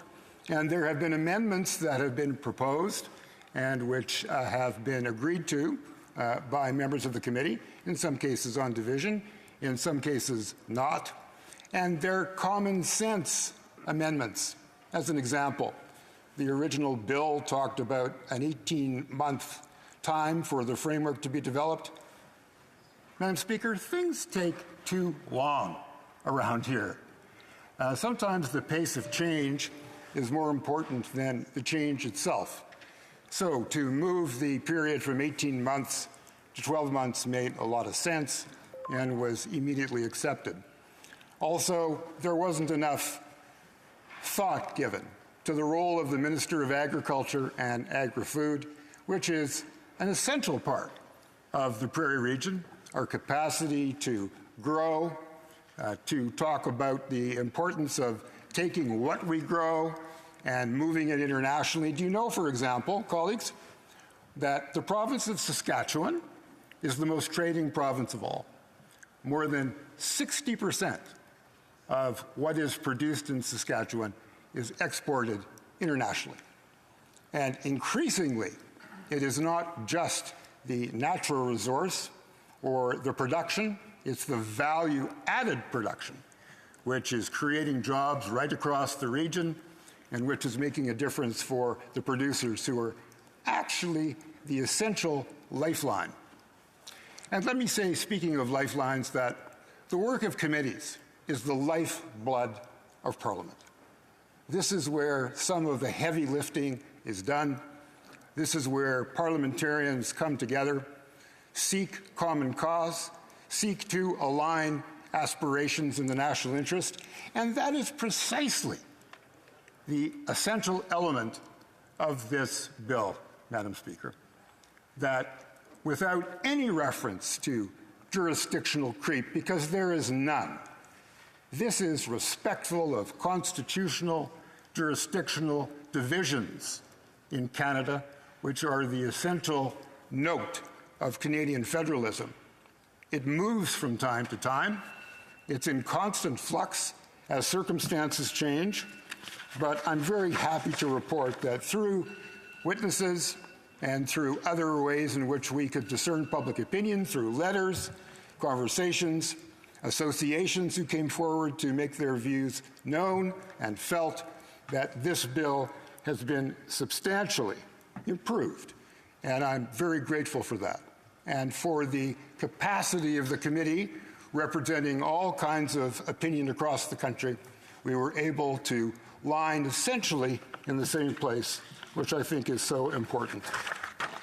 The framework leaves to the national table. It reaches out to people and says, you should be here. Who are you?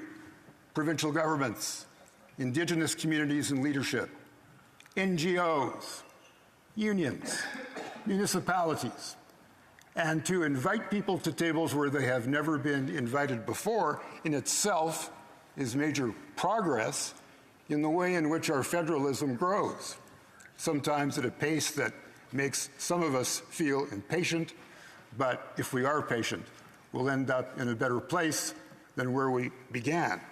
And that, I think, is the story of how we were able to move this bill along incrementally, but in ways that are impactful and will be, it's my hope, Madam Speaker, not just for tomorrow and next month, but for years to come. When I'm asked by people, what impact do you think this bill, if passed into Canadian law, will have on the way in which we do business as a nation?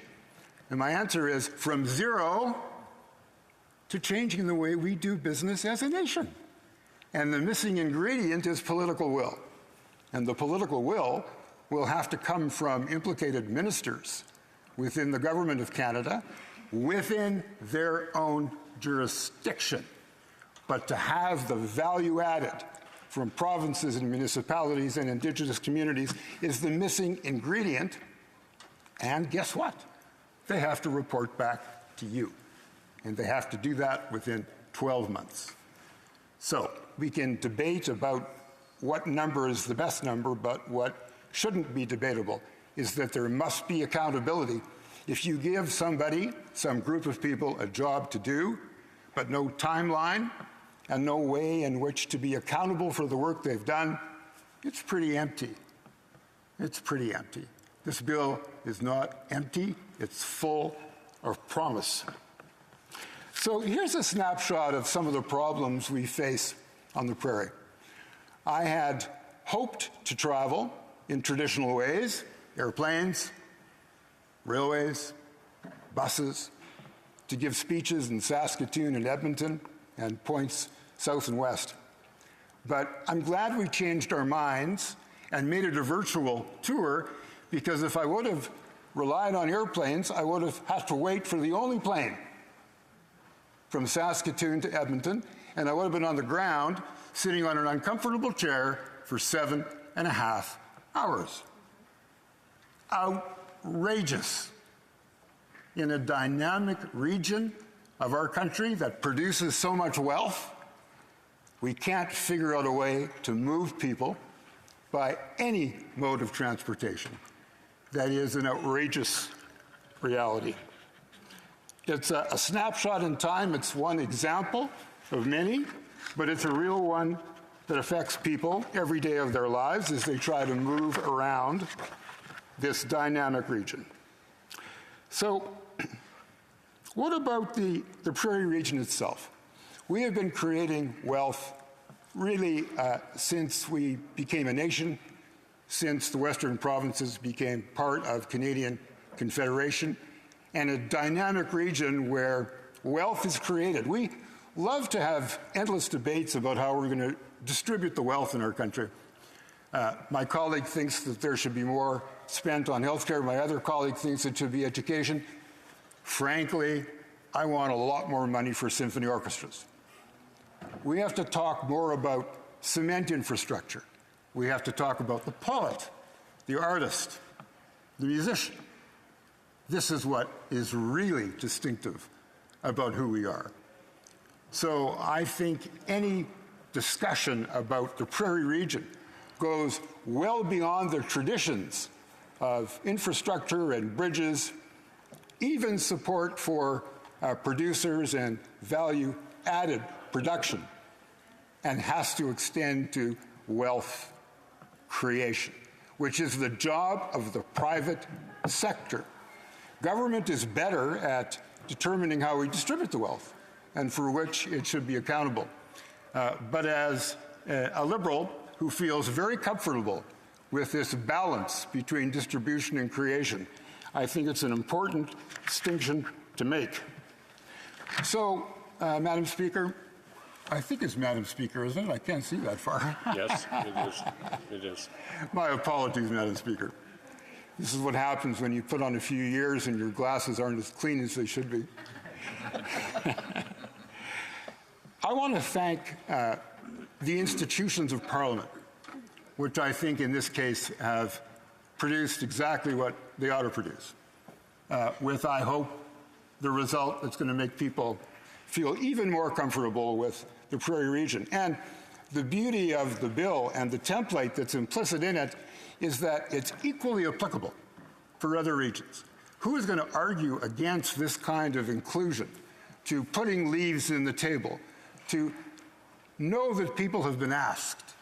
Because if you don't ask, then you're not going to be the beneficiary of the wisdom that they no doubt will be able to share with the rest of us. So I'm rising here with a sense of gratitude to committee, to colleagues, knowing that it's going to come back. There will be accountability. There will be measurement. I'm so pleased to have had the opportunity to move this notion of the next chapter of federalism and wealth creation along, and for that, I am grateful. Thank you, Madam Speaker.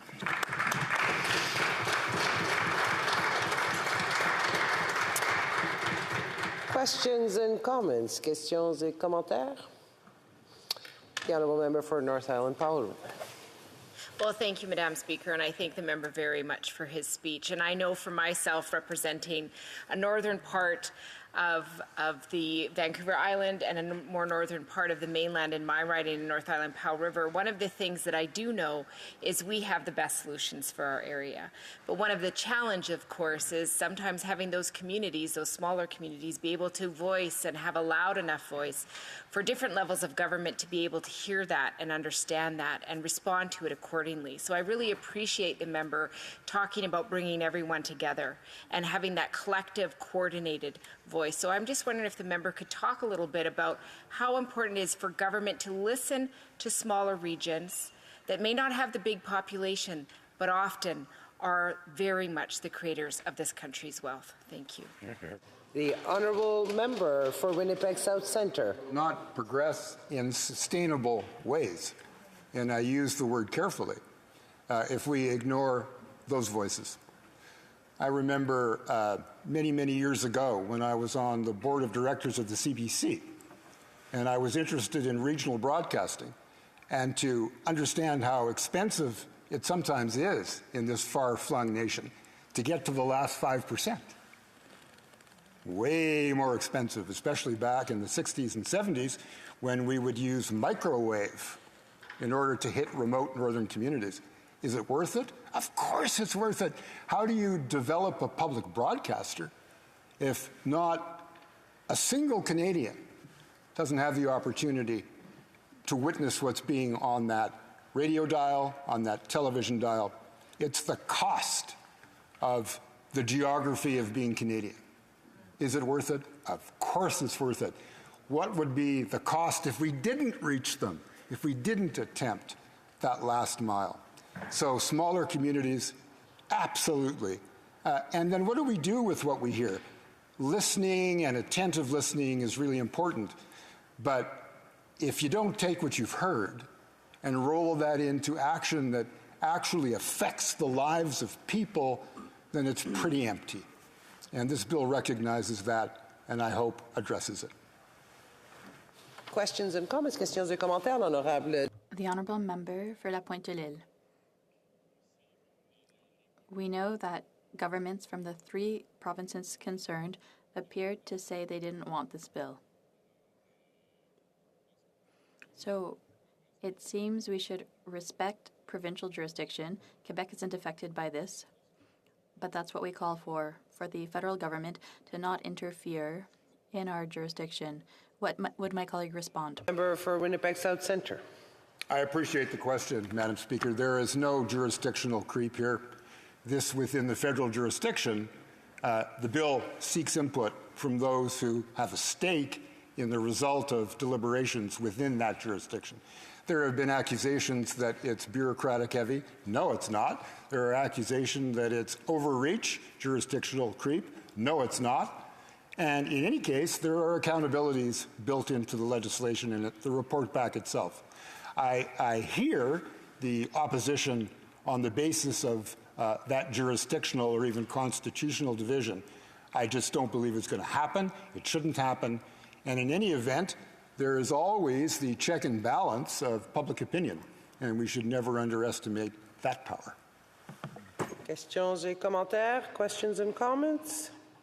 The Honourable Parliamentary Secretary to the Government House Leader. Yes, thank you, Madam Speaker. And I wonder if the member could just provide his thoughts in regards to those individuals or groups that have played a critical role in the member bringing forward the legislation, as I know he's talked to a great number of people from the prairies over the last number of years.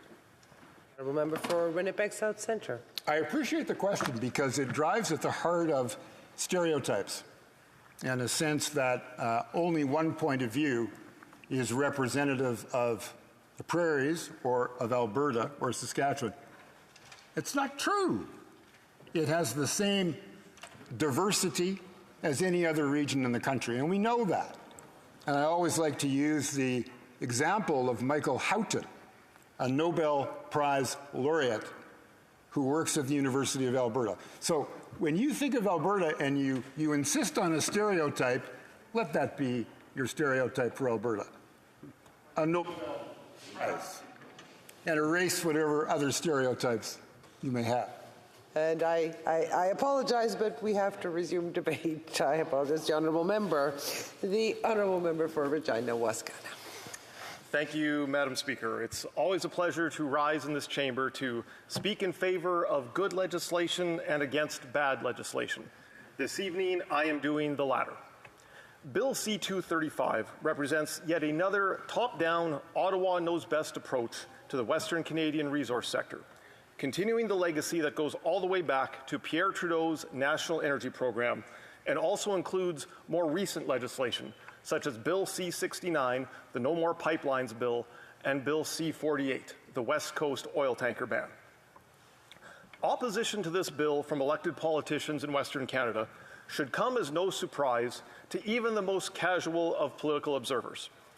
This bill applies to the provinces of Alberta, Saskatchewan, and Manitoba only.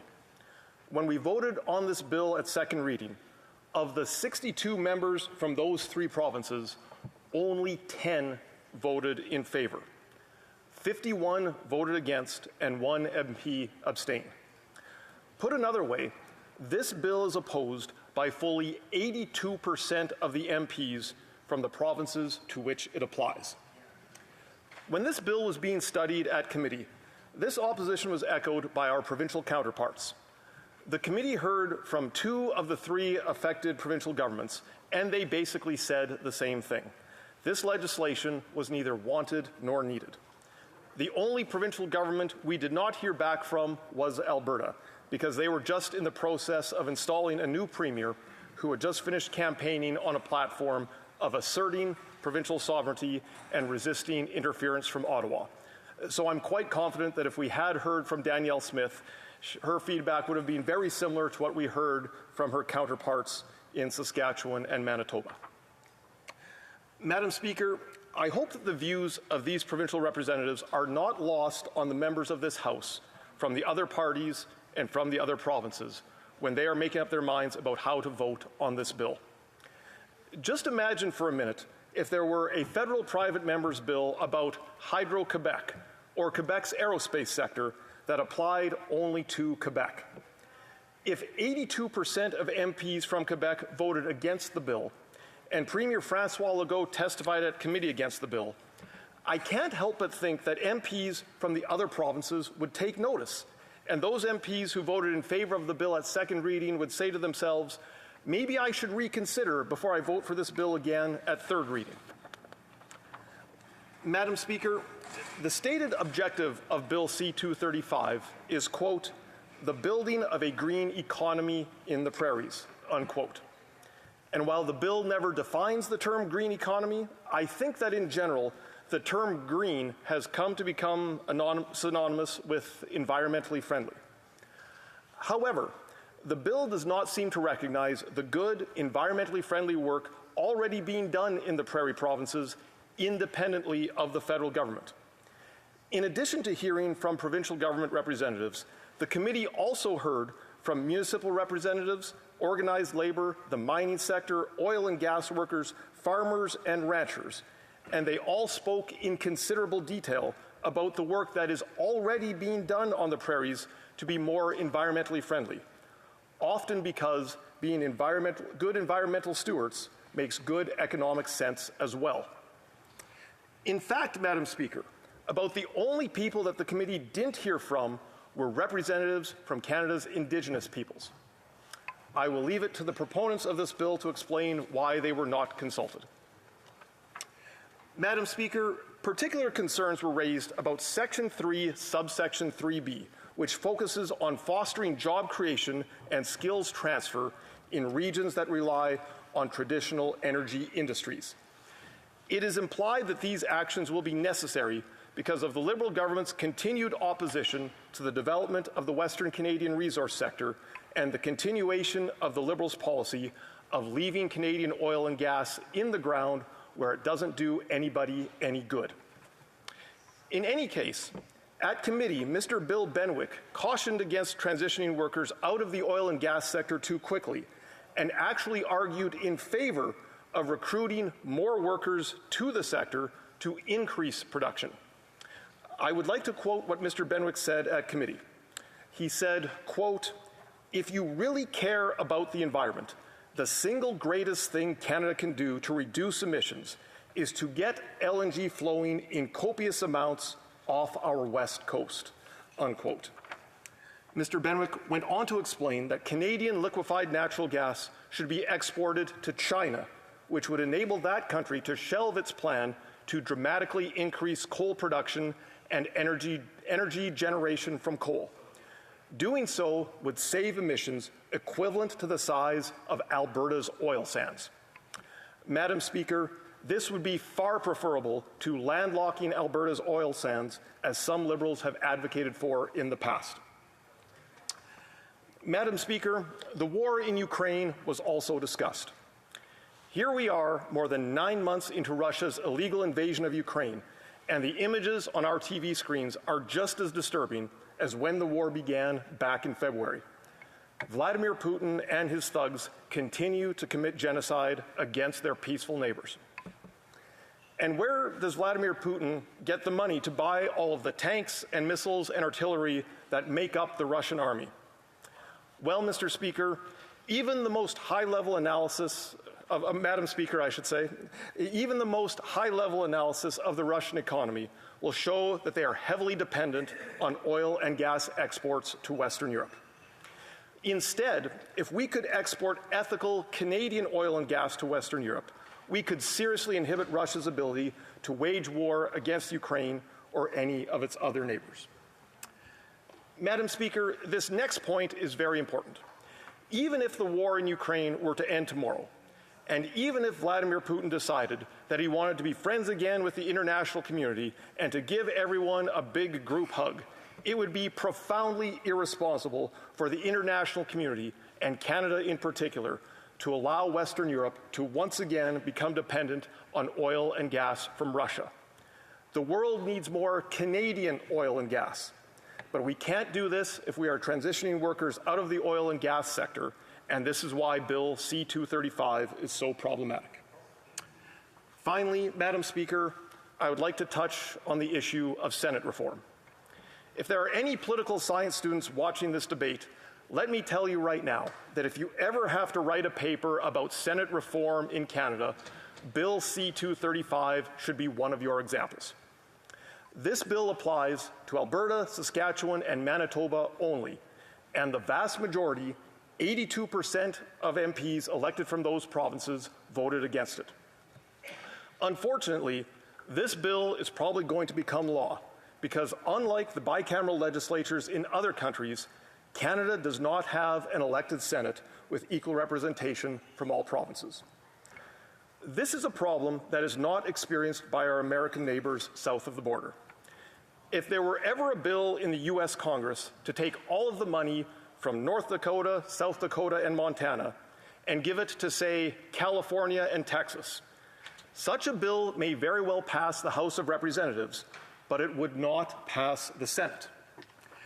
That's because although the seats in the House of Representatives are allocated by population, in the American Senate, every state, large or small, has the same number of senators, and every senator is elected. That means that the large states like California and Texas cannot gang up and enact legislation that is detrimental to the small states. because any such bill would be defeated in the Senate. Sadly, Madam Speaker, there are no such safeguards in the Canadian parliamentary system. The larger provinces, namely Ontario and Quebec, can outvote the smaller provinces, in this case Alberta, Saskatchewan, and Manitoba, and there are no safeguards in the Senate to stop it. But given that I am almost out of time, Madam Speaker, my thoughts on Senate reform will have to wait for another day. In conclusion, Madam Speaker, Bill C-235 represents an additional unnecessary layer of federal government bureaucracy that will only get in the way of the good work already being done by provincial governments and the private sector. The only provinces affected by this bill, Alberta, Saskatchewan, and Manitoba, didn't ask for it. We don't want it, we don't need it, and we're better off without it. And so I would encourage all members to vote against Bill C-235. Thank you very much, Madam Speaker. Resuming debate, the Honourable Member for Beauport, Côte-de-Beaupré, Île-d'Orléans, Charlevoix. Thank you, Madam Speaker. I'll take my earpiece off. Madam Speaker, I want to thank the member from Winnipeg South Centre for the quality of his work and the work he's done on the bill that he has done in a heartfelt way. And I want to say at the outset that the Bloc Québécois will not support the bill introduced by the member for Winnipeg South Centre. Of course, the preparation of an action plan to promote the transition of the prairie economy to a greener economy is necessary. It's timely, and we agree with any initiative that promotes and supports this. But we are against federal interference in provincial jurisdiction when it comes to their environmental and economic choices that belong to them. So we fear setting a precedent, and that is why we withhold support. I would like to remind you, currently, without wishing to point fingers, one Albertan emits as many greenhouse gases as 6 Quebecers, and one person from Saskatchewan emits as much as 7 Quebecers. So the challenge is significant, and yes, the Bloc Québécois agrees wholeheartedly with the member for Winnipeg South Centre that it is essential that the provinces in the centre follow suit in the environmental shift. However, it is absolutely inappropriate for this House to force the government's hand to impose any directives through legislation, because it is up to the provinces to choose when and how they will make this shift. Are these provinces really in favor of the transition from fossil fuels to renewable energies? We couldn't say. One thing is certain. The prairies will need a serious boost to make it happen. And that is the role of the government, while religiously respecting provincial jurisdiction. So to give a financial boost, an organizational boost, and an incentive boost, and especially give them the means to undertake this major shift, which is very challenging if there isn't support that's proportional to the challenge. So that is the starting point for any major change. For it to be socially and economically acceptable. Madam Speaker, it is 2022, and it is urgent to develop a plan to accelerate the greening of the prairie economies. The Member of Parliament for Winnipeg South Centre was Minister of Natural Resources from 2015 to 2018. He knows that this will be a huge undertaking and will require massive resources. He also knows that a hydrocarbon-based economy is not sustainable in the long term, that these provinces are doomed to decline unless they diversify their economies and start the energy shift. The sooner they start, the less painful it will be. It is up to the government and its institutions to support the prairies in this direction, but not by imposing it through legislation that has the power to centralize federal powers.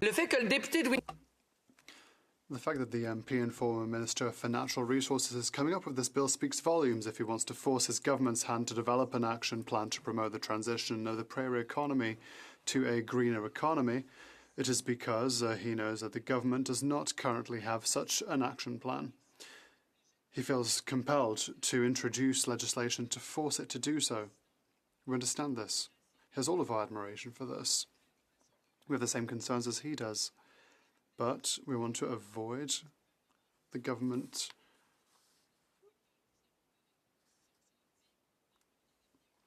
The scope of the challenges facing our friends in the prairies is enormous.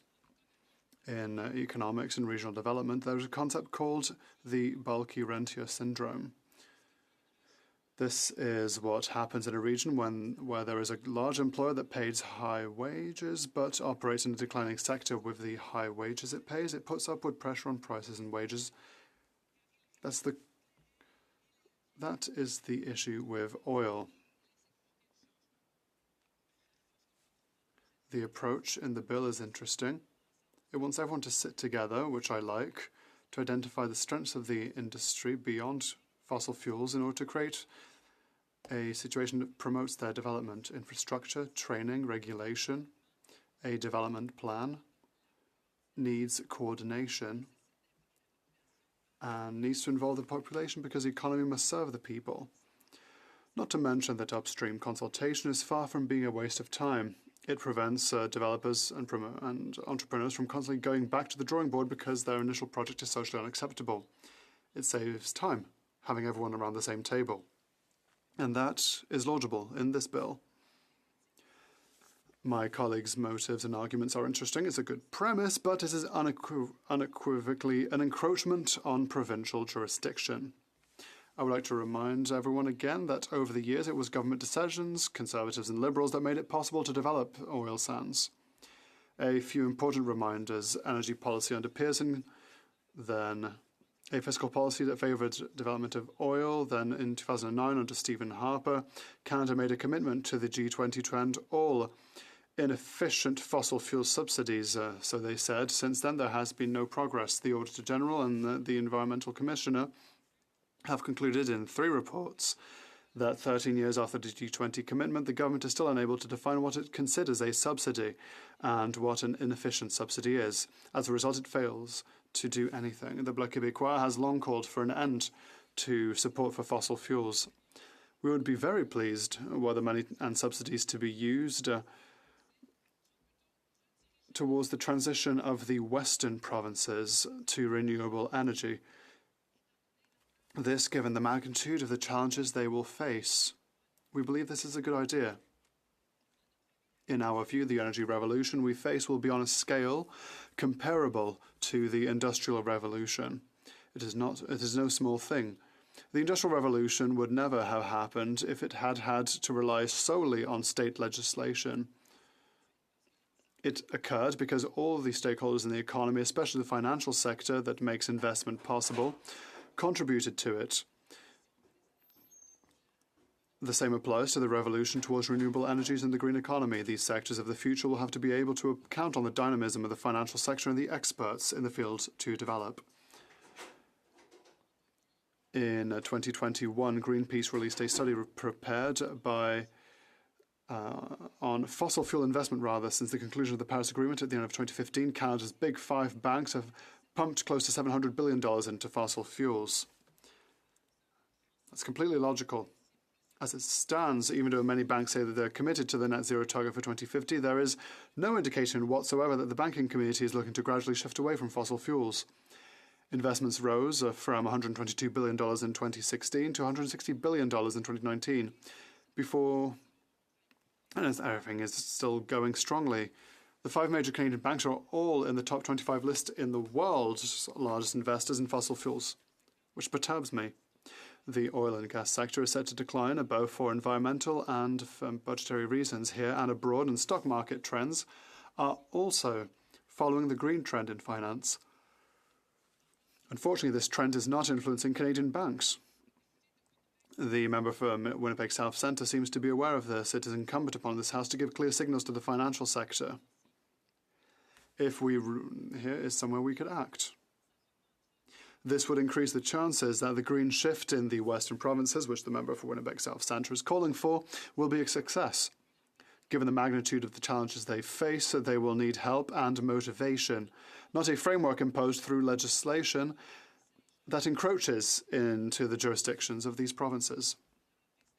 Madam Speaker, I am fortunate to be in contact with actuarial and economic experts in California, and the incentives for green investments are already well in place. These same experts are on the move and speaking to relevant financial communities all over the modern world. Perhaps. I wonder if Canada is taking any steps in this direction. I asked a question, Madam Speaker, and I would be happy to put the government in touch with these proactive firms. I have already contributed to the implementation of a financial system resolutely oriented towards responsible investments that will save the world. It is up to us in this House to support the redirection of fossil fuel finances and funding and subsidies to green finances to help the provinces that need it the most. Everyone sees it, everyone knows it, everyone measures it. Fossil fuels are killing the planet and all the life that inhabits it, and many are suffering from our lack of coverage in the face of the degradation of the planet's ecology. The maritime provinces, the Maudlin Islands, have just gone through Storm Fiona. Is that where we live? Yes, it is where we live, not the other side of the world. At the Fisheries and Oceans Committee, we are studying currently the effect of Storm Fiona in the maritime provinces. We are no longer anticipating the impact of climate change. We are actually experiencing it. But the government is investing in Baie du Nord. The government is encouraging investments in the gas industry. Creating incentives to attract high funding and financing to respond to development is not being mentioned. To conclude, my apologies, but we are already beyond a conclusion time-wise. Debate, the Honourable Member for North Island Powell River. Well, thank you, Madam Speaker, and I'm very happy to be here today to speak on Bill C-235, an act respecting the building of a green economy in the prairies. And I want to thank the member from Winnipeg South Centre for bringing this forward. And as a person who lives on the coast, I, of course, don't have the experience of living in the prairie region, but I do connect to this very important issue because I live and have grown up my whole life in more rural and remote communities, and I recognize that when you live in those environments, there's a very different way of being in the world. We're a lot more connected to our communities. We often have a harder time getting to other places. I really appreciated the member talking about flying places and then having to wait many hours. I know that when I come here often, I get to fly to one part of the country, wait a few hours before I can get to this part of the country. And that is just the reality that we experience, and one that I think we all know we need to do better, especially when we're thinking about how we're going to make sure that those spaces are more accessible and make sure that they're part of our communities across the planet, across this country, and that they have an economic viability that can sometimes be a challenge for more rural and remote communities. So this particular bill talks a lot about how to bring people together, how to have them talk about how we can see more of a green economy. And it's something that I really believe in. And I think that when we stand in a place like this, where we represent collectively the whole country, the stories of each of our regions are unique, and yet there is a common ground. And especially when we talk about rural and remote communities, we know that they often go through a cycle of boom and bust. That one moment it's very well, the economy is going strong, people are doing well, and then it changes quickly. And although it is these communities that have built this country, those resources, those people have given so much in taxes and in resources to this country that often a lot of the urban centers are built on the labor of more rural and remote communities. They're not included in a way that is meaningful. So I know in the last Parliament, I was happy to table a motion, Motion 53, on the principles for sustainable and equitable future. And it talks specifically about having solutions locally that really looked at what the resources were, what our skill set is, and how we're going to make ourselves more sustainable in rural communities so that we can have a more stable economy, but also address the issue of climate change, because we are in an emergency and things are changing very rapidly. And as we do the work that we must do, and I can argue a later day about what I think this government is doing, because I have to say, quite frankly, we're not moving in the direction that I would like to see us move. We're pushing really hard to get some of those actions, because when it comes to emissions, when it comes to actually addressing climate change, I think we have a lot more proactive work to be doing. But part of that conversation has to be looking at these communities, looking at communities in the prairies, looking at rural and remote parts of Canada, and saying what is sustainable in those communities? What are the skill sets in those communities? How do we bring people together? And that is what this bill is saying. How do we bring all those different voices together to make sure that there's meaningful solutions going forward? You know, in my last job, I worked with newcomers to Canada. And one of the things that I found really interesting was the amount of research that has happened in Canada, but also, in fact, across the whole planet, on how to create the best solutions. And they say again and again, the more diversity you have at the table, the more people with different opinions that you have at the table, and you actually work through it. So it takes longer, there's no doubt. When you're trying to figure out how to get from here to here, and you have a lot of people around that table with differing opinions, it's going to take longer to get to that. But the research has proven repeatedly that once you get there, even though it takes longer, the other side of that is a lot more coordinated, the solutions are a lot more innovative, and they are long-lasting. So it is something that we should be looking at and addressing, and that was what my motion talked about. How do we bring people together? How do we look at a regional approach when we look at what's happening in our environment, when we look at the challenges and concerns around stable employment? How do we not fight against each other, but come together and create solutions that are going to make sense, that are going to make sure that there's good jobs in our region, but also address the climate crisis in a meaningful way? We have to do that work, and we have to do it with an urgency. So I appreciated this member talking about making that timeline shorter. And I think I'm going to quote the member in his speech. He said, "The pace of change is too slow." And I agree. When we're looking at the challenges that we're facing today, we can't wait. We can't sit here in this place and have big discussions. We need to give resources to local regions and communities and say, you are the experts in your area. You tell us. Here's the criteria. You tell us the next steps that you're going to take. So the NDP will be supporting this because I think it's important to look at those solutions, to look at local responses, and to look at regional responses because they really can profoundly make a difference. You know, I think about the fact that when I look at my area, we see a lot of things being ripped out of the earth in one way or another and being shipped off somewhere else, often outside of the country, to be changed into something, sent back to us, and then we buy it. And I'm really concerned about that. You know, when I think about local solutions, when I look at the environmental crisis that we're in, we need to see more value-added production in our communities, in our regions. This is something that I think this bill will touch on, and I hope that every person in this place will take it under consideration, because if we don't start seeing more of that, production with our own resources in our own country, we're going to continue to see wealth be here for a short time and not stay here permanently. And I also want to just mention, you know, last week, I should say, last Friday, I was in Campbell River, where regionally a lot of people came together to talk about the housing crisis that we're experiencing right now. And of course, inside of that issue, like every issue, I think, across this country, the climate crisis was brought up. You know, people without homes having to live on the streets, what it means when we're having incredible, unpredictable weather, and how do we deal with these issues. And we also talked a lot about the vulnerability of seniors who live in our region, which usually doesn't get very hot, but we're seeing this huge increase of heat. And then during the winter, high cost of energy for people to stay warm and what that means for folks. And I think of Cortez Island, a small community in my riding, 2 ferries away from where I live.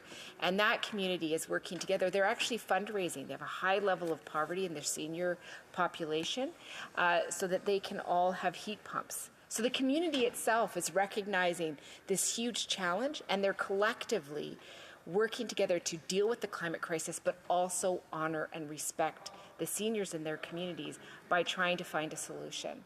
So, You know, I think that in closing, Madam Speaker, we have to recognize the dynamic approach of our smaller communities.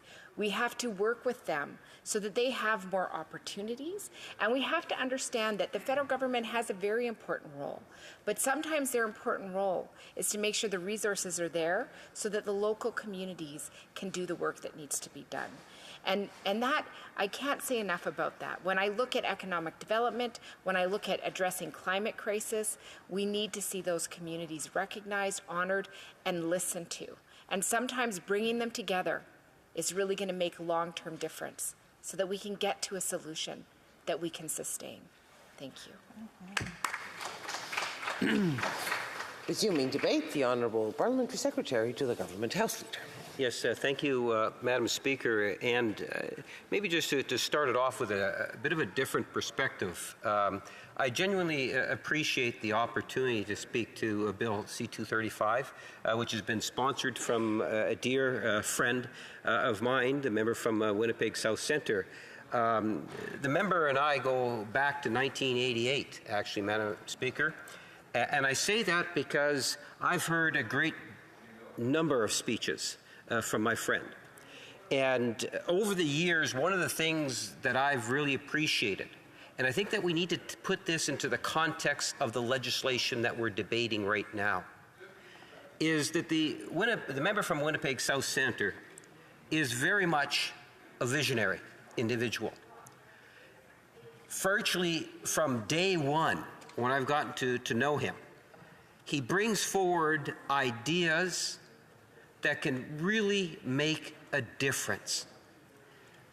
I really look at this legislation, and I believe that it is something in which the member is very passionate about because he understands the needs of the prairies.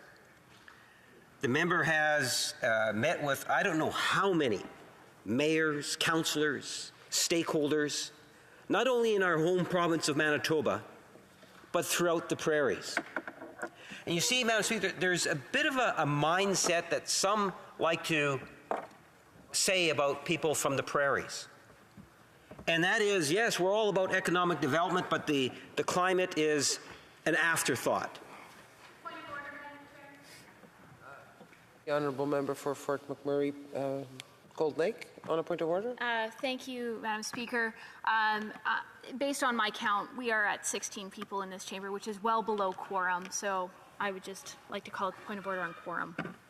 I have a count of people online, please. We have quorum. We have quorum, yes. The Honourable Member may proceed. Well, you know, Madam Speaker, one might question the actual timing of that particular quorum call, knowing full well that members are, if not here, they're in the MP lobbies. I would think, at the very least, out of respect for the fact that we're talking about private members' legislation. But the point that I was attempting to make, Madam Speaker, prior to the quorum call, was the fact that what we have here before us is something that is to enable a strong and sustainable prairie economy. And as some might try to give a mindset that the people on the prairies are only concerned about the environment, about the economy, is somewhat of a false impression. That people from the prairies are also concerned about the environment and recognize that climate change is indeed very real. There's 2 points that I'd want to emphasize with regards to the legislation. One is I do not believe that there is any form whatsoever of jurisdictional creep. This is about a framework. It is not about jurisdiction. Bringing people together in order to establish a framework so that the prairies can move forward on the issue of a strong, sustainable prairie economy. For people that would try to suggest it is anything other, I would really encourage that they meet with the member from Winnipeg South Centre, where he will be able to alleviate those concerns. You know, in 2019, we have a wonderful organization. You know, it used to be Western Diversification, but there were a number of Prairie members of Parliament, I like to think I was one, that wanted to establish the Prairie CAN as opposed to Western Diversification. Because the prairies is something in which I'm very familiar with, Madam Speaker, and it is very unique in its very nature. Prairie CANs brought together over 125 experts to deal with the issue of water management. They brought them together in the city of Regina, and it involved a wide spectrum of stakeholders. Stakeholders from the federal government, the provincial government, municipalities, Indigenous community members, labor, industry reps, and others, Madam Speaker. At the end of the day, what we saw was a compilation of ideas and thoughts dealing with the issue of water management. In fact, Madam Speaker, I think out of that group came a report that was ultimately and has been referenced in many ways from many different jurisdictions. And I would suggest to you, Madam Speaker, that we are better off as a region as a result. And I can tell you, and as I've heard many from the prairie say, water and the flow of water does not respect jurisdictions. And the water management issues in the prairies is a prairie issue. This bill recognizes that climate change is real. This bill recognizes that the future of the prairie economy is immense.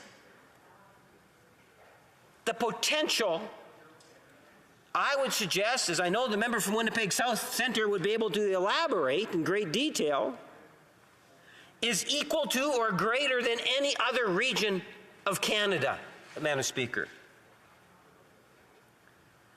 I remember consistently over the years where the member would talk about, yes, we have lots of wheat coming from the prairies or many different types of resources. But it is the processing, Madam Speaker. The processing that gives us the jobs that people in the prairies want.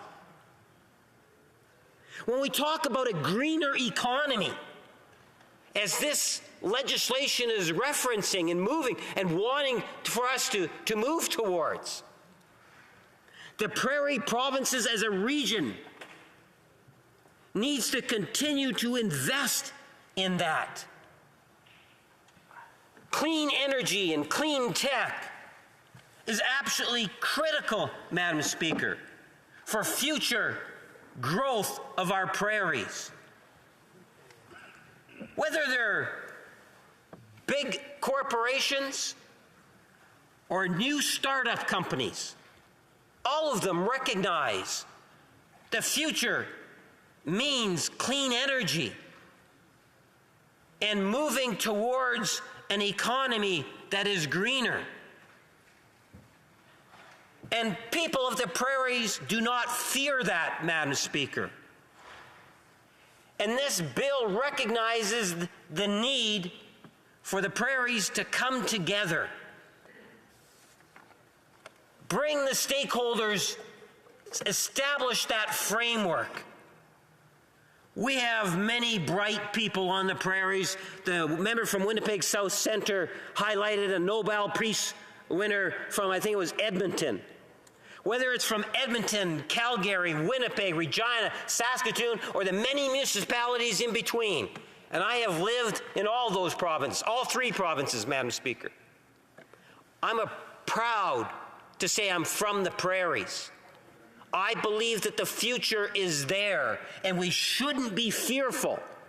It is not a jurisdictional issue to establish a framework of prosperity, and that's what this bill does. And I commend the member from Winnipeg South Centre for taking the initiative and once again providing a vision, not only for people in the prairies, but the entire country. Thank you, Madam Speaker.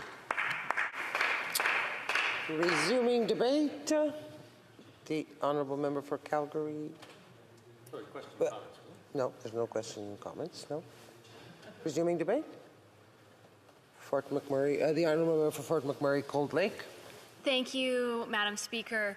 I have appreciated listening to the various debates on this subject, and as someone that is very proudly an Albertan, which is part of this area, I think that it is commendable in the effort, but the follow-through and the actual bill fails to meet the mark. And I think that one thing I've heard exceptionally clear from my constituents, and it doesn't matter whether they're from as far north up in Fort Chipewyan or down south in Cold Lake or anywhere in between, they've made it exceptionally clear to me that they don't believe that an Ottawa knows best approach is correct. And one of the major problems with this piece of legislation as proposed is that it only impacts Alberta, Saskatchewan, and Manitoba, and yet we have heard that testimony came when this came before committee that Saskatchewan and Manitoba's governments, in fact, do not support this. They do not want to see this go forward. They do not believe that this is in the best interest of their province. And I can speak with pretty decent certainty, being an Albertan, that the Alberta government is definitely not keen when the government puts its part on provincial jurisdiction. And so I think it's something that's critically important to highlight, that this, while it has good intentions pave the way to a lot of places, and not all of them are good. And I would suggest that this bill does not meet the mark, and it is not good enough. This is not going to serve the prairies in a positive way, and I would urge everyone that if they think that what they're doing is helping the prairies, they are part of a paternalistic structure that is telling the prairies that they know best, and that those provinces don't know the best thing for their own area, because those provinces have made it exceptionally clear they do not support this bill. And I think that is something that this government needs to do a better job at, listening to provincial governments when they tell them enough is enough, and actually acting on that. And that's not something we've seen. So I have to interrupt the honourable member. We have come to the end of the time provided for the consideration of private members' business. The honourable member will have 8 minutes when the bill next comes. The order is dropped to the bottom of the order of precedence on the order paper. À l'ordre, à ce moment-ci, conformément à l'article. Pursuant to Standing Order 38, a motion to adjourn the House is deemed to have been made and seconded at this time. Therefore, the question is that this House do now adjourn. The honourable member for Kitchener Centre. Thank you, Madam Speaker, for the opportunity to come back to my question to the Immigration Minister about challenges being faced by members of my community seeking to reunite with loved ones and needing to work with Immigration, Refugees, and Citizenship Canada to do so. One example is refugee claimants and permanent residents who first came as refugees and now are seeking to travel outside of Canada to be with family. In question period, I asked about Atelti, a permanent resident in my community who applied for a travel document last February to join his wife in Sweden for the birth of their daughter. 10 months later, Atelti's request has still not been processed, and he's yet to even meet his daughter.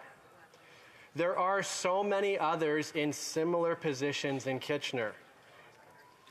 Naima, for example, who was sponsored by a local church back in 2019 and came solo to Canada with her 3 young boys. Her husband is awaiting sponsorship by the same church group.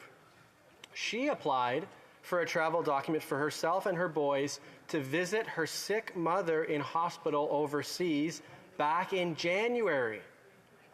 In February, the file was marked as urgent, and while Naima got her travel document, her children's applications haven't been finalized yet, and so she can't visit. For the past 3 months, Naima has been calling IRCC every 2 weeks to request updates. Will she ever get to visit her sick mom?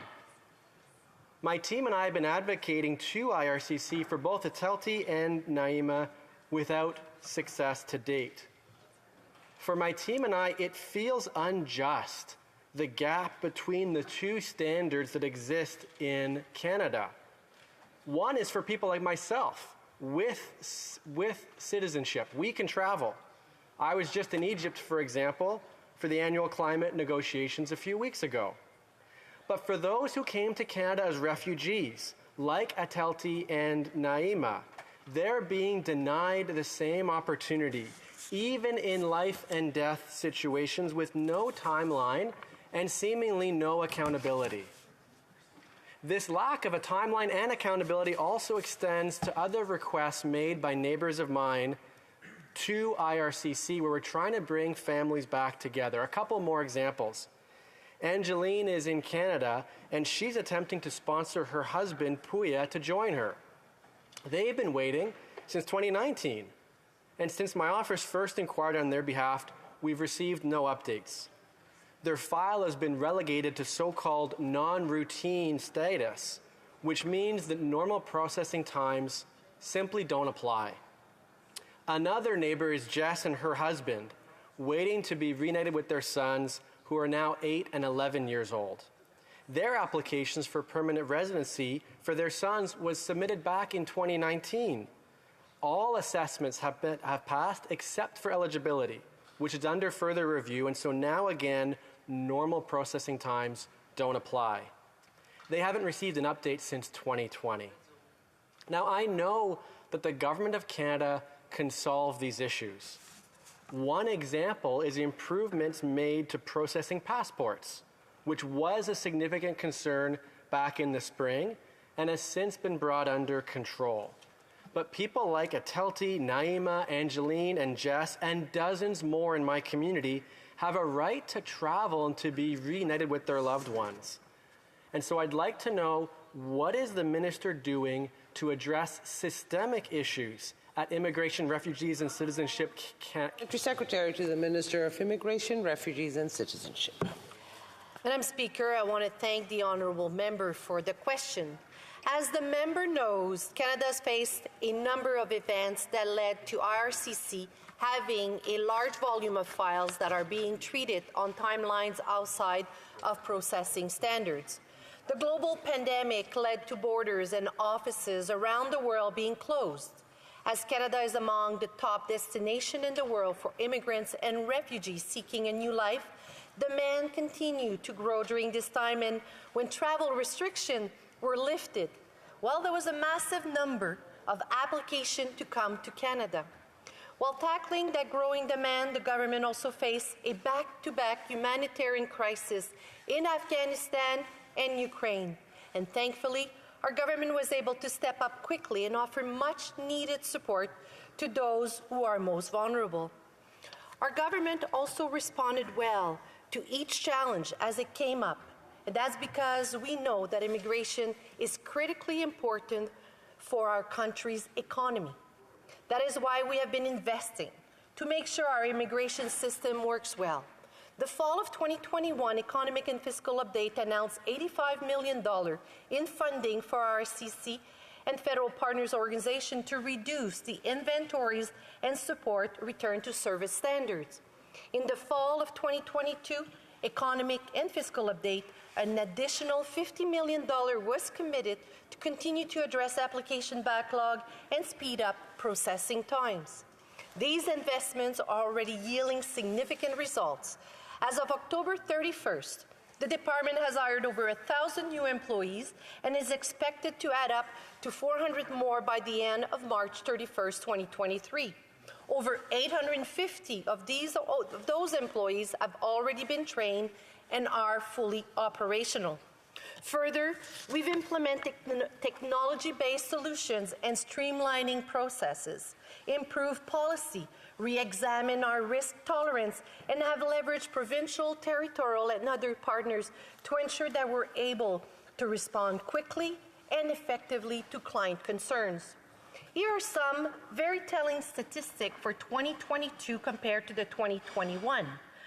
RCC has processed over 135% more PR applications, nearly 3 times more work permits, nearly 1/3 more study permits, and nearly 5 times more temporary residence visa. We have been taking concrete steps to reduce the number of applications in the system that have been in inventories longer than the service standards. Our government knows the wait is too long for those hoping to come to Canada to start their new lives, to reunite with loved ones, to further their education, or for business owners seeking valued foreign workers. We are working hard to address the challenges and return to the service standards our clients expect. And that's what Canada's future students, workers, permanent residents, and citizens expect. I'm proud to stand on behalf of our government to reassert our commitment to improving processing, reducing backlogs, and ensuring our immigration system works for everyone. Merci. The Honourable Member for Kitchener Centre. Thank you, Madam Speaker. I'm glad to hear of more resources being allocated. I hope to see those resources lead to improved outcomes for the people in my community who are separated from loved ones, whose loved one might be sick, who's has a baby, who's waiting to see and meet that child for the first time. And so I'd like to know better, how are the resources being allocated? It's these so-called non-routine cases, for example, who are the most time-intensive and heartbreaking we deal with. Can the Parliamentary Secretary share more about whether enough time and resources are being given to these non-routine cases, and maybe what percentage of cases are these non-routine ones that we're having the most challenging situations with, so that Atelti can meet his daughter, so that Naima can visit her sick mom? Thank you. Parliamentary Secretary. Madam Speaker, as the honourable members know, each and every case is different, and immigration officials are working hard to address the delays while ensuring the safety of Canadians. Immigration has faced significant global challenges, including the humanitarian crisis in Afghanistan and Ukraine, a pandemic-generated backlog, a surge in demand for people wanting to come to Canada. Madam Speaker, we did not create these challenges, but we do have a plan to address them, and our plan is working. We have invested to increase processing capacity and are adopting new technologies to improve our system. Madam Speaker, we know that, as the member mentioned, too many clients face and the wait time is too long, and we are going to be committed, as always, to ensuring that we return to our service standards. Merci, Madame la Présidente. Thank you, Madam Speaker. For St. Albert, Edmonton. Thank you, Madam Speaker. CSIS advised the Prime Minister that when it comes to foreign interference, the policy of the government should be grounded in transparency and sunlight, and that foreign interference should be exposed to the public. When it comes to Beijing's interference in our elections, the Prime Minister has been anything but transparent. Let's look at the facts.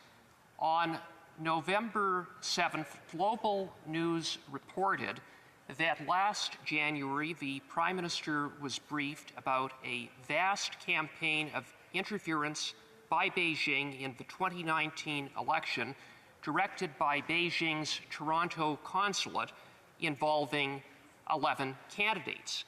For 2 weeks, Conservatives asked the government what the Prime Minister did with that information.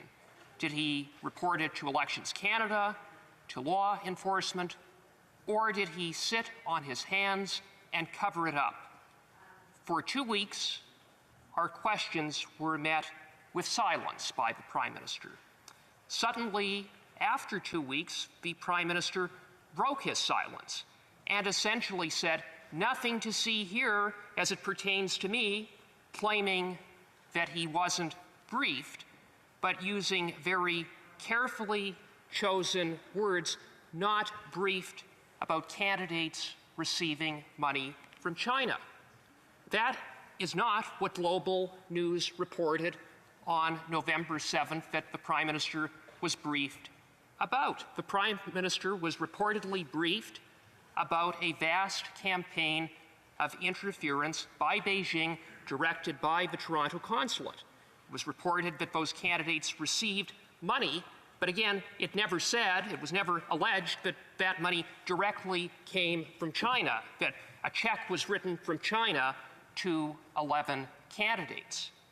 It was telling yesterday that when the Leader of the Opposition asked a pertinent question of the Prime Minister, was he briefed about electoral interference by Beijing? Not once, not twice, but on 5 occasions, the Prime Minister refused to answer. Today, I asked the Prime Minister whether he had been briefed about electoral interference by Beijing, specifically involving any candidates. Again, the report pertains to 11 candidates and a vast campaign of interference. Again, no answer from the Prime Minister. And so what we have, Madam Speaker, is the opposite of transparency. We have a smokescreen from the Prime Minister, a Prime Minister who is answering questions no one is asking, denying allegations no one is making, all the while avoiding answering the question that needs to be answered. Namely, was the Prime Minister briefed about electoral interference by Beijing, and specifically, was the Prime Minister briefed about electoral interference by Beijing involving candidates? So I ask again, was he, yes or no? The Honourable Parliamentary Secretary to the Leader of the Government in the House of Commons. Well, I apologize that the member feels as though his question has gone unanswered, Madam Speaker, but sitting through the same question period that he has on a number of occasions, I've heard some fairly direct answers, which I will attempt to provide to this member once again. Perhaps he will take them from me. Madam Speaker, the reality is that at a time when democracy is challenged worldwide, Canada's electoral system is healthy and robust, and Canada continues to rank amongst the healthiest democracies. However, there is no question that with the rise of authoritarianism that we are seeing in other countries around the world today, and an increase in both public and media focus on foreign interference, protecting Canada's national and economic security requires strong action. That's exactly what our government has done since 2015. Madam Speaker, as the Prime Minister has said very clearly, and the Minister of Public Safety has repeated, our government has put in place an independent process of experts chaired by the Clerk of the Privy Council, something that the previous Conservative government had not thought important enough to do. That group of experts, chaired by the Clerk of the Privy Council, which includes the heads of Canada's security and intelligence agencies, was given the important responsibility of ensuring that Canadian elections were free and democratic. The good news, Madam Speaker, which I hope would excite the member opposite, is that experts have confirmed both elections were exactly that, free and democratic. It's important to remember, Madam Speaker, and we heard this from a witness in the PROC committee, of which the two of us, myself and the member who asked the question, sit on, including from the Chief Electoral Officer and CSIS officials, who commented on the fact that attempts to influence the democratic elections does not equate to causing actual influence. Nor is this a new phenomenon in Canada or around the world. The information that the Conservatives are asking for is already made available in an unredacted form and to independent experts as well as the members of the NSICOP committee. in the committee, which the previous leader of the opposition, I would remind this member, removed his Conservative caucus members from in 2020. This is in addition to the current study being taken by the PROC committee that, again, this member and I both sit on, and we are both fully aware of the availability to ask these questions. The work being done by the committees like NSICOP and CSIS and the national security experts strengthens the democratic process and Canada's elections, and the Conservatives are undermining this important work rather than offering a more productive contribution to the discussion of security in elections. Canadians, Madam Speaker, should actually be asking what the Conservatives have to gain by instilling fear and division amongst electors in an effort to convince them that our elections are unfair and influenced by foreign actors. For St. Albert, Edmonton. Madam Speaker, no one is questioning the overall integrity of the last two elections. That is not the issue. There is a specific report of specific interference involving 11 candidates, and further, it was reported that the Prime Minister was briefed about that interference.